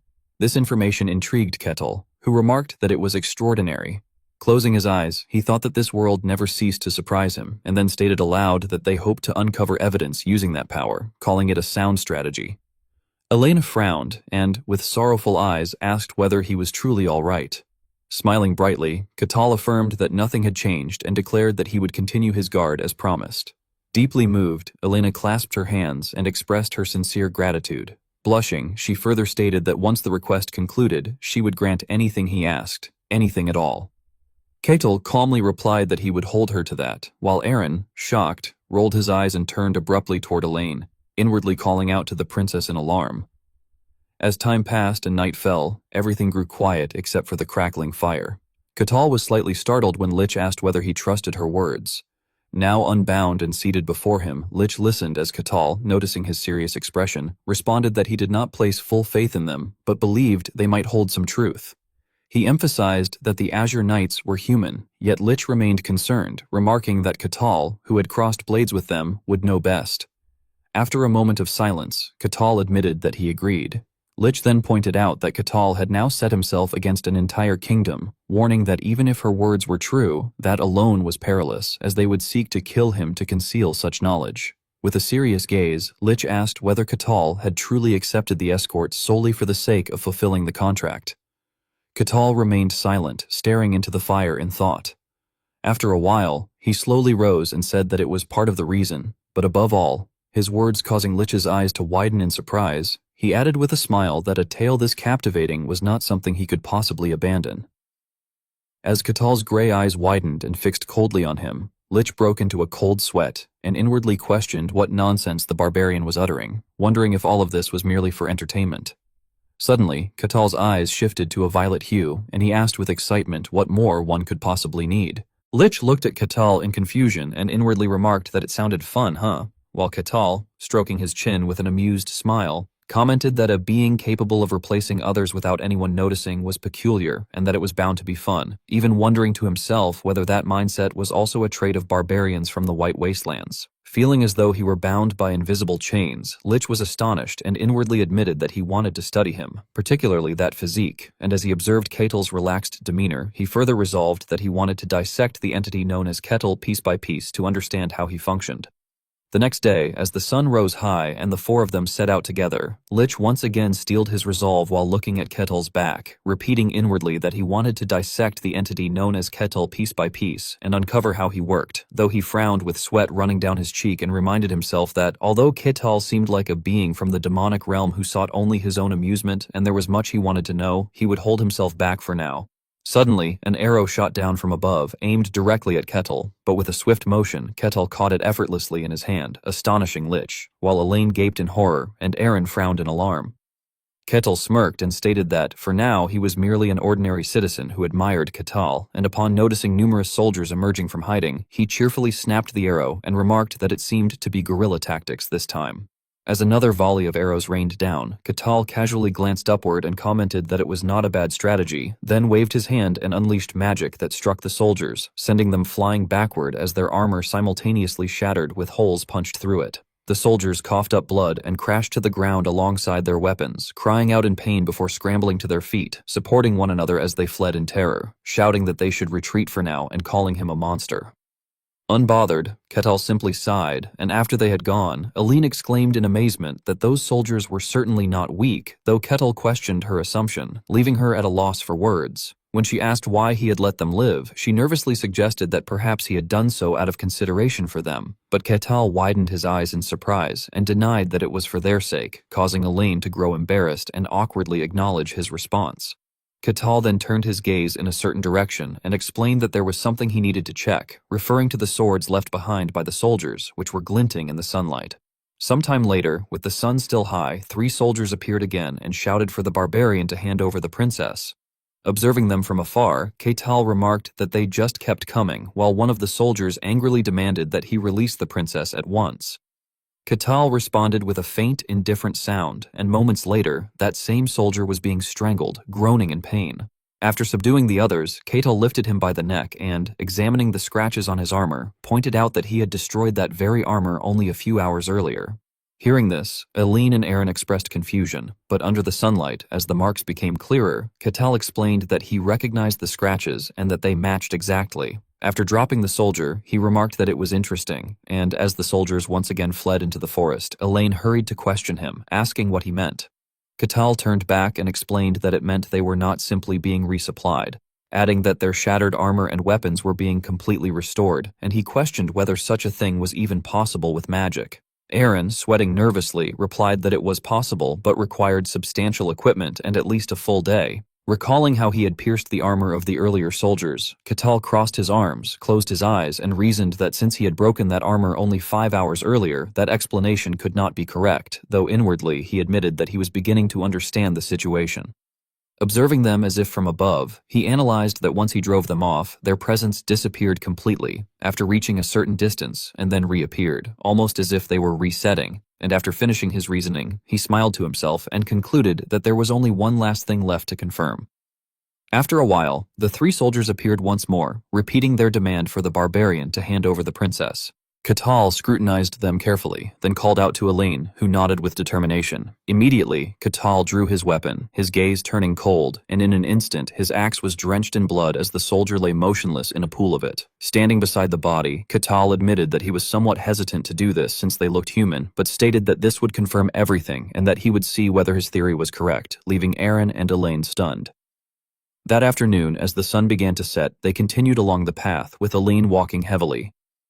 Noticing this, Kakao asked whether she had known the soldier, causing her to flinch. Lowering her head, she sadly confirmed that she had, recalling how she used to see him training in the palace courtyard when she passed by. She remembered his bright expression and the sweat running down his face as he practiced diligently, and with her eyes closed in sorrow, she admitted that although she knew he was no longer the person she once knew, witnessing someone she recognized die right before her was deeply painful. Suddenly, a shout rang out, startling her, as 3 soldiers appeared again and repeated their demand to hand over the princess. Seeing the same familiar face twisted with anger, Elaine was stunned, while Lich and Kakao remained calm and Aaron stood in disbelief. Trembling in fear, Elaine stammered that the man was definitely the same person, to which Kakao replied with a bright smile that he had known it. That night, under the full moon with a fire blazing brightly, Kakao declared firmly that the man had definitely been dead, repeating the statement as he looked at the others. As he imagined the 3 soldiers with demonic eyes grinning in the darkness, Elaine trembled and, pale-faced, questioned what kind of beings they had been living among. In response, Kakao looked at her meaningfully and, while stirring the pot over the fire, explained that Aaron had previously mentioned how the child Cassie had shown no fear of death even when a statue had nearly crushed her, adding that although he had his suspicions, perhaps it was because they were immortal. Elaine fell silent at his words, clutching her arm in distress, and when Kakao handed her a bowl of soup and stated that whatever they were certainly not human, he asked whether she had any idea what they might be. Holding the warm bowl with both hands, Elaine replied that she was not sure and added sorrowfully that at least they did not appear in any records she knew. Looking at her own troubled reflection in the soup, she lamented that beings who could return from death were not even truly living. Amid the stillness, Elaine concluded that the most likely possibility was that they were beings from the demonic realm, a statement that left Kakao momentarily thoughtful. Kakao looked at Elaine as if he had misheard and wondered whether she was referring to the demonic realm. From beneath the water, where the chain linking the regions echoed faintly, she confirmed that it was indeed a realm beyond human comprehension and a truly twisted place. Thinking of something lying at the bottom of the ocean, she added that if those entities had come from there, it would make perfect sense, while clenching her hand and frowning as she recounted such unbelievable matters. At the same time, Kakao recalled the system notification about the 785th quest to escort the target to the kingdom of Denian, and, folding his arms and closing his eyes, he quietly wondered if that was why the quest had appeared. He then opened his eyes again, questioning internally whether it only triggered when the demonic realm was involved. Suddenly, Aaron spoke up, insisting that it was impossible and addressing her as princess. Frowning, he challenged her by reminding her that he had already explained that beings from the demonic realm could not cross over into their world. This left Kakao puzzled, prompting him to ask what he meant. Aaron replied that he meant exactly what he had said, explaining that such beings had never once stepped outside their realm since its formation in the distant past. Kakao responded lightly that it sounded like a deduction based on history and experience. However, Elaine turned to her retainer and argued that, as he knew, the world had been acting strangely lately. Aaron hesitated, admitting that it was true, but before he could continue, Kakao interrupted, asking if they were referring to the distortion that had begun a year ago and whether they believed it had affected the demonic realm as well. Elaine silently nodded. Kakao then remarked that he understood and that it was certainly a possibility, adding that if those horrifying entities were crossing over, it would not be good. Sitting nearby, Lich carefully observed his attitude as Ketal continued, while inwardly thinking with irritation that it was most likely him. The next day, as the sun rose high again, the same 3 soldiers blocked their path and shouted for the barbarian to return the princess. This time, however, the group showed no surprise and simply watched them in silence. Ketal bared his teeth in a cheerful grin and remarked that they were back. Soon after, the soldiers lay motionless in pools of blood. Walking coldly in another direction, Ketal commented that this made the 3rd time they had died, noting that they had returned perfectly fine each time. Walking behind him, Elaine anxiously exclaimed about those disgusting monsters, but Ketal instead raised another point, saying that at this stage he was genuinely curious about their goal. Imagining the castle she once lived in, Elaine replied that they must be planning to devour the kingdom and quietly expand their numbers, even asserting that they likely intended to use them as a stepping stone to conquer the entire continent. Ketal fell into thought upon hearing this, but then broke the silence by saying that he was not so sure, and that he did not think it was that simple.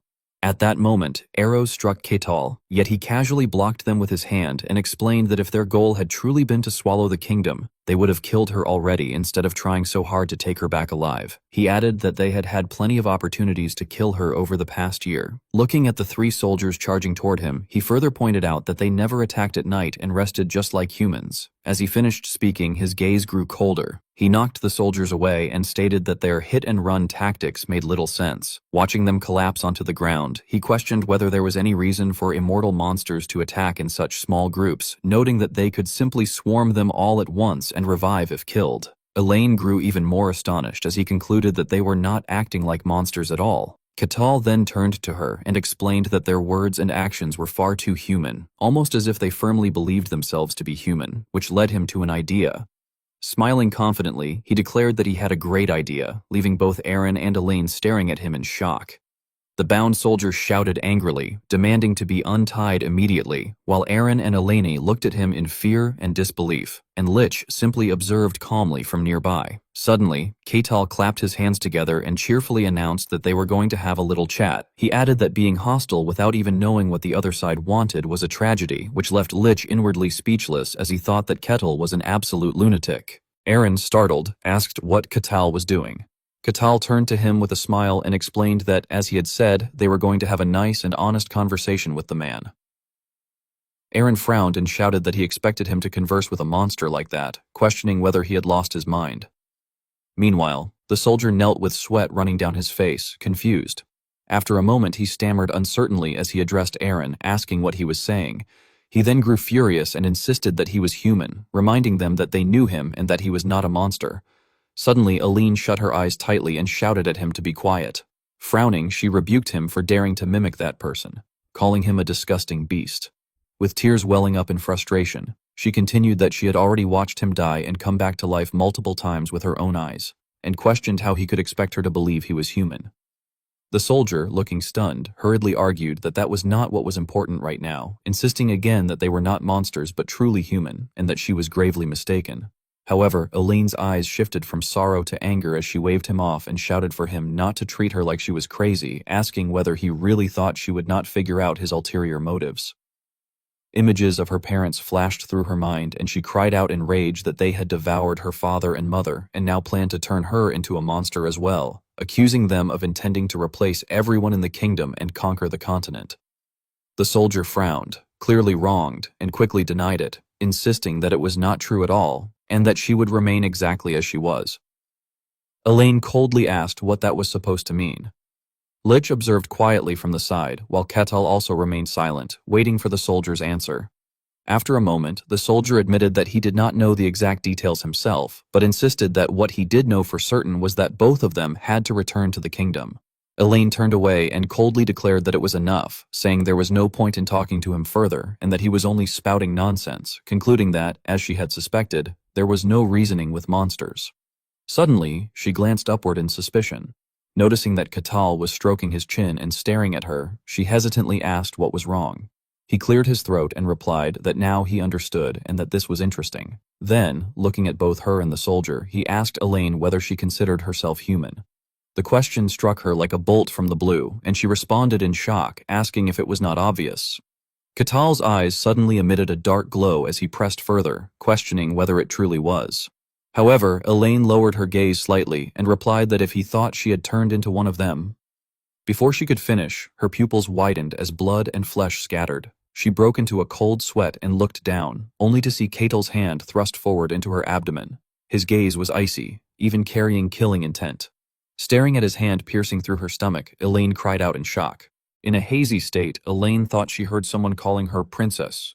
Princess Elaine, which made her jolt awake in fear. She found herself lying on a bed, her face pale, drenched in sweat, and breathing heavily. When she sat up, Aaron immediately stood up in alarm and called out to her, asking if she was awake. Still disoriented, Elaine questioned whether it was Aaron and asked where she was. Suddenly, realization struck her. Her pupils shrank as she hurriedly touched her abdomen and muttered that she had clearly remembered something happening. However, upon finding her body completely unharmed, she stared in shock, unable to comprehend it. At that moment, a voice remarked that she was finally awake, startling her. Outside the tent, Keitel pulled aside the curtain and peered in with a cold gaze. Seeing him, Elaine frowned warily. After a brief silence, she cried out in fear, demanding to know what had happened and insisting that he had clearly done something. Keitel calmly affirmed her suspicion and stepped into the tent, explaining that she had suffered a fatal wound that would have killed any normal human. Hearing this, Elaine turned pale, her mouth agape in horror as he pointed out that she was nonetheless alive. She stammered in confusion and asked what he meant. Still seated on the bed, Elaine pressed him further, asking what he was talking about. Keitel, his demeanor as cold as a ghost, clarified that she had been restored as though nothing had ever occurred. He added that it was just like the nights, and mentioned that while she had been unconscious, he had confirmed that Aaron was in the same state. This revelation made Elaine tremble as she hugged herself and denied it, insisting there was no way. Her expression darkened as she began to realize the implication, muttering that it meant she had already become something else. Observing her reaction, Keitel remained silent. After a while, he quietly left the tent. As he stepped outside, Lich noticed him and asked about Elaine's condition. Keitel replied that she was fine, as expected, though mentally shaken. Watching him approach the campfire, Lich grew curious and asked when Keitel had realized that she was one of them. Keitel closed his eyes in thought and responded that, if he had to pinpoint it, it was from the very beginning. This answer left Lich stunned.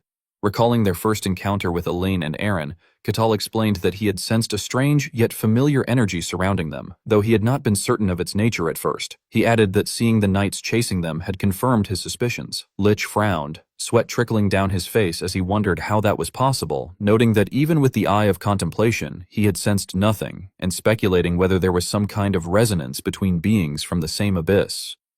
Keitel narrowed his eyes and added that this was not the only anomaly. He recalled how Elaine had initially been terrified of him and refused his food, yet later had been seen drooling while watching him eat. He went on to explain that, if he remembered correctly, she had survived for 3 days on a single palm-sized piece of jerky while enduring a forced march that would break even the toughest men. Crossing his arms, Keitel reasoned that for a princess raised in luxury, such endurance could not be explained by sheer willpower alone. Hearing this, Lich could not help but think that Keitel had been observing her far more closely than expected. Watching the towering man before him, Lich reflected that the more he saw, the harder it was to believe Keitel was merely a barbarian. Suddenly, a voice called out from behind them, addressing Keitel. Both he and Lich turned in curiosity. Elaine stood at the entrance of the tent and declared firmly that they should move out, stating their destination as the Dinian Kingdom. Keitel smiled and remarked that it seemed she had finally sorted out her thoughts. However, his gaze shifted elsewhere as he added that before that, there was something to address. Standing before Elaine, he suggested that whoever was hiding should reveal themselves. Confused, Elaine did not understand his meaning. At the same time, an unusual sound echoed from the forest. Keitel thought to himself that he had not sensed any magic, yet he trusted his instinct. As a faint blue light flickered among the bushes, he casually attributed it to instinct. From that blue energy, a mage gradually revealed himself. With a sharp gaze, the man questioned whether it was truly instinct. Elaine stared in shock upon seeing him, while Lich observed cautiously. Meanwhile, Keitel showed amusement, recognizing it as invisibility magic. The mage struck his staff against the ground and introduced himself as Adamant Lagesh, the chief mage of the Lutein Kingdom and a member of the Polychromatic Orb School. With a stern expression, he stated that he had come to talk. This puzzled Keitel, who questioned whether he was not there to fight. Adamant Lagesh slightly bowed his head, closing his eyes as he replied that it would not be necessary. He added that it seemed Elaine had already been informed. Extending his hand toward them, he addressed Elaine as a runaway princess and urged her to return home. He warned that crossing the border would create a diplomatic nightmare. Elaine frowned, her hands clenched as she nervously asked what any of that mattered now. With tears welling in her eyes and her body trembling, she lamented that she was nothing more than a monster wearing Elaine's skin. Hearing this, Adamant Lagesh scoffed and questioned her use of the word monster. He acknowledged that they had indeed changed, but insisted that it did not mean he was no longer himself. With unwavering conviction, he declared that he was still Adamant Lagesh, the chief mage of the Lutine kingdom.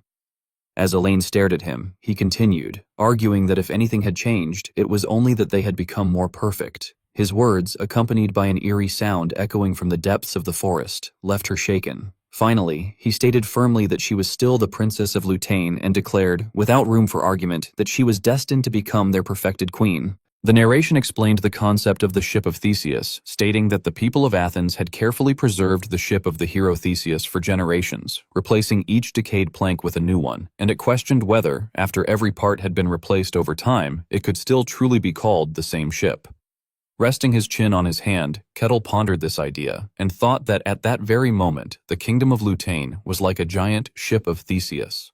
Observing Elena's demeanor, he internally concluded that the kingdom itself had undergone such transformation. Meanwhile, Adamant Lagesh stepped forward and attempted to persuade Elaine to return, insisting that the kingdom of Lutane was the only place she belonged.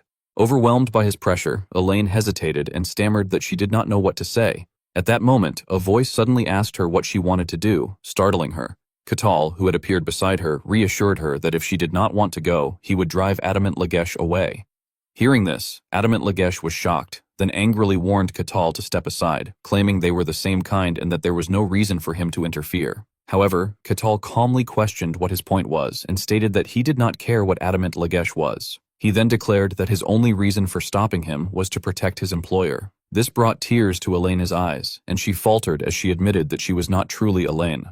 Clenching her hand in pain, she began to confess that she was merely something else, but Kakao interrupted and told her that, to him, she was Elaine. He explained that he did not know the Elaine who had existed before, and that the one who had hired him and stayed with him all this time, the one he intended to protect, was the Elaine standing right in front of him. Shocked and confused, Elena looked up at him, and Kakao, glancing at her, asked again what she wanted to do, addressing her sincerely as Elaine. After a long moment of silent contemplation, though still in tears, she finally gathered her resolve and declared that she did not want to go back. Understanding her decision, Kakao sighed in relief, smiled, and told Adamant Lagesh that he had heard his employer's answer. This caused Adamant Lagesh to frown in dissatisfaction before letting out a cold laugh. Suddenly, his demeanor changed as killing intent surged, and he declared that it had come to this. Kakao glanced behind him and instructed Patrick to take care of Elena. Immediately, Lich escorted Elena and Aaron away to a safer distance. Seeing this, Adamant Lagesh angrily remarked that Kakao seemed to be enjoying himself, to which Kettle cheerfully admitted that he actually was. Concealing his gaze beneath his hat, Adamant Lagesh thought that Kettle exuded the aura of an extraordinary mage, while Kettle wondered what kind of magic his opponent would show him. Adamant Lagesh then unleashed a surge of blue energy and warned that Kakao would regret standing in his way. Raising his hand, he began chanting ancient spells, but before he could finish, Kakao suddenly charged forward and struck him in the face with a powerful punch. This left Adamant Lagesh utterly shocked as blood splattered from the impact. Kakao raised his fist and declared that the first rule of fighting a mage was to kill them before they could cast a spell. However, the blood on Katao's fist suddenly evaporated and transformed into glowing particles that drifted away. Realizing this, Kakao remarked that it was just as he had thought. The red particles gathered and reformed Adamant Lagesh's body, prompting Kakao to observe that normal methods did not seem to kill him. Having been revived, Adamant Lagesh was bewildered and questioned what had just happened, internally noting that Kakao had been so fast that he could not even react. Meanwhile, Kakao probed him, wondering whether there was no limit to his regeneration. At that moment, the ground near Kakao cracked, and two massive stone structures rose up beside him, forming towering figures. Surprised, Kakao exclaimed that Adamant Lagesh could do such things as well. Immediately after, the two massive structures slammed together, trapping him between them. With glowing red eyes, Adamant Lagesh raised his fist in fury. Suddenly, a thick root burst through the stone and shot outward before whipping back and binding his earthen arm. Startled, Adamant Lagesh shouted for it to turn to ash, and flames instantly engulfed the root, burning it fiercely. Witnessing this, Elaine cried out in fear for Kakao, while Lich calmly analyzed that Adamant Lagesh was repeatedly casting spells that consumed enormous amounts of mana, speculating that his mana might be restoring itself to its original state. Observing further, Lich concluded that a mage with infinite mana would cause a massive uproar if revealed, but also noted that Adamant Lagesh had chosen the wrong opponent. At that moment, something burst out from the blazing flames, shocking Adamant Lagesh, who realized that Kakao was an immeasurable monster. Unbeknownst to him, Kakao had already appeared beside him and mockingly questioned whether mages were truly supposed to be this strong, adding that this was fun. In the next instant, Kakao struck again, shattering Adamant Lagesh's head and sending blood flying. Standing beside him, Kakao withdrew his fist and watched closely to confirm whether his opponent was truly dead. Once more, the blood on his hand turned into red particles and drifted away, prompting Kakao to remark in confusion that this was indeed strange, even as Adamant Lagesh's voice called him a monster. The particles gathered again and reformed Adamant Lagesh, who furiously demanded to know what Kakao was. Kakao casually replied that he was just an ordinary barbarian, which caused Adamant Lagesh to grind his teeth in anger and accuse him of making pathetic jokes. Rising into the air, Adamant Lagesh declared that the probing was over and that he would now fight with his full power. At the same time, streams of blue energy rose from the forest and converged toward him as he announced that he would attack with everything he had. Looking up from the ground, Kakao responded with excitement that he was now truly looking forward to it. As Adamant Lagesh unleashed his magic, the wind was said to have swept the leaves into the sky, while below, Lich was described as erecting a protective barrier for Eileen, Aaron, and a soldier. Kakao was described as tilting his head back in astonishment, thinking that an experienced mage could even conjure natural disasters. As he faced the Vishal vortex created by Adamant Lagesh, he was said to have inwardly marveled that such magic was impressive. He then smiled brightly and expressed his gratitude, saying that thanks to him, he had gotten to witness something interesting. It was then described that Kakao lifted his foot and stomped down violently, causing the ground to explode as mana energy roared and tore through the earth, sending a shockwave toward Adamant Lagesh, who was said to have crossed his arms to block it. Under the blinding light of the mana, Adamant Lagesh's pupils were described as shrinking in shock. After a while, white smoke spread everywhere, and Eileen was said to have fallen to the ground in fear despite being protected by Lich's barrier. Lich himself was described as frowning in astonishment, thinking that he had not sensed any mystical energy at all and questioning whether that destruction was merely the result of Kakao stomping his foot. On the other side, Adamant Lagesh was described as coughing heavily and thinking in disbelief that it was nonsense and that his magic had been defeated by a barbarian like him. He was said to have gritted his teeth, declaring that it was absolutely impossible, yet before he could react, Kakao had already rushed toward him. Adamant Lagesh was described as widening his eyes in alarm, just as Kakao struck him with a powerful blow. Amid the red dust, Kakao was said to have opened his eyes in doubt when Adamant Lagesh admitted that he was strong, but insisted that he could not be defeated. Kakao acknowledged that this was true and that normal methods would not be enough. Looking at a torn piece of cloth in his palm, he was described as considering his next move before asking, "What about this?" Adamant Lagesh was said to have been confused and irritated by the question. Suddenly, Kakao clenched the cloth, and a burst of mana energy erupted around him, sending shockwaves in all directions. He then observed that the cloth had turned into multicolored powder, which astonished him. Adamant Lagesh was described as staring in horror as Kakao remarked that he understood, then showed him the powder and asked whether that was his true nature. Enraged, Adamant Lagesh shouted that Kakao would pay for it, while Kakao calmly asked if he wished to continue, warning that from that point onward, he would also be risking his life. Adamant Lagesh was said to have been sweating and speechless as his body gradually disintegrated into red sand. In fury, he declared that Kakao would pay the price before vanishing completely. Kakao was then described as silently watching the remaining particles. The following day, Kakao was said to have set off with the bound soldier along with Elena and Aaron, while Aaron followed behind, visibly worried. Kakao curiously wondered whether that was it as they arrived before the gates, which were identified as the Kingdom of Denian. Lich then stated that this was as far as he would go, explaining that since it was a foreign country, it would be awkward for him to enter. Kakao responded with understanding and apologized, but Lich reassured him that he had expected this from the beginning and that traveling together had been enjoyable enough. Kakao expressed that he was glad to hear that and hoped they would meet again, to which Lich replied that they likely would and that it would not be long before they did. Kakao was described as watching Lich's departing figure for a long time, while Elena and Aaron also looked on with regret. Later, inside the city, a soldier was said to have shouted for Kakao to halt, warning that he was at the border of the Kingdom of Denian and ordering him to step back. Katal found this reaction unsurprising, thinking that it was the usual response, but before he could reply, Elena stepped forward and demanded that the gates be opened. She was described as presenting herself with authority, introducing herself as the first princess of the kingdom of Lutane, Elena Mavrochi, and declaring that she had come to see King Barbosa Dinian. Hearing this, the soldier was said to have been shocked. Inside the royal castle, Katal was described as lying comfortably on a large bed, thinking that he had unexpectedly been granted a guest room thanks to Elaine. He remarked that it was not bad and noted that, for now, he had cleared the quest. A system message then appeared, stating that the 758th quest had been completed and that rewards would be distributed. Katal wondered seriously what the reward could be, noting that he did not recall ever receiving anything directly before. At that moment, a knock on the door drew his attention, and Elaine entered in luxurious attire, asking whether he had a moment. Katal sat up, welcomed her, and invited her to sit. After some time, as they sat across from each other, Katal asked how it had gone. Elena looked down sadly and said that it had been decided that she would have an audience with King Barbosa the next day, adding that once that happened, everything would be over. Katal responded thoughtfully that it might instead be just the beginning. Elena acknowledged that this could be true before calling his name. She then asked whether he knew what had taken over their kingdom. Katal replied that he had his suspicions. Finally, Elena, visibly anxious, asked him to tell her what exactly had happened to their kingdom and what she herself had become.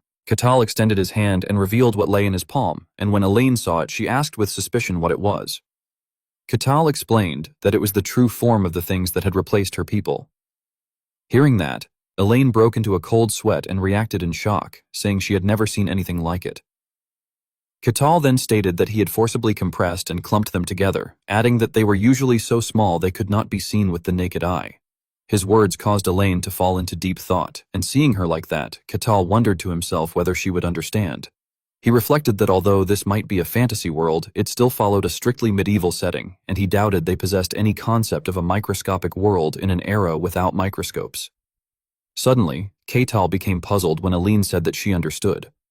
Closing her eyes, she explained that mana and aura were also invisible to the naked eye but could be seen once concentrated, and she supposed it was a similar concept. Hearing that, Katal was inwardly astonished, realizing she had grasped it, and he thought that rather than science, this world operated on magic. Looking down with concern, Elaine continued hesitantly, and Katal told her that she could think of it as her entire existence being converted into a collection of those tiny particles from head to toe. As he continued, saying that it extended from her heart to her brain and from her bones to her blood, Elaine became increasingly horrified. She clutched her arms, trembling and stammering in fear, as though engulfed by a shadow. Noticing her state, Katal asked if she was all right, which startled Elaine back to her senses. She apologized nervously, and Katal reassured her that he understood and that it was not a pleasant thought. Observing the glowing powder, Elaine then asked whether those particles were dangerous. Katal calmly replied that they were fine, explaining that their functions were currently suspended and that they seemed to break down when exposed to strong physical force. He then suggested that, for simplicity, they should be called nanos, explaining that each nano was an independent entity, and that rather than a single organism, countless entities gathered to form the shape of a human. He added that this was why they did not die even when their bodies were damaged, comparing it to how water does not die when a lake is slashed with a sword. This made Elena uneasy, and she asked if that meant they were immortal. Katal responded calmly that one could say that, and that it might explain why they had no concept of death. Suddenly, Elaine exclaimed that something did not make sense, arguing that unlike them, she was afraid of dying. She reasoned that if what Katal said was true, she should also be unable to comprehend death. Katal acknowledged that she made a good point, and after a brief pause, he concluded that she was probably a mutation. His words left Elaine stunned and sweating. Time passed, and sunlight shone upon the magnificent castle. Katal lay leisurely on a bed with his legs crossed, wondering whether they were speaking to the king at that moment. Closing his eyes, he pondered the idea of the king, imagining a ruler of a fantasy world who supposedly received mystical powers from a god. And he found himself curious about what such a person would be like, thinking he would like to meet him. At that moment, there was a knock on the door, and someone entered. Katal looked over in confusion as the man addressed him as a barbarian and informed him that His Majesty wished to see him. The man, introduced as the Sword of Dinian, Maximus, stared at Katal with an unfriendly gaze. Shortly afterward, Maximus led Katal along and warned him that although His Majesty might have permitted it, he should still show basic respect for the sake of his own life. Katal replied with a smile that he would keep that in mind. After a while, Maximus announced that he had brought the barbarian before His Majesty, and the man on the throne ordered that he be sent in. As Kakao entered the grand hall, what he saw caused him to widen his eyes in surprise. Elena was already present, standing before the king. The king of the kingdom of Denian, Barbosa Denian, asked if he was the barbarian who had escorted Princess Elaine. Kakao bowed politely and said it was a pleasure, introducing himself as Kakao the Barbarian. His words shocked Maximus, and even the king himself was taken aback before quickly composing himself. Barbosa then remarked that just as Elaine had said, Kakao was quite different from ordinary barbarians. Kakao smiled casually and replied that he had heard that before, while inwardly noting that barbarians here were no different from those in the White Wasteland. At that moment, something caught his attention, and he looked curiously at the figure in a black and red robe beside the king, calling out the name Patrick. Elaine reacted in surprise, while the figure, Lich, was startled as the king introduced him as Kakao, the tower master and ruler of the Great Magic Tower. Kakao pointed out that Patrick had been a citizen of the Barcan territory and questioned why the man was now being introduced differently. The Lich hurriedly bowed and insisted that he was indeed the tower master and had never heard the name Patrick before, claiming that Kakao must have mistaken him for someone else, though inwardly he panicked about how Kakao had figured it out. While the Lich broke into a cold sweat, Kakao appeared confused before eventually bowing and admitting that he must have been mistaken and apologizing. The Lich forced a smile and said it was fine, thinking to himself that Kakao had likely only been testing him. He reasoned that the puppets he controlled did not merely look different, their mana patterns and even their personalities were completely distinct, so there was no way Kakao could have deduced the truth at a glance. Even so, the Lich remained wary as he observed Kakao, thinking that even if he were an entity from the demonic realm, he should not have been able to see through such perfect magic. Meanwhile, Kakao noticed the man's evasive gaze and concluded that he clearly did not want to be exposed, deciding to let it slide. Kakao then turned to Elaine and asked how the human declaration had gone, and she hesitated before answering. At that moment, a voice rang out in the hall, declaring that they were human.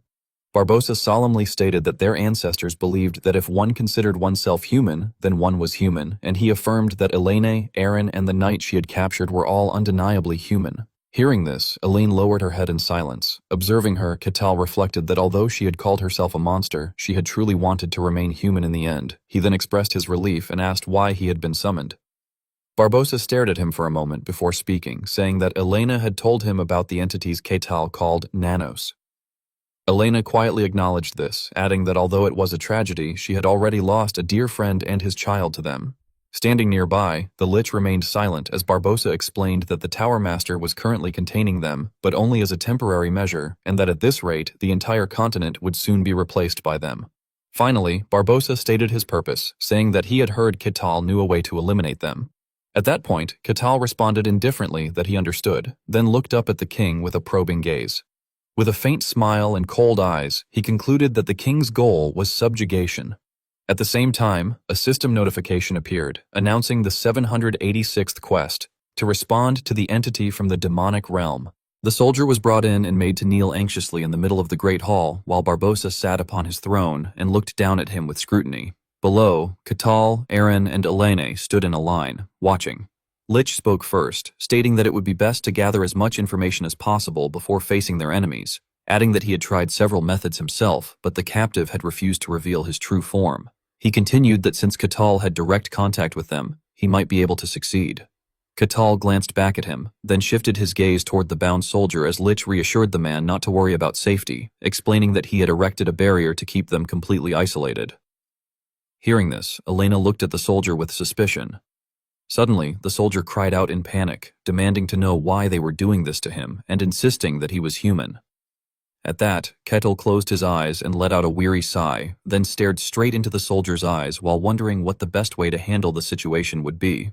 His eye suddenly turned purple, and he decided to himself that this approach would suffice.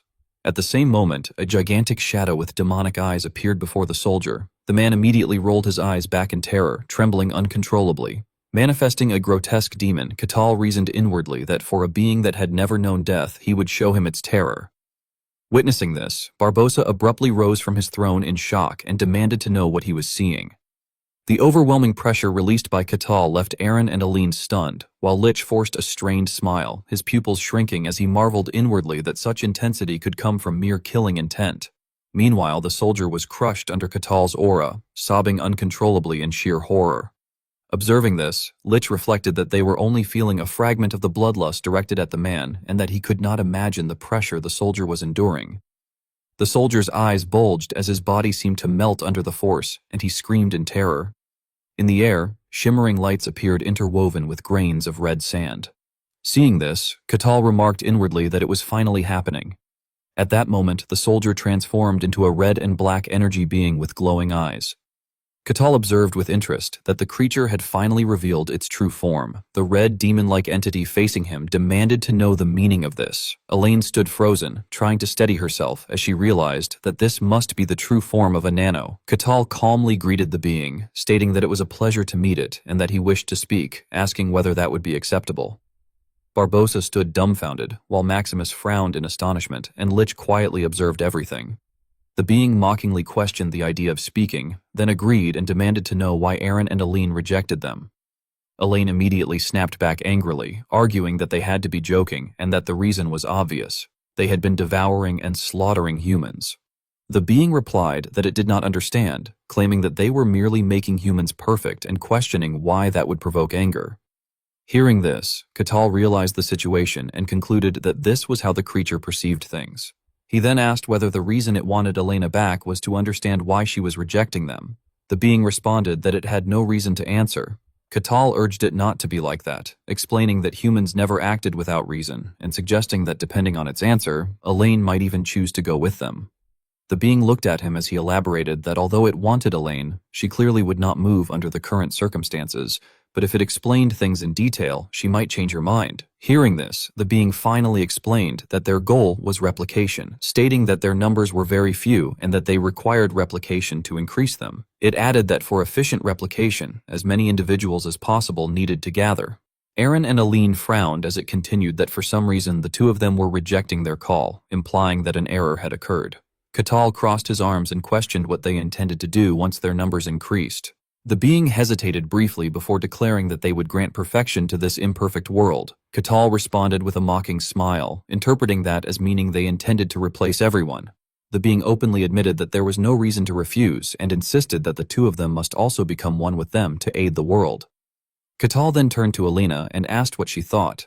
She met his gaze sharply, thought for a moment, and firmly declared that she refused, stating that she had no intention of joining such beings. This angered the entity, which accused Kakao of deceiving it. Kakao denied this, asserting that he had never tricked it. Enraged, the being threatened to devour all of them. It suddenly launched a red and black energy attack toward Kakao, only for it to be stopped by an invisible barrier, leaving it confused. Lich calmly mocked it, pointing out that they had not come unprepared. Realizing the situation, the being cursed them in fury. Lich then snapped his fingers and declared that it was enough. A blue cube appeared in his hand, expanded, and trapped the entity inside. He stated that he had gathered all the information he needed and added that they would finish the rest of the discussion in his laboratory as he retracted the cube.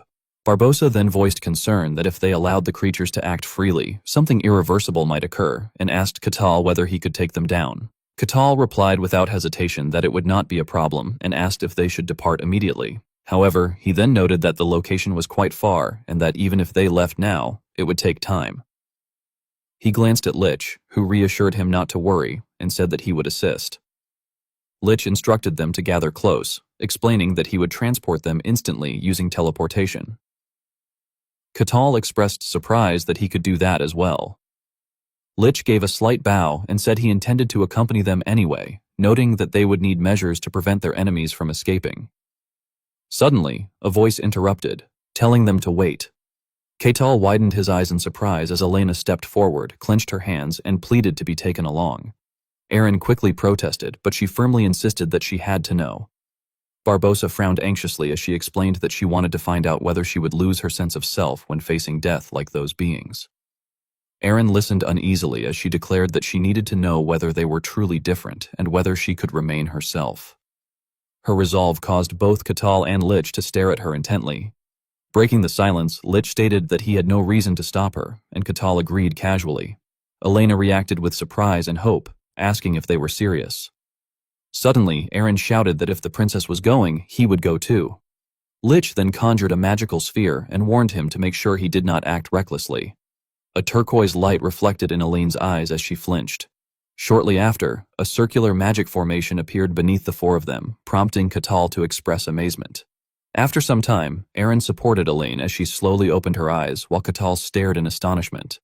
Lich cheerfully led them along an open-air path, signaling that it was time. Stopping before the massive gates of Lutane Royal Castle, he asked if they were ready to begin. Before entering, Kakao carefully confirmed once more by asking whether they were truly sure about this. He expressed concern that a commotion like that would draw a great deal of attention. Lich merely shrugged and confidently assured him not to worry, explaining that he would set up a barrier around the castle to block both sight and sound. Upon hearing that, Kettle's eyes lit up as he excitedly exclaimed in disbelief that such a thing was actually possible, while inwardly marveling that magic truly was incredible. Meanwhile, Lich focused intensely, half closing his eyes as he prepared to cast the spell. In the very next instant, a crimson glow shone from deep within his eyes before he calmly announced that it was done. Whereas Kettle had been thrilled moments earlier, he now stood there blankly and asked in confusion whether Lich had actually done something. Seeing his bewildered expression, Lich explained that he had already enveloped the entire castle grounds in a barrier, adding that not even an ant could leave the place without his permission, and that a spell of that level only took a moment for him to cast. Hearing such reassurance, Kakao could only praise the feat as impressive. Lich's imposing figure reminded him of what a true tower master was like, and he quietly reflected that this was the power of a hero-class mage. At that thought, the corner of Katao's mouth slowly curled upward as he admitted to himself that he truly never grew tired of this world. Kakao then slowly stepped forward and declared expectantly that there would be no problems now. Curious about his intentions, Lich asked what he planned to do. Staring at the enormous sealed gate before them, Kakao boldly suggested that since they were visiting someone else's home, they should start by knocking. Those words caused Elena Mavrochi to hesitantly question what he meant, but before anyone could say another word, Kakao immediately activated his magic. He concentrated all the pressure into his legs, causing deep cracks to form in the ground beneath him. In the next instant, he shot forward at terrifying speed, prompting Princess Elena Mavrochi to scream in fear. Immediately afterward, the only sound remaining in the air was the violent shriek of splitting wind as Kakao charged directly toward the massive castle gate ahead. As he rushed forward, he loudly chanted, "Knock, knock," before raising his fist high with a savage, murderous glare. The moment Katao's punch struck, a deafening explosion erupted. The force was so overwhelming that the castle guards and chunks of stone from the wall were blasted into the air. Looking at the destruction he had caused, Kakao smirked in satisfaction and casually excused himself. The horrifying spectacle left everyone else pale with shock, each of them inwardly cursing that insane barbarian. As the smoke from Katao's devastating punch gradually cleared, the castle gate had completely vanished. The ground was littered with the corpses of guards and shattered debris, while the most noticeable sight was the enormous trench stretching from the gate deep into the inner courtyard. Facing the chaos before him, Kettle merely clenched his fist calmly. Across from him, a silent gaze observed the entire scene. Suddenly, Adamant Lagesh shouted in outrage, calling the whole thing absurd and accusing Kettle of being completely out of his mind for doing something like that. Recognizing him, Kettle cheerfully greeted Adamant, saying it was good to see him again. However, before he could finish, Adamant furiously roared as powerful magic gathered around his staff. Yet before the attack could be unleashed, Kettle smirked meaningfully and remarked that it was too bad. With a mere snap of his fingers, he immobilized Adamant Lagesh, leaving the man horrified. Although Kettle still wore a smile, his voice turned cold as he warned that he had not come there to see him today. The instant those words ended, a tremendous explosion rang out. Adamant took the hit directly and was hurled backward as blood sprayed through the air. Within seconds, his entire body was burned to ashes. Recovering from the shockwave, the surviving guards stared in terror with widened eyes. Looking toward the opposite side, Kettle slowly spoke as though addressing someone unseen, warning them that they had better show themselves soon. At that moment, the ground began radiating intense heat as fragments of stone floated upward into the air. Even the living bodies of the guards gradually dissolved into crimson smoke, causing one of them to scream desperately in terror. Not far away, Lich silently observed everything. Sensing the distortion in the surrounding space, he quietly warned that it was finally revealing its true form. The entire castle itself was slowly disintegrating within the crimson current, prompting Lich to murmur suspiciously that this was the entity of the demonic realm which had replaced the entire castle. He wondered aloud what exactly it was. Strangely, neither Elena Mavrochi nor Aaron seemed affected by the crimson smoke at all. This caused Lich to silently wonder whether the princess and Aaron were somehow safe because they were not reacting to the collective consciousness. He eventually concluded that the princess's fears had not come true and that, just as Kettle had hoped, they seemed different from the others. He added that if they had not been different, both she and Aaron would already have become part of that thing. As soon as Nanos appeared, it angrily demanded how Kakao dared interfere with what it called their mercy in such a manner.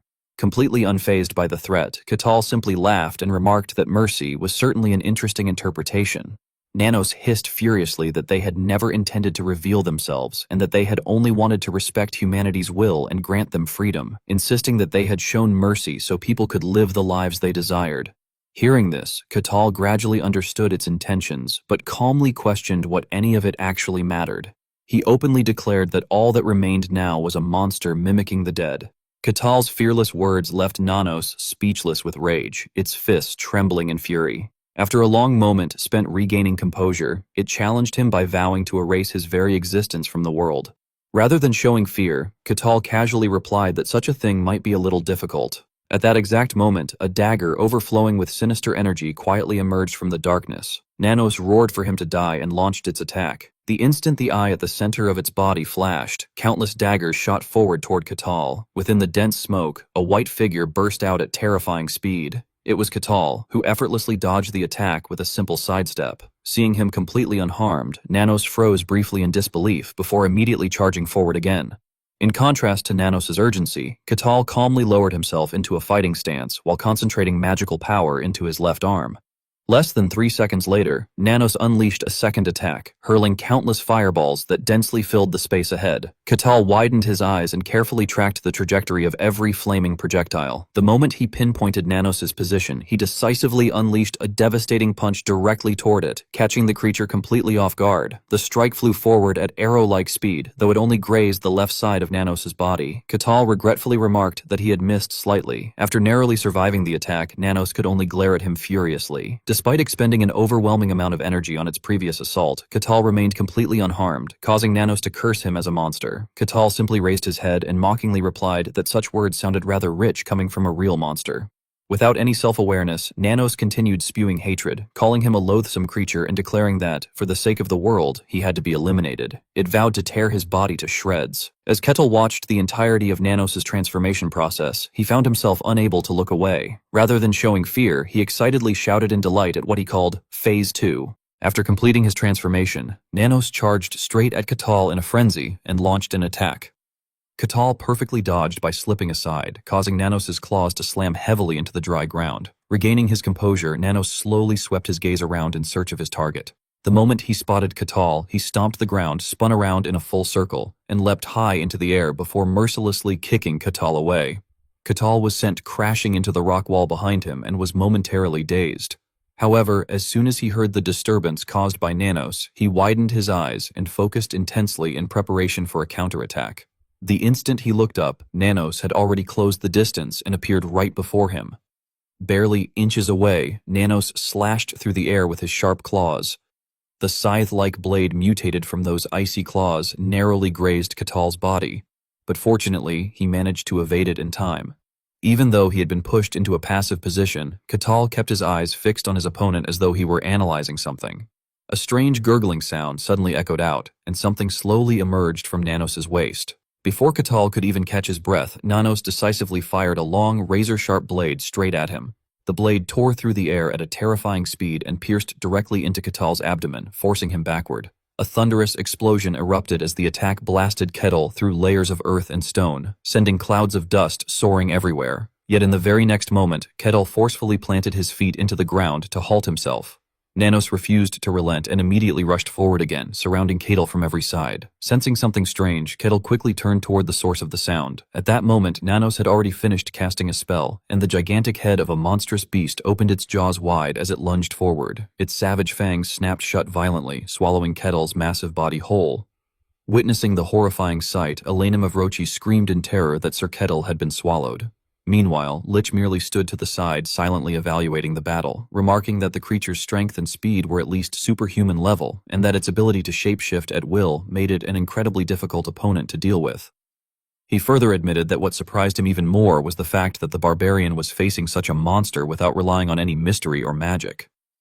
Although it seemed as though the battle would end easily, Kakao merely smirked from within the beast and praised Nanos by saying that he had a lot of tricks and that it was fun to watch. The moment he finished speaking, he unleashed his power. In less than 3 seconds, Kakao tore apart the monster's head and burst straight out from inside. Calmly, he adjusted his clothes as though nothing had happened, leaving Nanos visibly irritated. Nanos swept his gaze around and locked onto his target, only to realize that Kakao had vanished from sight. In the very next instant, Kakao suddenly appeared behind him, spun around, and raised his fist high. Before Nanos could even notice the movement, Kakao's punch smashed directly into his jaw with overwhelming force. After taking the full blow, Nanos collapsed heavily onto the ground in agony, unable to utter a single word. The sheer impact scattered the crystal fragments covering his body in every direction, and before they even touched the ground, they dissolved into smoke and vanished into the air. Nanos struggled to stand back up and forced himself to continue fighting. Seeing his miserable condition, Kakao mockingly asked if that was all he had got. Instead of replying immediately, Nanos silently observed him for a while before growling that it seemed he would have to use his full power to take Kakao down, even if most of them had to be sacrificed in order to erase him from the world. Watching Nanos desperately pour out the last remnants of his magic power, Kakao indifferently wondered to himself whether this was merely a desperate final attack and questioned if this was truly all the beings of the demonic realm could do. He even remarked inwardly that it was nothing compared to the White Wasteland. Nanos then roared loudly and unleashed his ultimate attack with tremendous momentum. Completely unfazed, Kettle instead praised the fight by saying that it had actually been pretty fun. As soon as he finished speaking, the axe in his hand carved a massive slash through the air. Both attacks hurtled toward one another and collided mid-air, producing a gigantic explosion that shook the surrounding space itself. When the dense smoke finally cleared, only Kettle's imposing figure remained standing proudly. The sight left Princess Elena Mavrochi utterly horrified, and she could do nothing but stare at him in fear. Even Lich, a holy mage, was deeply shaken by what he had witnessed. The remnants of Nanos weakly muttered that Kakao should never have existed in this world, and with those final words, the last traces of his body faded into nothingness. Immediately afterward, the system displayed a new notification announcing that the 786th quest had been completed and that rewards would be distributed. Approaching Kakao, Lich coldly remarked that he had certainly made quite a mess of things. Slightly surprised, Kakao turned back toward him. Looking at the now silent surroundings, Elena Mavrochi hesitantly asked whether it was finally over, and Kakao nodded, replying that it certainly seemed so. Worried, she quietly asked whether he was all right.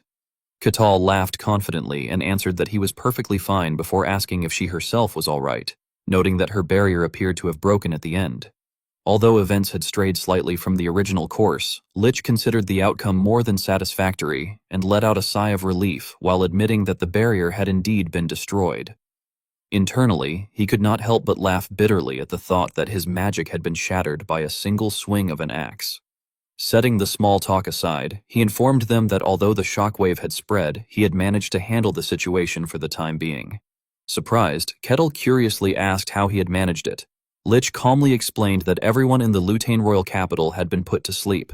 Hearing this, both the princess and the royal butler were rendered speechless. Kettle himself was stunned and blankly repeated whether such a thing was even possible.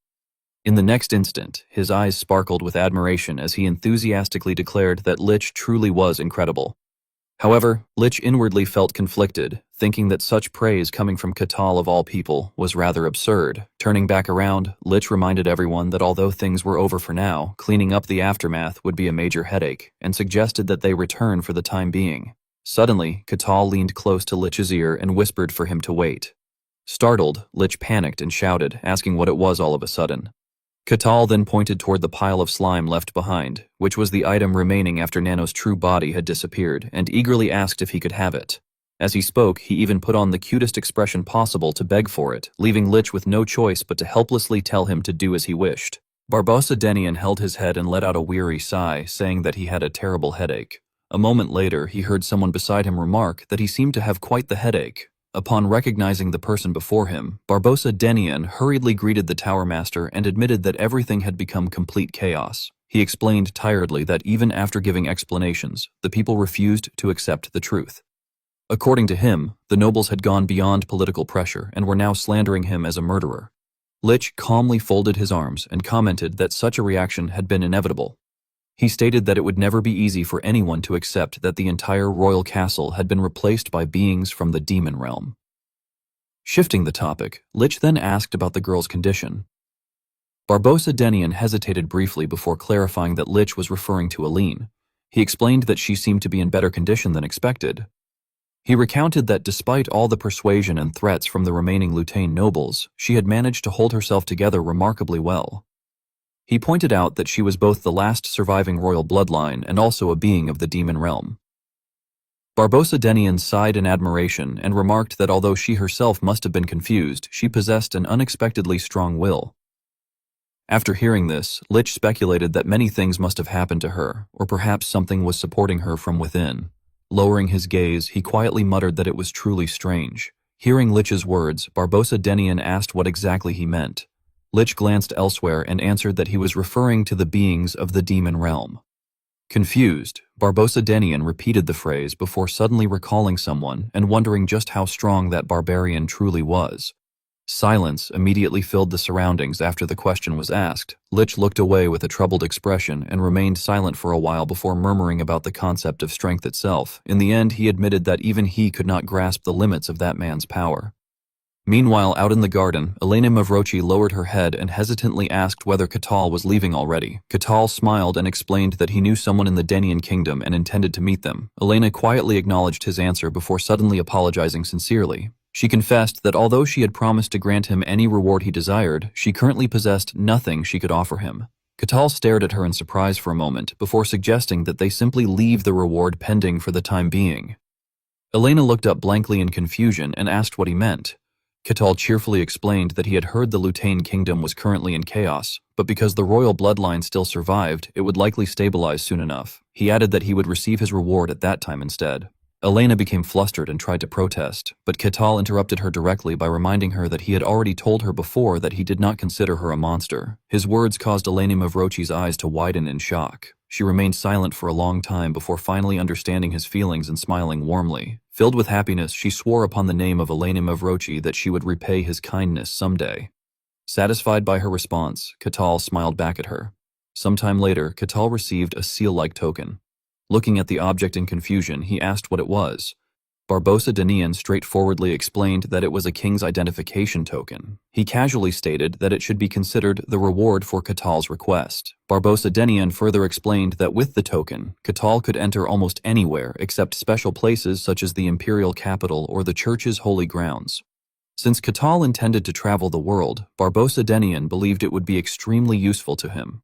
Upon hearing the explanation, Kakao's face brightened immediately. He enthusiastically thanked Barbosa Denian, while inwardly rejoicing that the item would make his fantasy world journey much easier. Afterward, Kakao departed and soon found himself amazed by the scenery surrounding him. He repeatedly exclaimed in admiration at the impressive sights before happily observing that the capital of the Denian kingdom was far larger and cleaner than the Barkan territory where he had stayed previously. Suddenly, someone from behind shouted for him to stop. Kakao quickly turned around and saw guards approaching aggressively while demanding to know who he was and ordering him to state his identity. Kakao stood there in confusion, unable to understand what was happening, while the two guards maintained extremely serious expressions. After a brief silence, Kakao remarked inwardly that the situation could not be helped. He confidently presented the identification token, which emitted a bright flash of light that dazzled the guards. The two soldiers immediately bowed their heads and apologized nervously.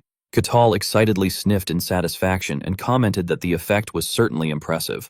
As he continued walking, he wondered where the place he was searching for might be located. At another location, someone slammed a table in irritation and concluded that the other party was essentially saying they had no money to repay the debt. The person across from them confidently admitted that this was correct. The other party helplessly remarked that this meant repayment was currently impossible. Milena of the Akasha family sternly questioned why the man was acting so proudly despite the situation. The head of the great Diablos family arrogantly crossed his arms and declared that he was the head of the great Diablos family and would never become pathetic over mere money. Milena narrowed her eyes in annoyance and coldly pointed out that the Diablos family was already on the verge of collapse because of that mere money. Hearing this, the head of the great Diablos family immediately became enraged and accused her of being rude.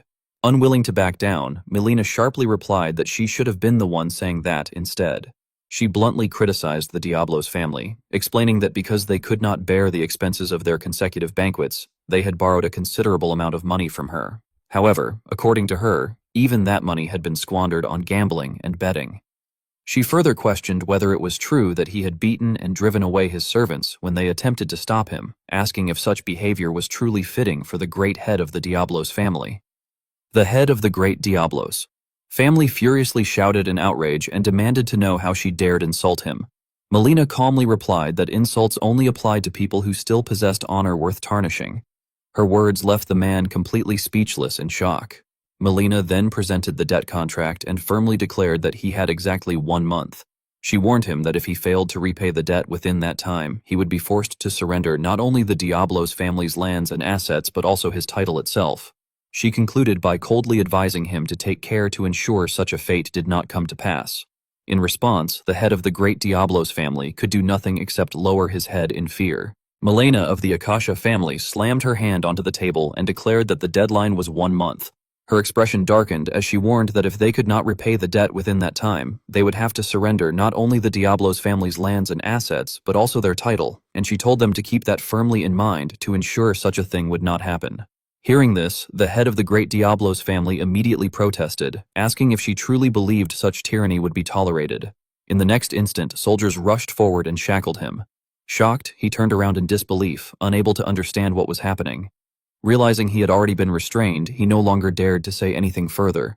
Melina of the Akasha family calmly stated that she had merely informed him in advance of the lawful procedures according to the laws of the Denian kingdom, and that if anyone was committing tyranny, it was him for refusing to repay his debts. The head of the great Diablos family could only stand there blankly and accept it. She then turned and gave a slight nod to the guards, causing one of them to tense up immediately in response. As the head of the great Diablos family was dragged away by the guards, he shouted frantically, demanding to know if they truly would not let this go.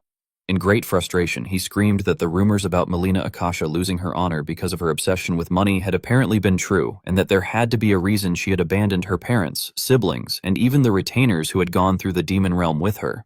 Upon hearing those words, Melina Akasha's expression darkened. The door closed behind them, leaving her alone inside the room. A voice suddenly called out to her, addressing her as "my lady," and asking if she was all right. A servant cautiously peeked through the door with a face full of concern. Melina Akasha lowered her gaze slightly before tiredly replying that she was fine. After letting out a sigh, she asked what was next on the schedule. The servant awkwardly reported that the next task was inspecting the mansion being held as collateral, which was about a 20-minute walk away. Melina Akasha quickly decided that they should inspect it immediately and ordered them to move out. From the bright morning until dusk, time passed steadily. Outside a large mansion, Kakao stood admiring the sight before him and remarked that this was the place. His eyes gleamed with excitement as he proudly placed his hands on his hips and commented that it was huge, adding that it seemed she had truly succeeded.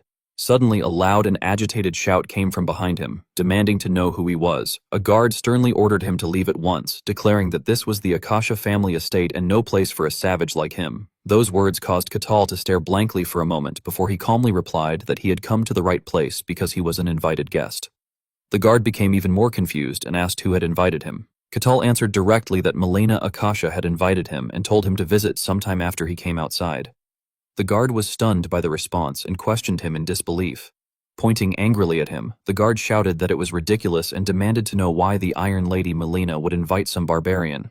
Confused, Kakao repeated the title Iron Lady in question. Thinking back to Melina Akasha's face, he wondered inwardly that she had not seemed like that to him. He then placed an item into the guard's hand and explained that she had given it to him and told him to come visit. Seeing the object in his hand, the guard became speechless. The stone emitted a sparkling light as the guard's expression turned serious and contemplative. After a moment, the guard suddenly let out a laugh and remarked that Kakao had presented it so confidently that he had assumed it was something important. Then, becoming strangely enthusiastic, he loudly announced that an honored guest had arrived and ordered everyone to move aside. Meanwhile, Melina Akasha sat quietly inside her room. A guard knocked and entered, reporting that a guest had arrived. The sound of her pen scratching across the paper continued without pause as she coldly responded that she did not recall having any appointments that day. The guard became even more bewildered and hesitantly tried to explain, but she quickly cut him off and stated that it would have to wait until tomorrow. Calmly, she reminded him that she was busy and instructed him to tell the guest to return the next day. The guard stammered again, trying to protest, but Melina Akasha became irritated and asked if her words had somehow been difficult to understand. Frightened, the guard immediately bowed and assured her that he understood, saying he would tell the guest to wait until tomorrow. With that, he hurriedly closed the door and left in fear. Melina Akasha set her pen down and let out a long, weary sigh. After leaving, the guard lowered his head apologetically and explained to Kakao that he would have to wait until tomorrow. He cautiously added that the basement room was the only space left, Katal casually replied that it was fine. Looking around with admiration, he remarked that a basement was nice. Inwardly, Katal thought that it felt like the kind of room where secret meetings would take place, and even wondered if there might be a hidden chamber somewhere. As time slipped by, night eventually fell. A glass of wine sat on the table, while Melina Akasha lowered her head sadly and murmured that being an outcast abandoned by both family and retainers was not entirely inaccurate. Covering her face as though she might burst into tears, she quietly admitted that it was not completely wrong.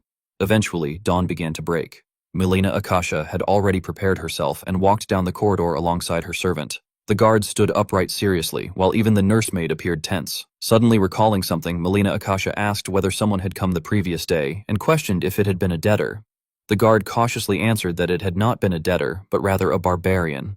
Hearing that, Melina Akasha widened her eyes slightly in shock and turned around in confusion, asking what he had just said. Her entire expression showed disbelief. Her footsteps quickly became hurried as she muttered that there was no way it could possibly be him. This reaction greatly shocked the guard, who anxiously called out to her. Without hesitation, Melina Akasha burst through the door and rushed inside. Her eyes widened in overwhelming shock. Katal casually turned his head toward her and uttered a simple sound of acknowledgement before cheerfully exclaiming that it was Melina. Smiling warmly, he told her it was nice to see her again. Melina Akasha stared at him in astonishment and cried out Katal's name in disbelief.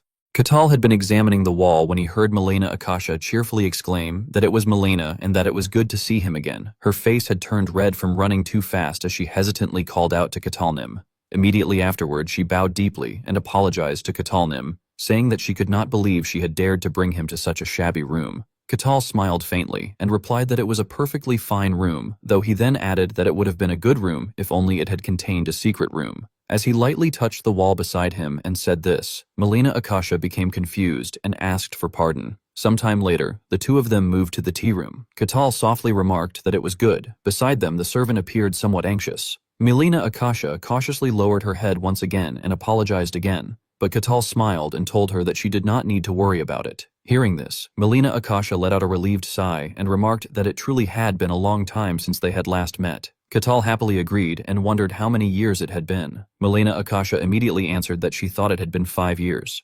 Katal closed his eyes and reflected that it had already been that long, and that time truly flew. Melina Akasha's eyes brightened as she asked whether the problem Katal had once said prevented him from leaving had been resolved properly. Katal explained that it had been solved perfectly, and that, thanks to that, he had been able to escape that horrible place. Melina Akasha happily responded that she was glad things had worked out for him and commented that he himself seemed to have become quite successful. Outside, the brilliant sunlight streamed into the room. Katal suddenly brought up the topic of how, while staying in the basement, he had heard a rough explanation from the guards that the trading caravan from back then had become a huge success and had rebuilt her family in an instant. Melina Akasha lowered her head shyly and answered that it was all thanks to Kettlenim because if he had not helped her back then, she would never have crossed the snowfield.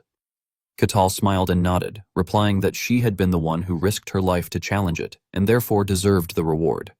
However, Katal's expression suddenly became serious as he asked whether the butler had changed. He stared at the servant standing behind her, while the servant frowned back at him unpleasantly. Looking at the saddened Melina Akasha beside him, Katal remarked that it was not the old man he had seen in the snowfield. Melina Akasha darkened and quietly answered that he had left in order to serve her family members. Katal understood at once and commented that there seemed to have been certain circumstances involved. Melina Akasha regretfully admitted that it was because she had been lacking. She then added that, more importantly, things had been so hectic that she had been unable to greet him properly. Placing her hand over her chest in a solemn manner, Melina Akasha formally introduced herself once again as Melina Akasha, the 22nd head of the Akasha family. Katal stared at her blankly for a moment. She then stood up, lifted her skirt respectfully, and declared that she would warmly welcome Katalnim, the benefactor of both herself and her family, as their honored guest. With a polite smile, she welcomed him once again. Afterward, Katal was guided to another guest room. On the table sat a plate of freshly washed grapes.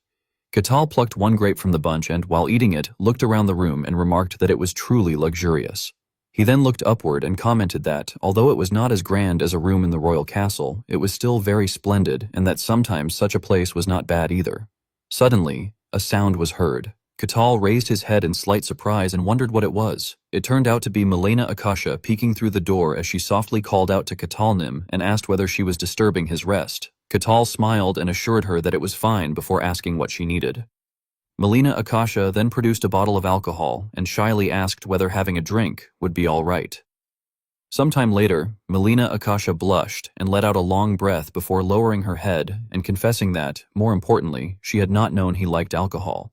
Katal thought of his military unit and laughed as he replied that he was used to it, then added that he also had not known she liked alcohol. Hearing this, Melina Akasha fell silent for a moment. Lowering her gaze, she admitted that rather than liking it, she drank in order to sleep. Looking at the empty bottles scattered across the table, Katal commented that it seemed she had worries weighing on her mind. Melina Akasha remained silent with a troubled expression. After a while, she finally asked whether Ketil Nim knew what she had done after leaving the snowfield. Ketil calmly replied that he only knew she had engaged in various investments and businesses. Melina Akasha then explained that she had succeeded with a trading caravan crossing the white snowfield, and that, just as Ketil had predicted, she had gained real authority.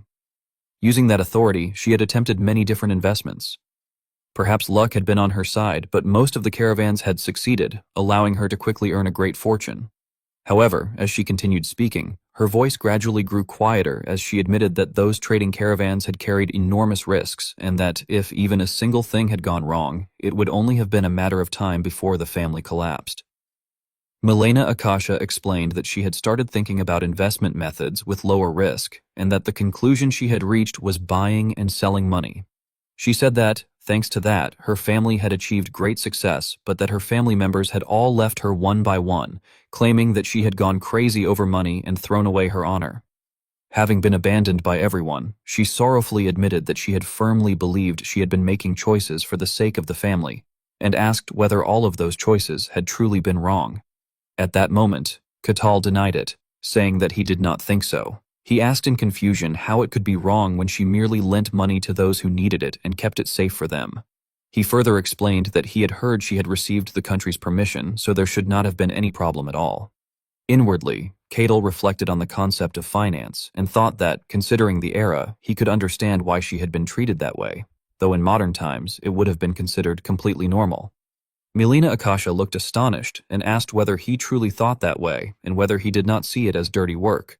Katal calmly confirmed that of course he did not, explaining that she had not broken any laws, so there was no reason to call it dirty. Instead, he added that one could even say she had raised her family's name even higher by accumulating such wealth. Blushing with embarrassment, Melina Akasha softly called out Katal's name as she recalled the moment one of her servants had tried to leave.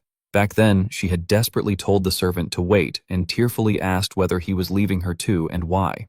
However, the servant had apologized and admitted that he thought it would be difficult to continue serving her any longer. As tears fell into her wine glass, Melina Akasha sadly murmured that she now understood and that perhaps she had not been wrong after all. Crying with happiness, she confessed that, in the past 5 years, Ketil had been the first person to ever say such words to her. Meanwhile, outside in the silent hallway, a maid paced back and forth anxiously. Earlier, Melina Akasha had instructed her not to disturb them because she had important matters to discuss with her guest that day. Even so, the maid remained uneasy, thinking that although the family head had ordered her not to interrupt tonight, she honestly wondered whether the family head even understood her own position. She believed it was already bad enough for a noble lady to bring a barbarian into the mansion, and now they were together so late at night as well.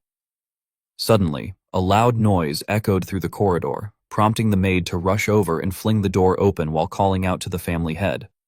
However, when she realized nothing serious had happened, her voice gradually softened. Inside the room, Melina Akasha was sobbing as she insisted that she had done everything for the family.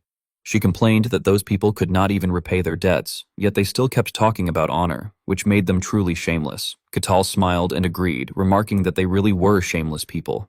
At the same time, however, he secretly felt somewhat impatient and wondered how long he would have to keep listening to all of this. Growing even more irritated, Melina Akasha exclaimed that it was true and continued ranting that there had also been another person who had behaved the same way. From outside the room, the maid witnessed the entire exchange. Quietly stepping back, she gently closed the door again to leave the two of them alone, while inwardly telling herself to forget everything she had seen that day.